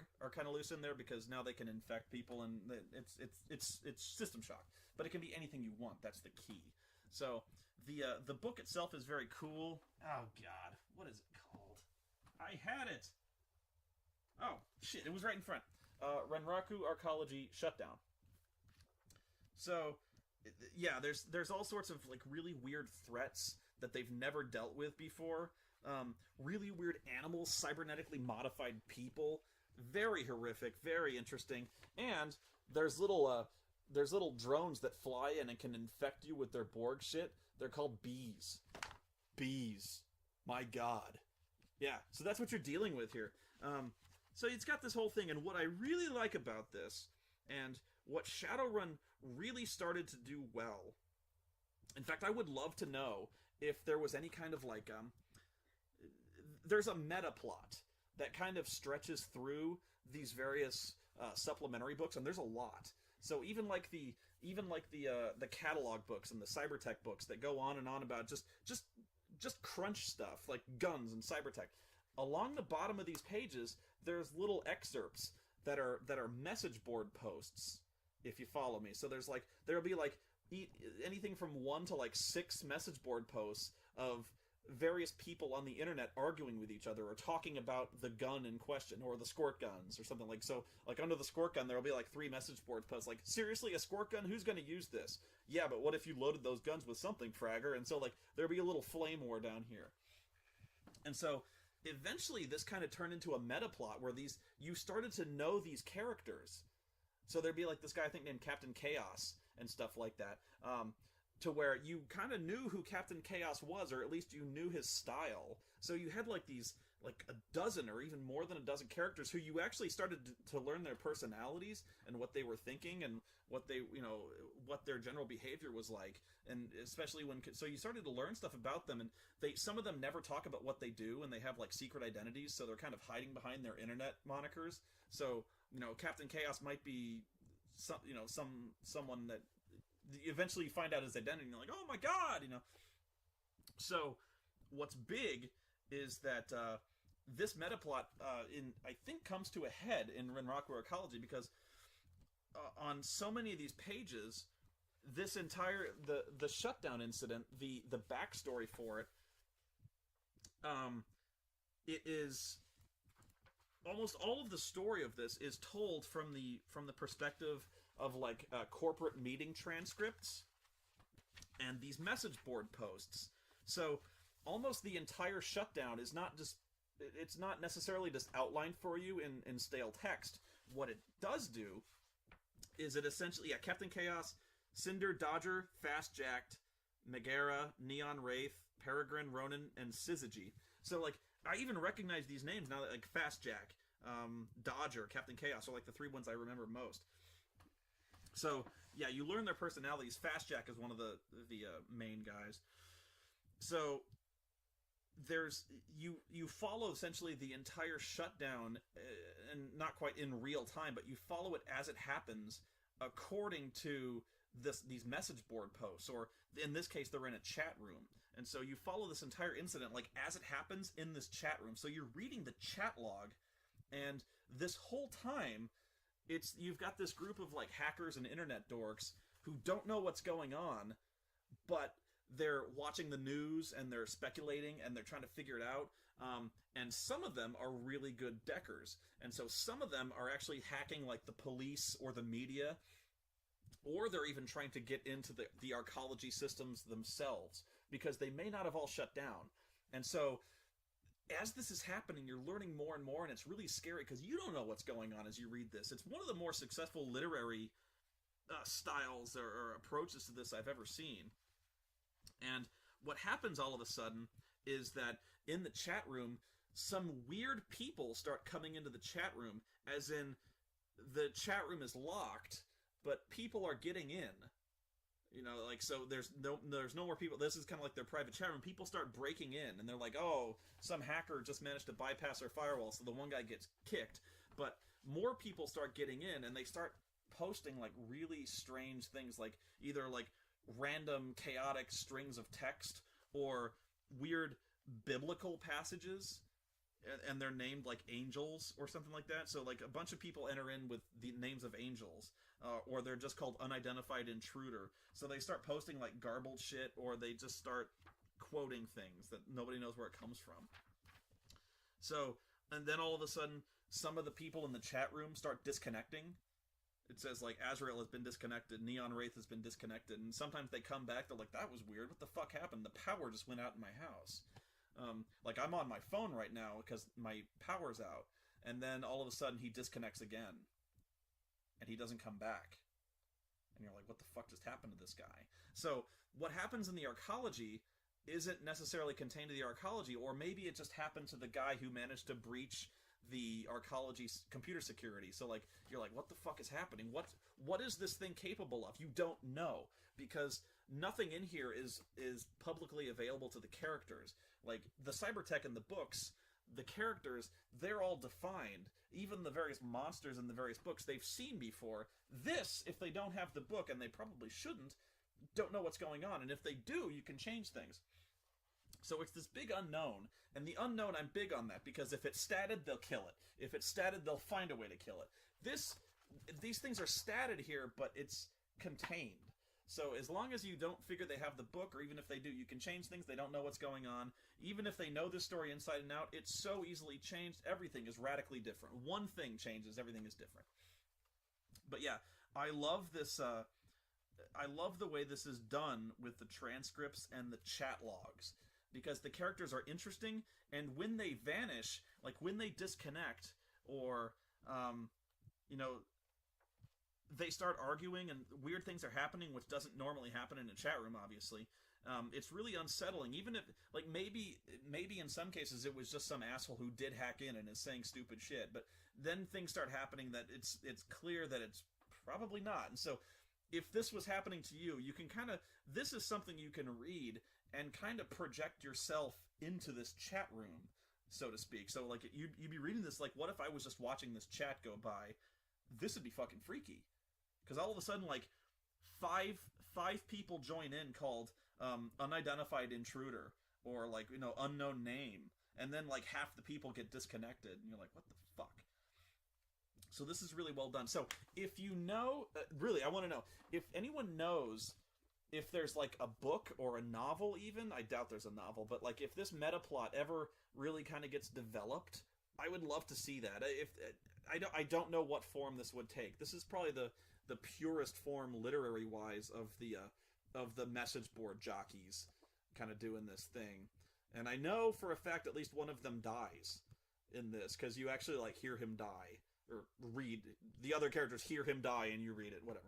So, yeah, I think Cyberpunk and Shadowrun and stuff there's a lot of potential for horror, either like alien horror or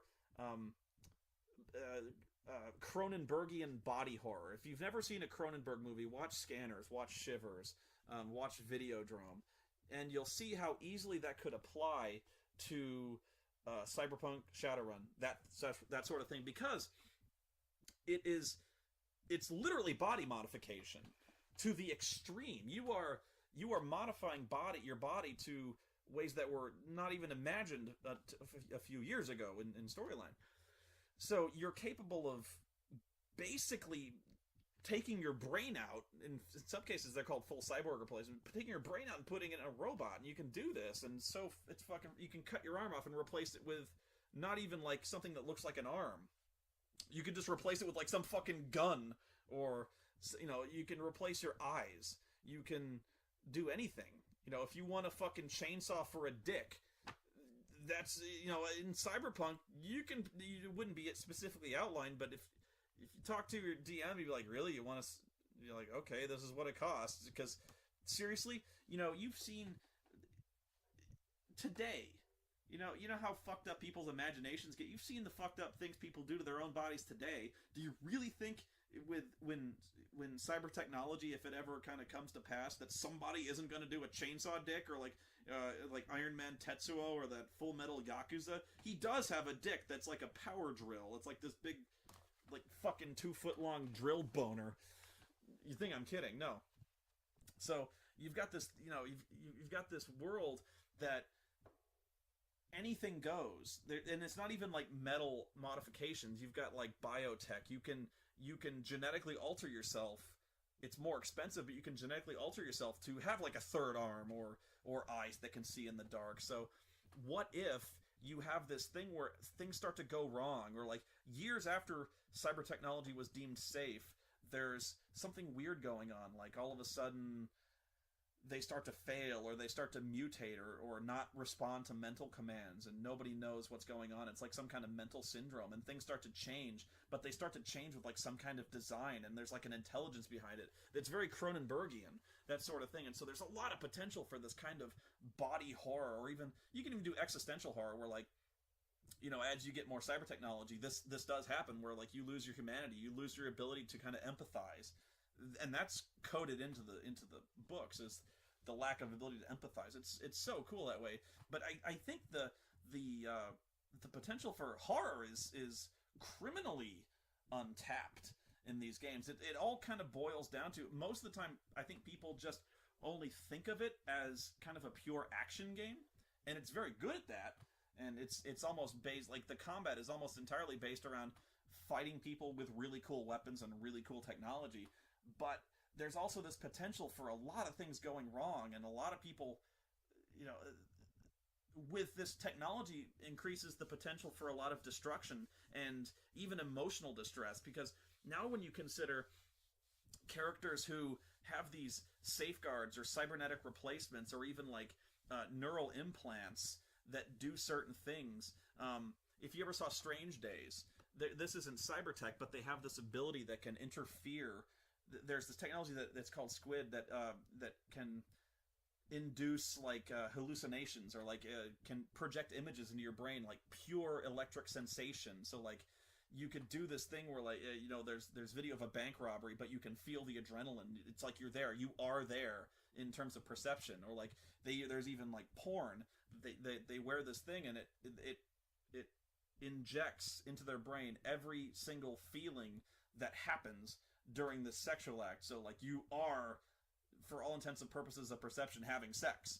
So that's what this. So like when you have this technology that can literally,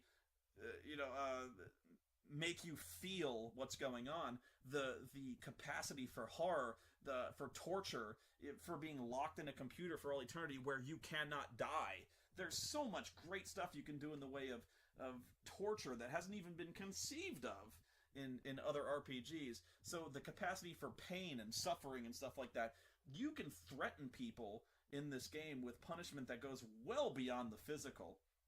It's almost like I have no mouth and I must scream, where if somebody gets a hold of you, like a corporation gets a hold of you, think of the stuff they could do with you, that they could take your brain out and put you into something.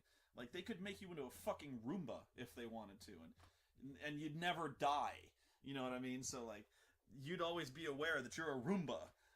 And that's if they're kind. You know, you could always, like, well, now like, they put you into a fucking garbage disposal. Have fun with that, shithead. So, I think that's one thing I really wanted to carry across is, 1, Cthulhu Punk is awesome. 2, never tell them they're playing a horror game until it's too late. And then 3, think of ways that, like, the unknown is always very, very cool in RPGs, and it doesn't even have to be scary. Throw them stuff that at least is not in their books, and you don't even need to go out of your way to, like, invent new things. Like, you can take existing monsters out of books and just... You can use that template, but just call them something else. Have them look a different way. Like, so if you have some kind of hellhound, you know, like, take that for, like, a fiery hellhound. You can take that template and just, like, have those same stats put into something else. But now they don't know how to deal with it. Like, so like, you can have... I'm sure this is done, like, an ice hound, but... You can get weird with that. So, and it just takes a little tweaking. So, when they don't know what's going on, there's kind of a thrill of exploration, there's the thrill of the unknown, and there's fear, because they don't know necessarily... There's no rules for this. They don't know what the rules are. I mean, they see this thing in front of them, but they don't know if they're gonna fuck it up, you know? They don't know... Like, when you think Hellhound, you're like, oh, ice works, you know, so... Maybe if they see something, like, dig its way out of the ground and it makes this weird noise, you know, it's just, come up with something that makes it unique. So come up with something that makes it strange. And because strange is exciting, strange is fun. So, yeah, think of ways... I know I seem to always go on about, like, the darker aspects of games, but I think that's part of it. Like, without the potential for you know, without this dark potential, there's no sense of heroism, in a sense. So when you're talking about new ways they could suffer, or like strange ways they could die, or something like that, things they don't know what would happen to them if they got caught or killed by these things, there is, like, physical death almost has no stigma to it attached. I mean, it sucks losing your character, but all of a sudden it's like, oh, I died, it sucks. But if the threat they're faced with goes beyond death, or they don't even know that they're going to die, like, what if they got captured, or like something like that, there's something to that gets the player invested, because it's not just crumpling up your character sheet and throwing it away. You know, I mean, that you'll probably still have to do that, but it puts something else in their minds other than just like, ah, shit, I got stabbed in the heart from a crit. Oh well, you know, dice were unlucky. When it feels like they don't have control, that's where it kind of gets interesting, or at least the situation is not entirely known. So anyway, I'm going over my own stuff, but yeah, Cthulhu Punk, great game if you can get away with it.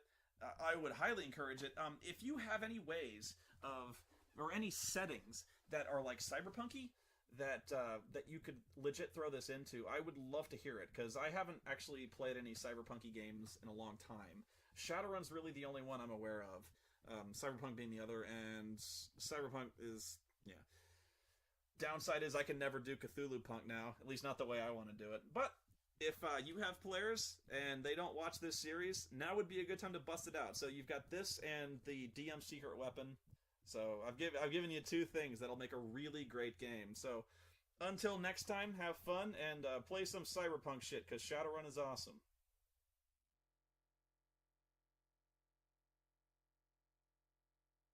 In my thoughts and in my dreams, they're always in my mind. These songs of hobbits, dwarves, and men, and elves, come close your eyes.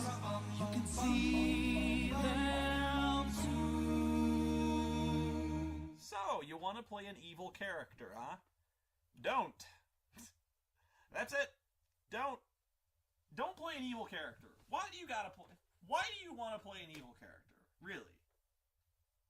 Why? Come on. Be serious. No, it's just... There's always... In fact, everyone gets that urge. I get that urge. I want to play an evil character. Why do I always got to play a good guy? Well, because you're playing Dungeons and Dragons, and in D&D you play heroes. You know, that's it. You know, you're trying to play generally heroic guys. That's the answer. Now, I know there's characters who are, you know, shady, and who are, by all rights, considered evil. that still do heroic things. You're right. For instance, characters like, you can come up with any number of characters from movies that are, you could easily qualify as evil. And I'm sure I'll start arguments. This is where I always hate arguing alignments because this is where it starts. But characters like Snake Plissken or Riddick from Chronicles of Riddick. Pardon me.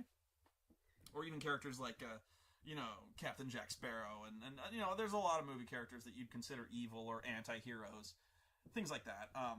That at least definitely are not good guys, but they do heroic things. It just doesn't jive in D&D most times. In other games, it works out a little better. For instance, in Shadowrun, pretty much everyone's a criminal. And everyone kind of has at least some self-interest, which is fine. Even then, I kind of insist that most of the characters be not noble, but at least not psychopaths. Because even then they're expected to not necessarily obey the law, but generally have positive goals. I'm not even making sense to myself. But no, basically all I ask when it comes to games where everyone acts like a criminal, like Shadowrun, Cyberpunk, that kind of thing, is that basically they're good guys. It may not, like Han Solo. When it comes down to it, he's not lawful good. He's not a goody two shoes. In the movie, he's still caustic. He's abrasive, and when you start out, he's not a very nice guy. But when it comes down to it, he's a good guy. You know what I mean? That's the kind of guy. That's the only kind of code of conduct I ever really asked for in an RPG character. I'm like, you don't have to be nice. You don't have to be a noble guy. You don't always have to stick up for the poor and the downtrodden. You don't have to be fucking Robin Hood. You have to be Han Solo, where when the chips are down, when it comes down to it, you're a good guy. You know what I mean? So, like, if it comes down to the point where they're going into a suicide mission and they're like, "We need you, man," you might be like, you might walk, but you walk out and you get 10 feet and you're like, "God damn it! All right," and you just fall. That's what I want. At the very least, you don't gotta be a good guy, but when it comes down to it, you are. You know what I mean? So that's, even when it comes to evil characters, that's, if I've ever let it slide, that was my condition, and I've never let it slide. So there are ways to do it, but my general advice for both players and DMs is don't let evil characters in.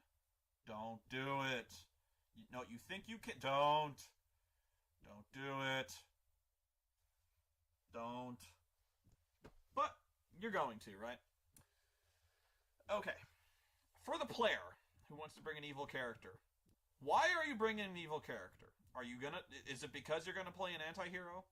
Because if not, fuck it. Don't do it. If you're trying to play a guy who's gonna be psychopathic, who's gonna set people on fire for fun, you're being disruptive. Don't do it. No, seriously. You're doing it to be an asshole. You know that, right? Like, don't... If you're gonna... I want to do this because I want to get away with stabbing people in the face with no reason... You're being a dick. That's really what it comes down to. Like, you want to play a character who's a dick. And you know what? You don't want to play with this group. You don't. Because there are... I've seen DMs roll evil line campaigns, which I don't like either.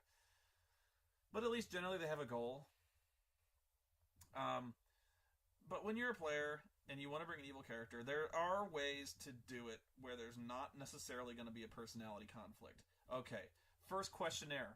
Is there a cleric and is there a paladin? If the answer to either one of these is yes, no. If there's a cleric and he's good aligned, no.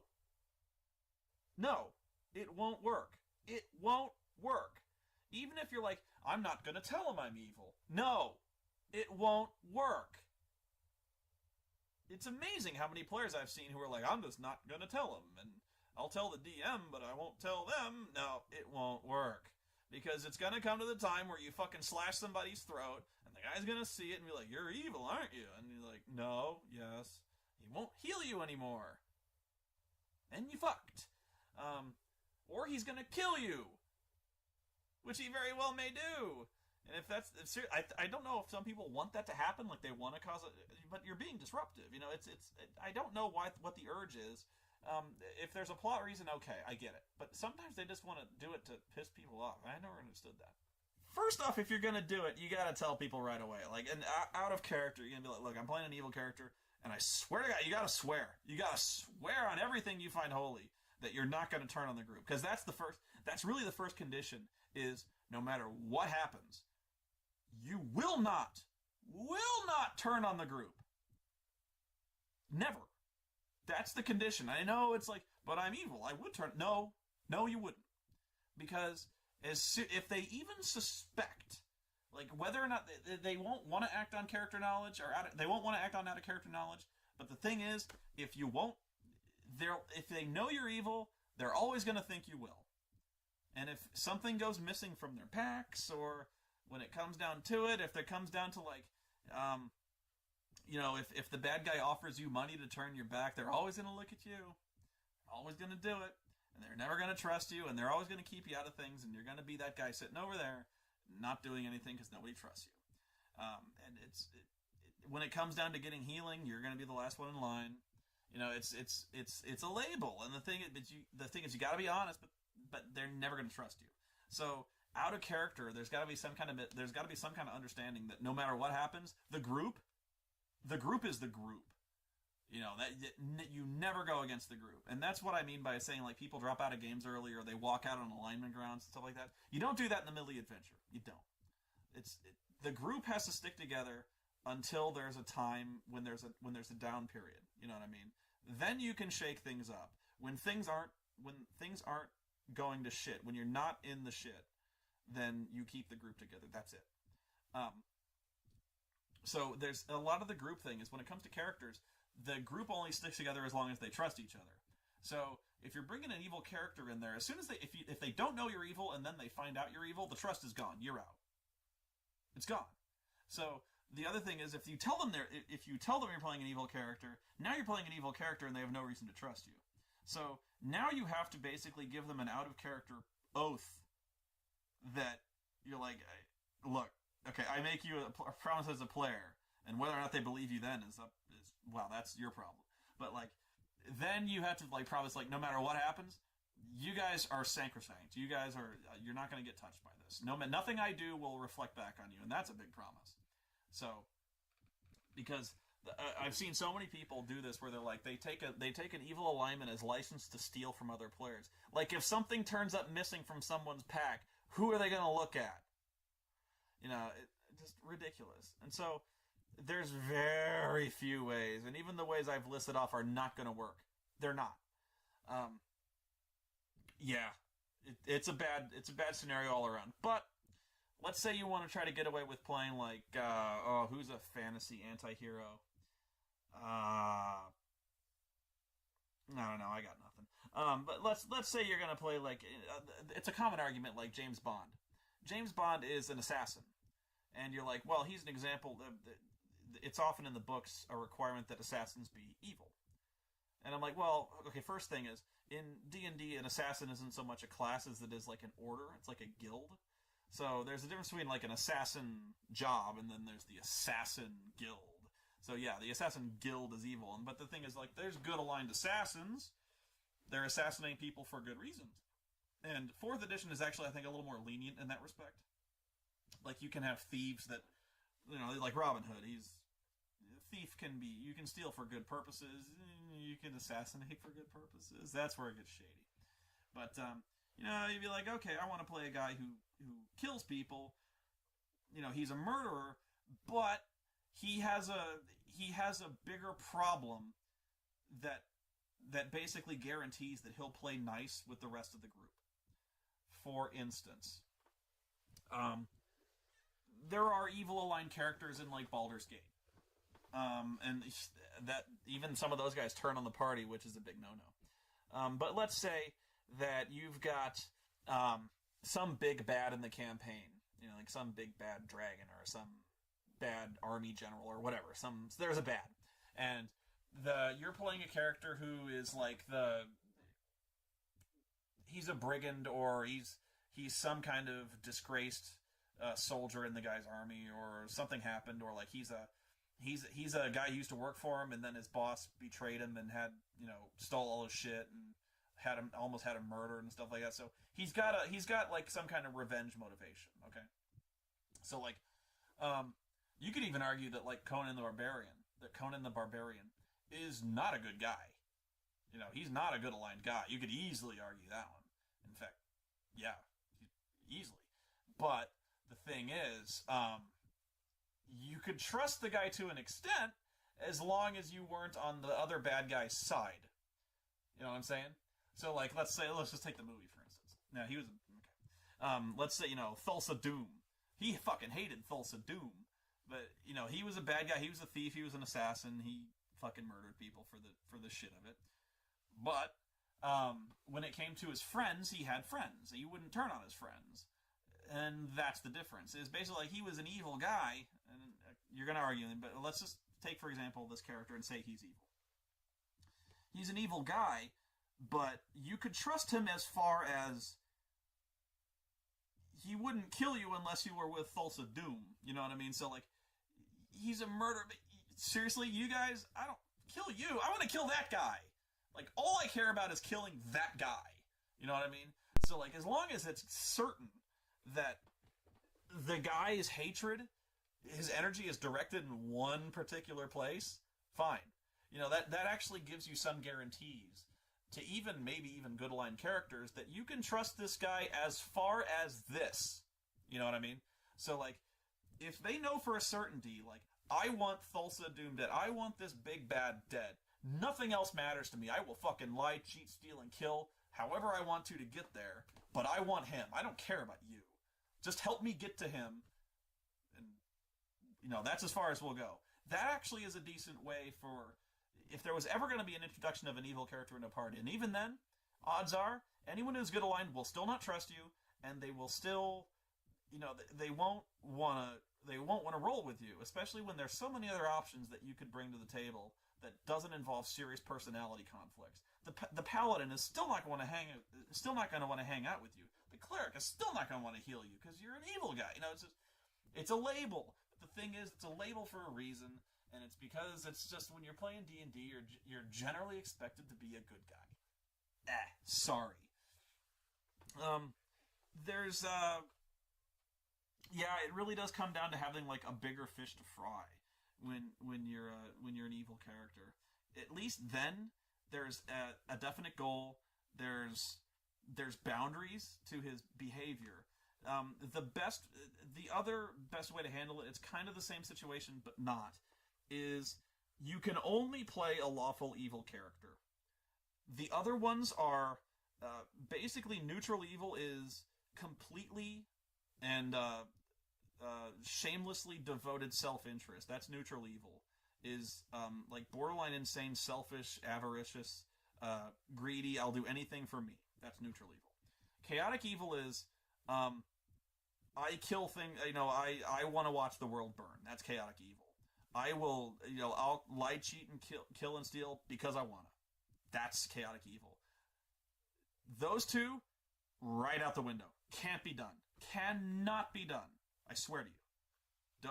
You're coming with examples? Don't. Can't be done. Lawful evil is the one that you might be able to cruise with. Because lawful evil characters, they're assholes, and they're looking out for number one. They care about power, they care about money, and they care about themselves. But they have a code of conduct. That's the difference. You can have an evil guy who still plays by a code of honor. And a group can trust that as far as the code of honor extends. So, you can have let's say you have a Black Knight he's a bad guy, he's a dick, he's out for himself, he cares about glory, and he cares about money, and he cares about women, and he's going to do anything he can to get that. But he still plays by the rules of a knight. He's still polite. He's still, he still acts with a code of chivalry as far as that goes.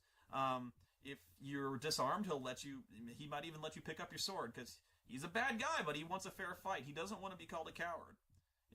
He's many things, but a coward ain't one of them. He'll let you pick up your sword. So, if it's well known, this guy is, he's a murderer and he's a bastard, but, he's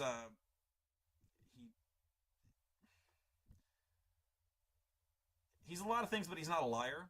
You know what I mean? That's the kind of thing is, a lawful evil guy is kind of the evil you know. It's the kind of guy where,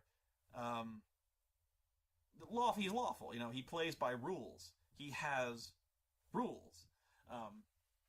So that he won't go against a certain. He has a line.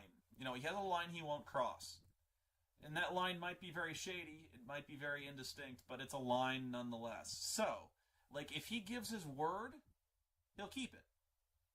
That's what I mean. So, if the lawful evil character, I'll explain why this doesn't work. If the lawful evil character says, I swear to you, on my honor and on my life, and on, God, the holy book of whatever God I worship, I will not betray you for any reason ever. The most blanket, up and down, I swear to everything oath, and he may mean it. He in fact, he probably does mean it. Thing is, though, it's just, the players still have no reason to trust this guy. It's in character. I mean, in character, they don't know he's lawful evil. They don't know that, he's they may know he's a bad guy. In fact, reputation precedes him. But they don't know. If they ever find out that he's a bad guy, he's a murderer or whatever, it's going to catch up with you. But they don't know that, because lawful evil's a label. You know what I mean? It's a metagame label that's slapped on the guy. It's not written on his forehead. Like, you can trust this guy if he gives his word. It's so hard to get that concept across, because and it's sensible that way, because, like, if I'm a bad guy, let's say I'm an evil guy, which I might be, and I promised, like, if you turn your back, I totally won't stab you there. I won't stab you in the spine. I swear.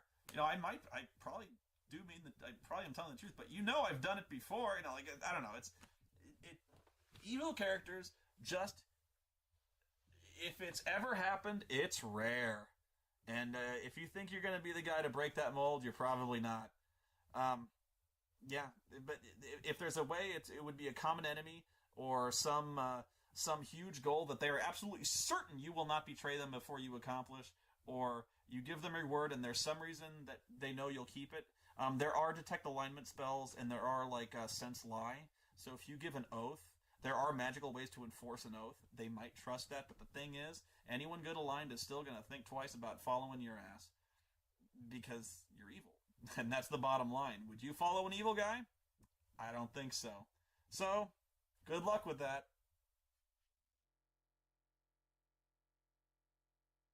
In my thoughts and in my dreams, they're always in my mind.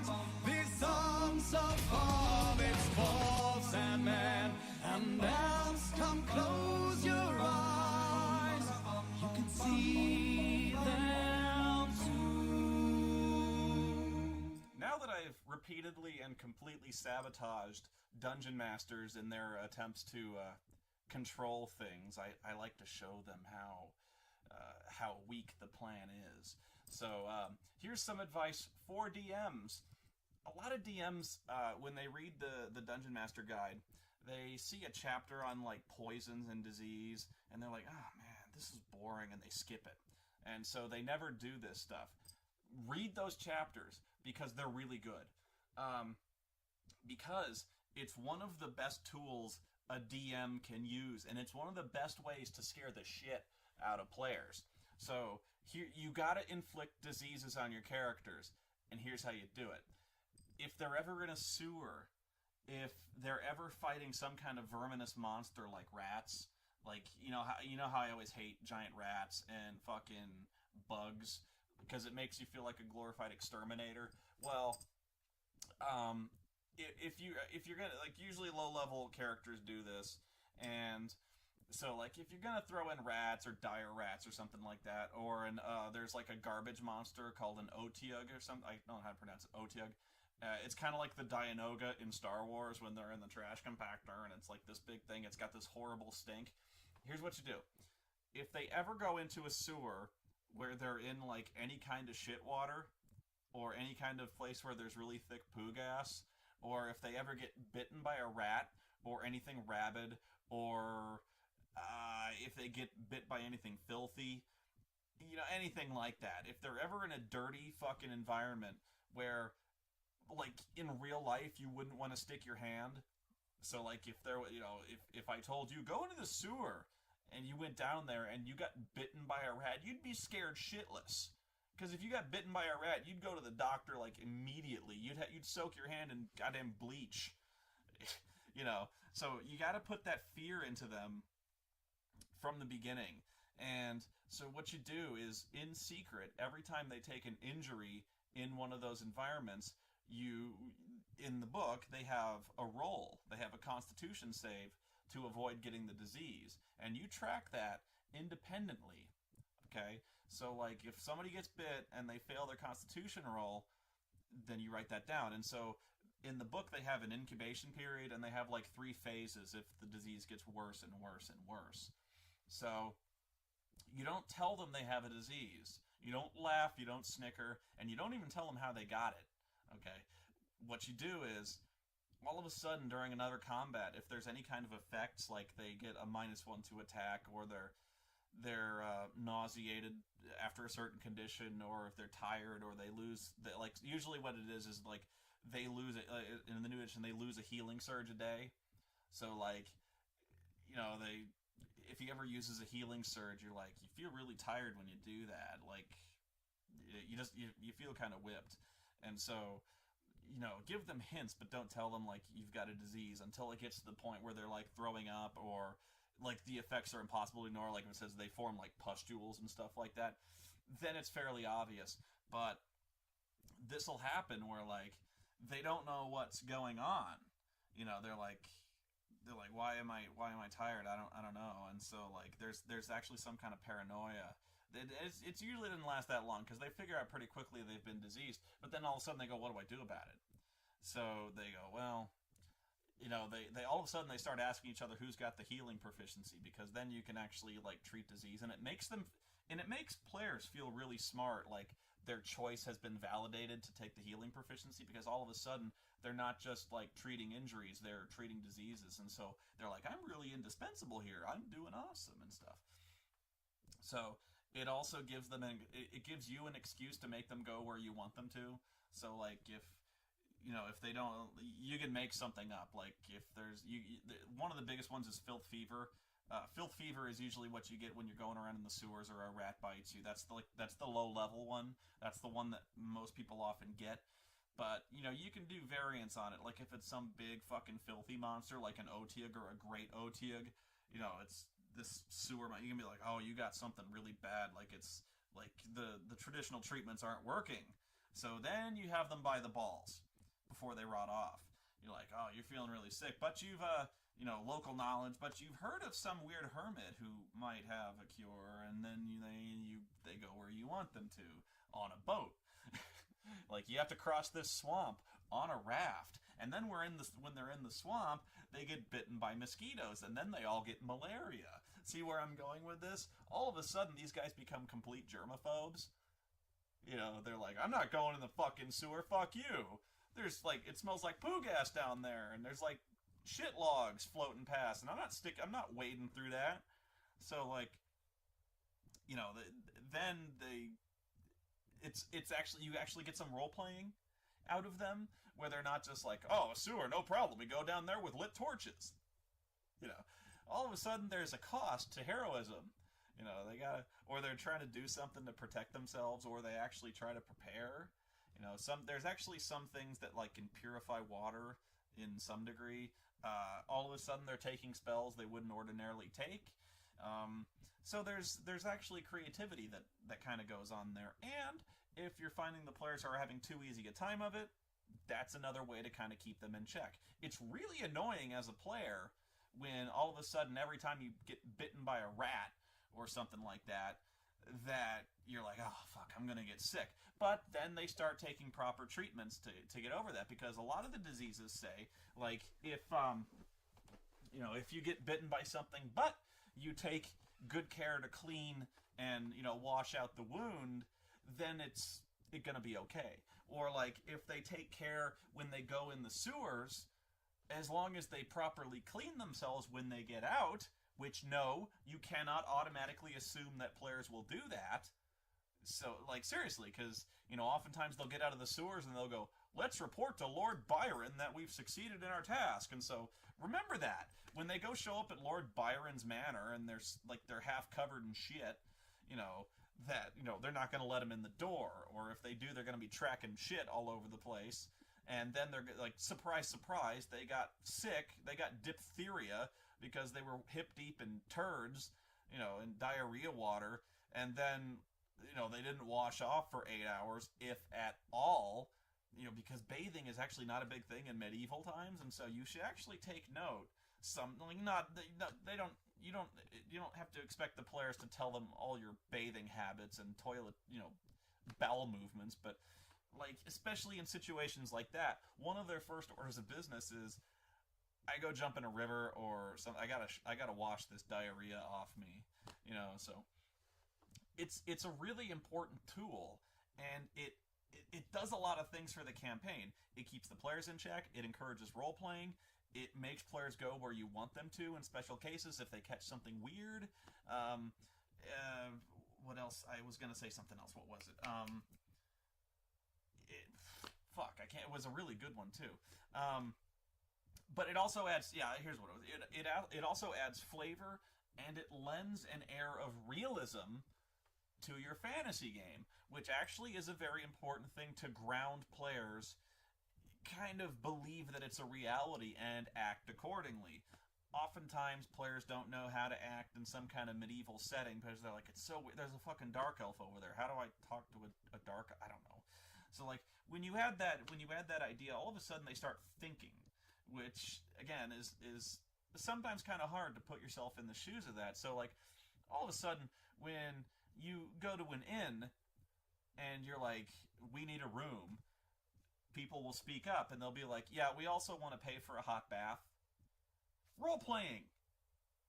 It sounds silly, and it is a little silly, but all of a sudden they're kind of making demands. They're like, we're gonna do this right, because if we don't, the DM is going to infect us with shit.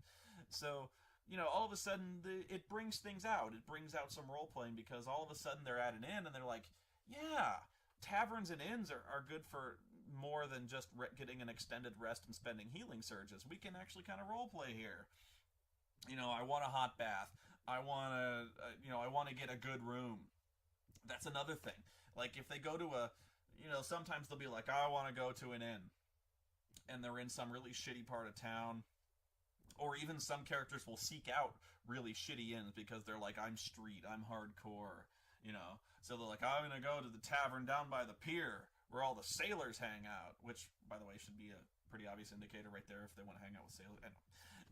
So they'll be like, and you can, as a DM, you can kind of drop hints by this. You're like, oh man, you walk like you're looking for rumors, and you walk past this filthy fucking tavern. It's like it's falling apart. There's really raucous laughter. There's a dude puking out the window. A chair gets thrown out another window. Some guy throws up on your shoes. They're drinking this horrible battery acid smelling grog. That kind of stuff you see in The Secret of Monkey Island, where the grog can burn through the table. So when they go in there and they're like, we want a room, do this. The innkeeper says like, oh, well, we don't have any rooms, but you can sleep in the common room if you want. Okay, for those of you who don't know, historical note, there were private rooms that have a lock sometimes, and then there's the common room, which is basically like just a big room, sometimes not even a big room, where people just kind of stretch out. Like, whoever pays like a silver piece just goes in there and lays on the floor and sleeps. It's kind of like sleeping in a hostel, except way filthier. So like, all these sailors are like, I'm gonna go just crash in that room for a while. So all of a sudden you got like 40 dudes in a 10 by 10 room, a lot like convention guests, who all split for one room, and then they're sleeping like 3 stacked. When they're all using the same chamber pot, and like there's like some guys left their mattress there, and some guy sprayed diarrhea on the mattress, but you don't know that. When you get 40 dudes, not all of whom have bathed or have been wandering around in the sewers, or who work in the sewers, or who have been stuck on a pirate ship or something like that for 6 months. There's stuff you can catch there, not the least of which being lice. So all of a sudden, like, you can start dropping hints like, man, you itch all over, dude, or like, you got crabs, bro, or all of a sudden, so like you got really bad lice, and you're like, the player just looks at you like, you motherfucker, like, sometimes they won't care. It's like, okay, I cut my hair off, okay, but it's another thing that players will be careful about. Like, sometimes they'll be like, yeah, I'm gonna save money, I'll go to the common room, and most DMs will just be like, okay, the evening passes without event, you wake up, no.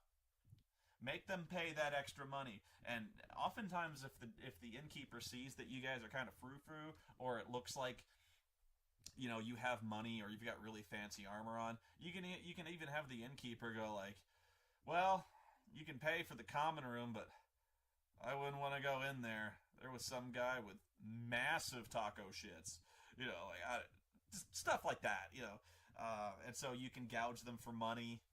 Potentially, like 5 gold pieces if you want the only room left. And then you can actually have the players, if they're creative, can try to work like intimidation or diplomacy or haggling or stuff like that. Role-playing. So I guess that's really what it's about, is partially a new kind of weapon that DMs can use, and a good one. It's one that doesn't seem unfair. That's a big thing when it comes to players. Players can tell when you're picking on them, but this isn't one of them. This isn't stealing stuff from them to get them to do what you want. It's perfectly fair. Like, they can't argue with that. All of a sudden the priest says, sorry man, you've got stage 3 filth fever. It's going to cost a lot to cure this. And they're like, well, why? And the priest is like, bro, were you swimming in diarrhea water in the sewers? And they're like, shit, yeah. That was stupid? And he's like, yeah, that was pretty stupid. And they're like, oh, fuck, we got to be careful about that. Minor point, but also weapon and armor maintenance. When you're walking around and you're in the sewers, stuff gets ruined. All of a sudden, like, say, like, well, you were walking around down there, and sometimes all the scrubbing in the world ain't gonna get that shit out of your chainmail, or your leather armor, which kind of soaks in there, or if they're wearing padded armor, it's ruined, bro. It's just gone. So, if they go into the sewers, they might have to kind of reconcile themselves with the fact that they're not getting that stuff back. Or they're going to have to throw it out, else they be deemed El Stinko forever. So I guess that was as much about how to deal with sewers as much as it was with the diseases in the DMG. But a lot of people gloss over that, and they shouldn't, because it's really useful. So, yeah, there you go.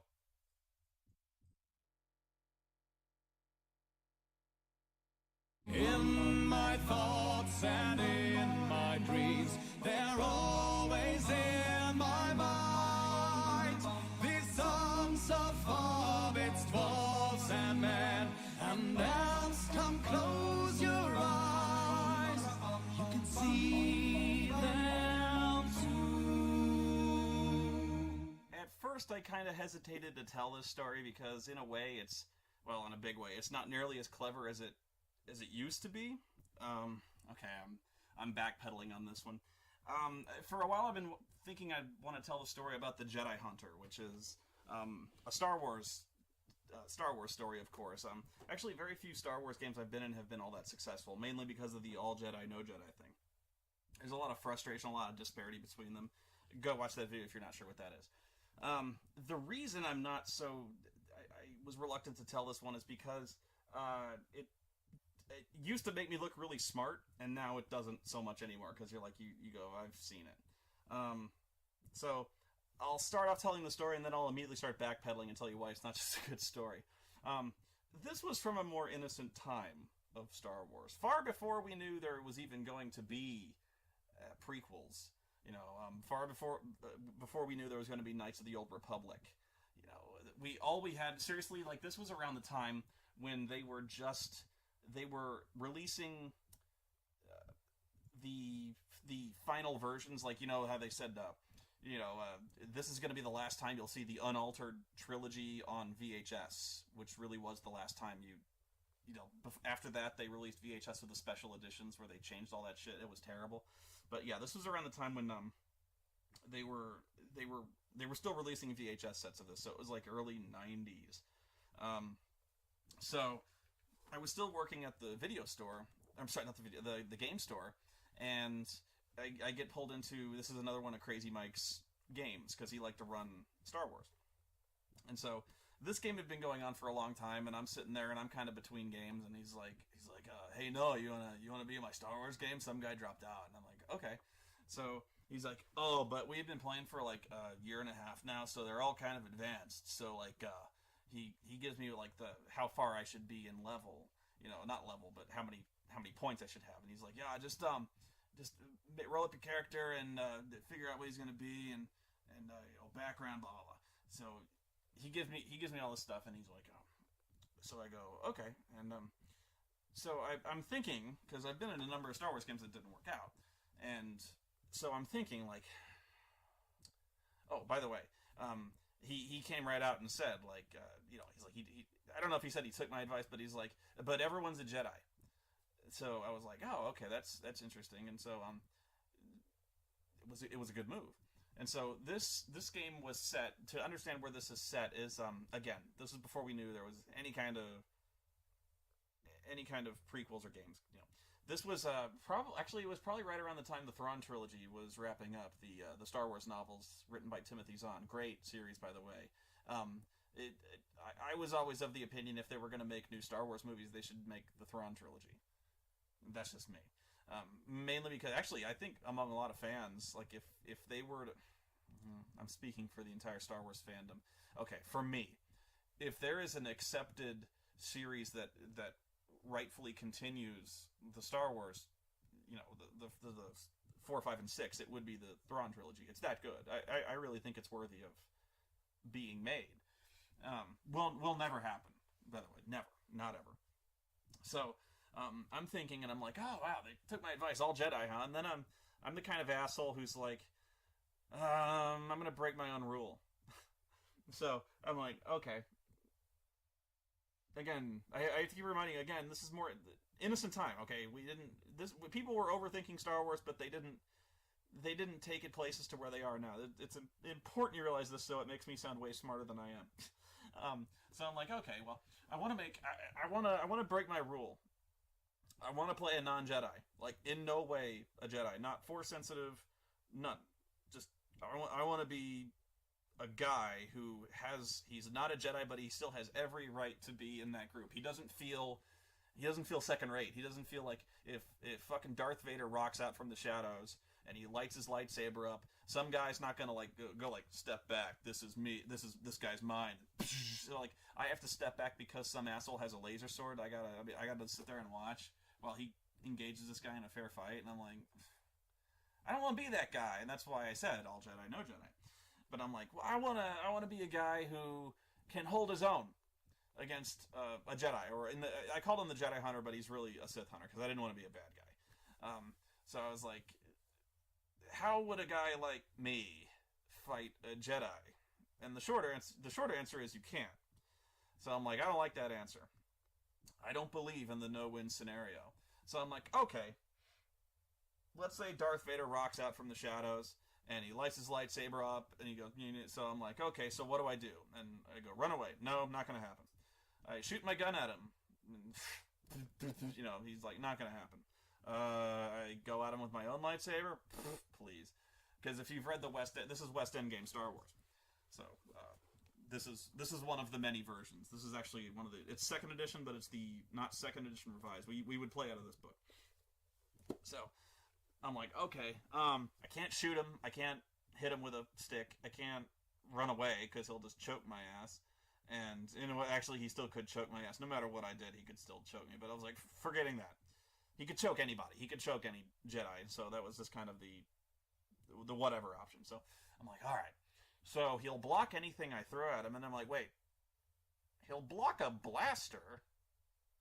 And so I'm thinking, like, what about, like, a repeating blaster? Like a machine gun? Like, because they have those. And I'm like, no. actually, I probably could, like, jackhammer the guy, but then there's the thing, he'd hit him back at me. And I'm like, I don't want that. What about, like, a machine gun? Because they actually sell archaic-type weapons, like machine guns, like, Uzis. And you can have them, nobody uses them because they won't, like, Stormtrooper, they laugh at, the Stormtrooper armor laughs at that shit, so I'm like, oh. It actually would be interesting, though, because one wonders if bullets, like actual bullets, travel faster than the blaster bolt, because if you can see the blaster across the distance, it actually is in a way dodgeable, or at least it's way more dodgeable than a bullet. Like in the Matrix, you have to be the one to dodge bullets, but a blaster you can kind of see coming. I'm not saying I could dodge it, but I'm saying it's really dirt simple for a Jedi to be like, I see that coming, bam, bam. So not only could a bullet, he'd probably have a harder time with a bullet, and if he blocked it, he would just destroy it, because it would destroy the bullet. And I'm like, well, at least he couldn't hit it back. So now I'm thinking, I'm starting to scheme here, and I'm like, well, even if I hit him, though, I'm guessing he's got armor, so that won't work. And yeah, I know he wears, like, leather, which, by the way, when you're a severe burn victim, I'm sure covering yourself head to toe in leather is a great option. But whatever. I'm like, well, even though he's leather, I'm guessing it's armored. So I'm like, okay, whatever. I can't use an Uzi. Although it's like, I'm tabling this one. Armor-piercing rounds. I'm working on this. So I put that aside, and I'm like, what can't he block? And I think I was actually watching Aliens at the time. And I'm like, well, grenades. I'm like, well, grenades. He could catch them and throw them back. I'm like, okay, fuck, damn. I'm going somewhere with this. I'm like, okay. So, and I'm scheming, right? And so I come to the game, and Crazy Mike's like, let me see your character. And so I hand him my character. That's what Crazy Mike sounded like. He's kind of like a mix between Keanu and not... He's like half Keanu. Keanu and not Keanu. He's a half Keanu. He's a half Point Break. 0.5 break. So, he's like, let me see your character. So I give him my character, and he's like, he's not force sensitive. And I'm like, no. He's like, well, this is all Jedi. I go, yeah, I know. He's like, you're gonna... I don't get it. In fact, you were like, well, I know. So, like, so I go, just try... Well, the main reason they needed me, he's like, actually the one directive he gave me for this, he's like, you can make whatever, just, we need a starship. Like, we need a guy who has a starship. So, by the way, in an RPG, never be the guy who drives. That's the death knell for you. If you're the guy who drives, that's all you do is you drive. Because, in Star Wars, you'd think it'd be a really good idea to be like Wedge Antilles, the guy who flies the X-Wing. Problem is, outside of the X-Wing, you're useless. I mean, you might be able to shoot a blaster, your dexterity's pretty good, but that's what you do. Like, if you're spending, feats or you have any kind of skill specialties, it's in flying an X-Wing. That's what you do. Because if you want to do it, you're going to do it well. You don't want to be the half-assed kind of starship pilot. Although that's what I ended up making. I knew a guy who could parallel park his spaceship. So I was good enough to be okay. So I could get from point A to point B, and I could fight. But I wasn't like no Wedge Antilles, so that's the thing. Never be the guy who drives for that reason, because you're going to over-specialize because you have to. Because the DM is like, oh, you're the X-Wing pilot. I got to throw a tough fight at you. And so I'm going to do another video where I talk about being the driver. This will make sense later. But not only that, but when you're the driver, that means your car is going to get wrecked. Because you're the guy who's driving, and so when your car gets wrecked, you're the guy got to pay for it. So, when your astromech droid gets shot in the face by Darth Vader, and you pull his ass out of there, and they're like, wow, your droid's fucked up. Good luck with that. Yeah, they're gonna... So, yeah, I mean, then you gotta spend a ton of skill points in starship repair. Because, yeah, good luck taking that to a Jiffy Lube and getting that shit hammered out. Yeah. So all of a sudden you're spending money on your fucking hyperdrive, replacing the shield generator, and of course you gotta buy the hydro spanner, and then because it fucking fell on your head, and yeah, and then you gotta sweep the fucking ship for tracers because the Empire always fucking never drive, especially in like Spycraft or even Shadowrun. Like they made the riggers. Actually, riggers are viable in Shadowrun in the sense that they can not only drive, they can pilot drones. So in that sense, the drones are really cool. Although in Shadowrun, the drones also mean the guy can hide. The rigger can. He's most effective when he's nowhere near the action, which means he can't die because he's in a truck like 10 miles away and he's piloting shit with his mind. He's well away from any of this shit. So I always do that where whenever they have to go into a building, they have to go in, like it's always radio shielded. So like if they're breaking into a corporate building, it's radio shielded from the outside, which is bullshit, but that's what I do. You have to go in. Fuck you. Anyway, so I'm like, okay. So I put basic amounts. I had to have like a Corellian freight. That's what you always say when you want to fly the Millennium Falcon, but you can't actually fly the Millennium Falcon. So I got a Corellian transport, and I'm like, I know how to fly. So I bring this fucker, and I'm well within the bounds of his skill points. I've put a ton into various skills. I know how to fix my shit. I can pilot stuff. He's like, but I don't get it. Why? You realize like we're gonna be. I've told you what we're doing, and so what the general plot is this is around not New Jedi Order. There was a novel series called like Jedi Academy, and we weren't doing it in that, not in that series, but the general premise of Jedi Academy was Luke Skywalker finally realizes that he needs to rebuild the Jedi Order. So what he does is he realizes obscure bit of folklore story.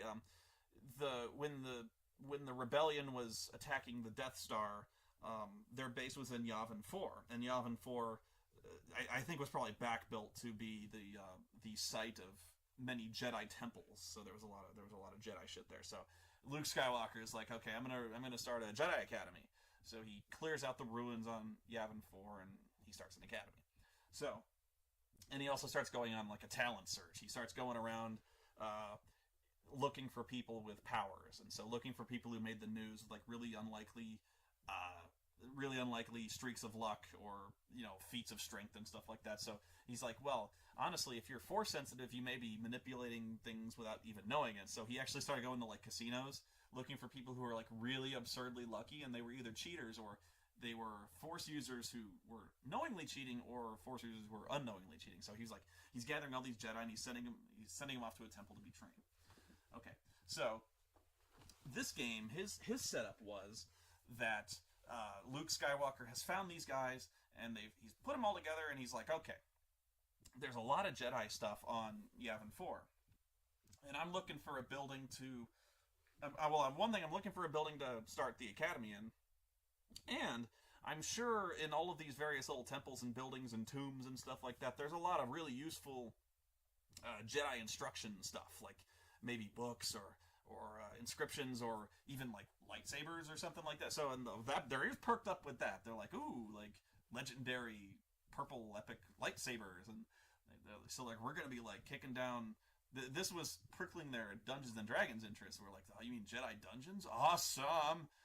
So then they started like their thoughts are filled with like Jedi zombies, and by the way, there were Jedi zombies, but anyway, which was, by the way, I actually really want to play that now. But the thing is, so they're going around and they're trying to clear all these little sites off Yavin 4 and look for holocrons. Holocrons are basically like recorded vlogs on little cubes that the Jedi Masters would record their lessons on and then store them somewhere. And so you just tap the button on the holocron and it would pop up and it'd be like, welcome to level 3 of Pinsler's Learn Jedi Use of Force Lifting. That's really what the holocron was. Although these holocrons could talk back. There was like little AIs that were like programmed to answer questions and stuff like that.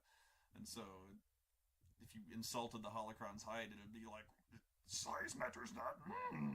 Anyway, so my job was his initial plan was, Luke finds me and he's like, wow, you can use the Force and you got a ship. Yeah, come. We need some guy to like, we need somebody to fly these. Basically, I was a bus for these guys. I didn't want to be a fucking bus. So I was like, so he's like, if you're not a Jedi, why would Luke hire you? And I'm like, well, because I'm a Jedi hunter. He's like, what? He's like, yeah. here's the Skywalker comes in and he's like, oh, okay, well, I'm looking for Jedi, and he asks me if I can help him find them. And I'm like, what, you want him shot? And he's like, no shooting the Jedi, no. And I go, okay, so what do you want? He's like, I just want you to, he gives me like a little hologram, and he's like, give them this, don't shoot them. And I'm like, oh, I won't shoot them. And so he's like, but what if so that was the deal. He's like, okay, so I'm kind of hired under contract. I get paid commissions for every Jedi I find and don't shoot. So I'm like, okay, so I'm hunting Jedi. I'm like, I'm the Jedi hunter. But then I was like, well, shit. So my guy's like, well, what if I find a guy and he's not exactly wanting to be found? I need to find a way to deal with this because he's going to cut my fucking ass in half. So that's why I started the whole Jedi Hunter thing, was because I was, the price of freedom is eternal vigil. And so I'm like, well, if I'm hunting Jedi, eventually I'm going to find one. So what do I do when I find one? And he's like, okay, I get it. So your guy did work for the Empire, but it was just because he was looking for Han Solo, and he just thought maybe that it was worth the page. I'm like, exactly. So he's a mercenary, but he's a good guy. You know what I mean? So like he wouldn't have killed him, whatever. So that's the whole Jedi Hunter thing. And so I haven't told you how I was going to hunt the Jedi yet, but this is where I'm going with it.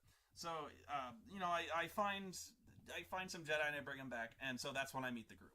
And so the guy's like, Skywalker, I'm basically telling Mike what to tell the guys, and so Skywalker's like, yeah, this is so-and-so, I can't remember his name, this is so-and-so, and yeah, he's helping us in the whole Jedi search, and I'm like, yeah, I'm helping. And so he's like, while he's here, he's getting his shit repaired, and he's getting, blah, blah, blah, I'm gonna get his payment wired. While he's here, could you help these guys out flying back and forth between various, scouting for temple sites and stuff like that? I'm like, yeah, sure, I got scanners, whatever, we'll do this shit. And so the other guys are looking at me like, what's this monkey doing here? Because they're all kind of, they got lightsabers. A lightsaber is your 4-foot laser cock, and so they think they're all badass because they got one and I don't. So they're curious. In character, they don't really care because I'm the bus driver. Out of character, they're like, what are you doing?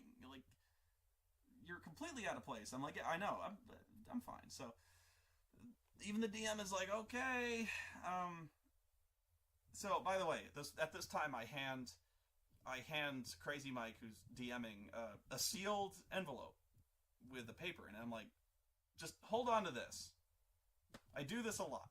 I do this a lot. So you'll notice I have a lot of things sealed because it's not that I don't trust DMs, and it's not that I don't trust the players, but knowing things that I have set up in advance, when you're a DM, you can't help but be influenced by what's going on, and you know what I mean? Like, so you'll see where I'm going with this. So they land at one of the Jedi temples, and this is how it sets up. So there's 3 of them, and there's me. So what happens is I'm like, and again, before the game, Mike is like, so what do you want me to do? Like, because you're going to be facing, I'm just going to tell you, you're going to be facing, like, other Jedi, because that's kind of the point. I mean, you're going to be facing guys with guns, too. Is that what are you going to be the guy dealing? And I'm like, no, I will fight everything that those guys will fight. And he's like, okay. So we go to this Jedi temple, and no sooner do we sit down on the ground and we start approaching the temple than there's guys waiting for us. There's these 4 dudes in black robes, the very stereotypical scenario where, like, we're approaching the temple, it's got this big ziggurat style thing, and we're walking up and we're like all awestruck by it, and we're like, ooh, look at this shit. And then the John Williams music kicks in, and out from the shadows rock these 4 motherfuckers. And, they're all got the hoods on, and they're like, we're fucking badass, and stuff like that. And of course, they all, like, in unison, they've been rehearsing this, they whip out their fucking lightsabers, and they're all red, and we're like, we're supposed to be all intimidated, and nobody's intimidated. And so they're like, because this is what happens when you got 4 fucking Jedi. They all got to have a one-on-one fight, right? So this is what happens. And so, of course, one of the Jedi, the guy who's kind of taking care of me, he does that thing that I didn't want to happen, where he's like, I've got this, because he's protecting me, right? And so I go, this is what I do. And he's like, he's gonna cut you in half. He's like, no, he's not. And so even the DM is like, this is what he wants. You know, he's already written me off as a complete loss, right? So I'm like, dude, I got the big one. And they're like, oh, you got that one. So I'm like, all right, fine, I got this one. So they all roll initiative, and the guy, at this point, Crazy Mike is kind of just thinking I'm setting myself up as a pariah or something like that, or I'm just kind of goofing around. So his guy actually is kind of a thinly veiled version of himself. So his guy walks up to me, and he's actually more curious than anything. He's walking forward with his lightsaber. He's kind of twirling it, and he's like, boy, you have no chance. If you run back to your ship now, I might let you leave with a warning to Skywalker. And I go, I'm not going anywhere. I'm here to bring you in. Think of the bounty. And the guy's like, you're gonna bring me in? I go, yeah. He's like, how the... He's like, I've had enough of you. He's like, go ahead and fire your gun. See how far that gets you. And I go, no. Okay. So I pull my gun out, and I aim real careful. And he's basically like, just come on, serve it up. So I fire my blaster, and it goes. He's like, poof, and he swats the fucker away. And I look at it like I'm like, oh shit. So I kind of I kind of shoulder the blaster away, because I've got a blaster rifle. So the guy's like, you didn't really think that would work, did you? And I'm like, well, kind of. And I thought I might get lucky. And he's like, use that little jetpack of yours and buzz out of here. And he's like, you made me laugh, so just get out of here. Use that little jetpack and fly over to your ship over there. And I got things to deal with over here. And they're busy, like, rolling their lightsaber combat. They're doing their Jedi shit. And me and this guy are having this little conversation, because he's just so amused by me. And so I go, oh, this? Because I'm basically wearing Mandalorian armor. It's not really Mandalorian, but I have it like, it's a suit of armor. It's a suit of bounty hunter armor that's been like all modified and shit. So it basically is, man, but it's not as good. It's like a little power suit. Okay. So in the books, there's little power suits of armor that's environmentally sealed. So I kind of sound like, actually, one of the suits in Return of the Jedi that Leia's wearing, it's like a Bosk suit or something like that. It's kind of like that, where I've got the little jetpack on there and stuff like that. So he's like, use your jetpack and get the fuck out of here. And I go, oh, this isn't a jetpack. It's a fuel tank for this. So I have little flamethrowers on my wrist gauntlets. And so he's like, it's not, oh shit! So I hit him with these fucking dual flamethrowers that are on my suit. And I'm like, block that, motherfucker. So Crazy Mike is like, what? I'm like, I know, right? He's like, you didn't see that shit coming, did you? He's like, well, what? There aren't any flamethrowers in Star Wars? And he's starting to realize how stupid that sounds right away. He's like, flamethrowers don't exist in Star Wars? And I'm like, oh, well, yeah, they do. And he's like, well, not in the books. Like, I'm sure they do, but like, there's no rules for that. You can't. I'm like, oh, actually, I'm glad you brought that up. Yeah. So I'm looking through this book, because this is my favorite book, by the way. Because he's Crazy Mike was always like, yeah, use any book that's legal. And I'm like, oh, I'm glad you mentioned that, because actually there are flamethrowers. There's actually several, and there is a flamethrower skill. I was on my sheet. You didn't look at it very close, did you? Because he just saw no. I'm like, yeah. So yeah, there's a flamethrower, and it does 5 dice of damage. And if it's really, I can't find it, but I'm like, if it's really close, he takes extra, and he's on fire now. And yeah, I'm sure he's kind of pissed off about that. And I'm guessing he's hurting really bad. And so the Sith was like, ah! By the way, those robes light up real good, don't they? And so fucking crazy. Like, all of a sudden, all the fighting around the battlefield stops because everyone hears this horrible high pitched shrieking. And there's this fucking flaming Sith Lord, like, running back towards the temple, like, ah! And he starts rolling around. It's not helping. He's fucking covered in napalm. I just torched this motherfucker. So, he's and everyone's looking at me like, what the fuck just happened? Wah! So, the Sith Lords, they get pissed at me, because now Crazy Mike's kind of offended. So, but now they don't want to get near me, right? So, there's this weird kind of standoff where I've got my little flamethrower arms, and I'm like, who else? You want it? So now they're all trying to, like, they go back to fighting their guys and, like, trying to stay away from me, and because I'm going, nobody. And so all of a sudden I'm like the weirdo, and the other guys, even the other Jedi, are like, get the fucking thing away from me. I'm like, all right, I'm just saying, So all of a sudden I become this guy, like, everyone's running for me, like I'm fucking Connor McLeod in that fight where, like, nobody wants a piece of him because I got the torch. So they beat their guys, and I'm just kind of sitting there laughing. I'm like, oh, cool, a lightsaber. I put that away, and so I'm gonna sell it off later because it's got a little crystal. I'm like, yeah, it's awesome.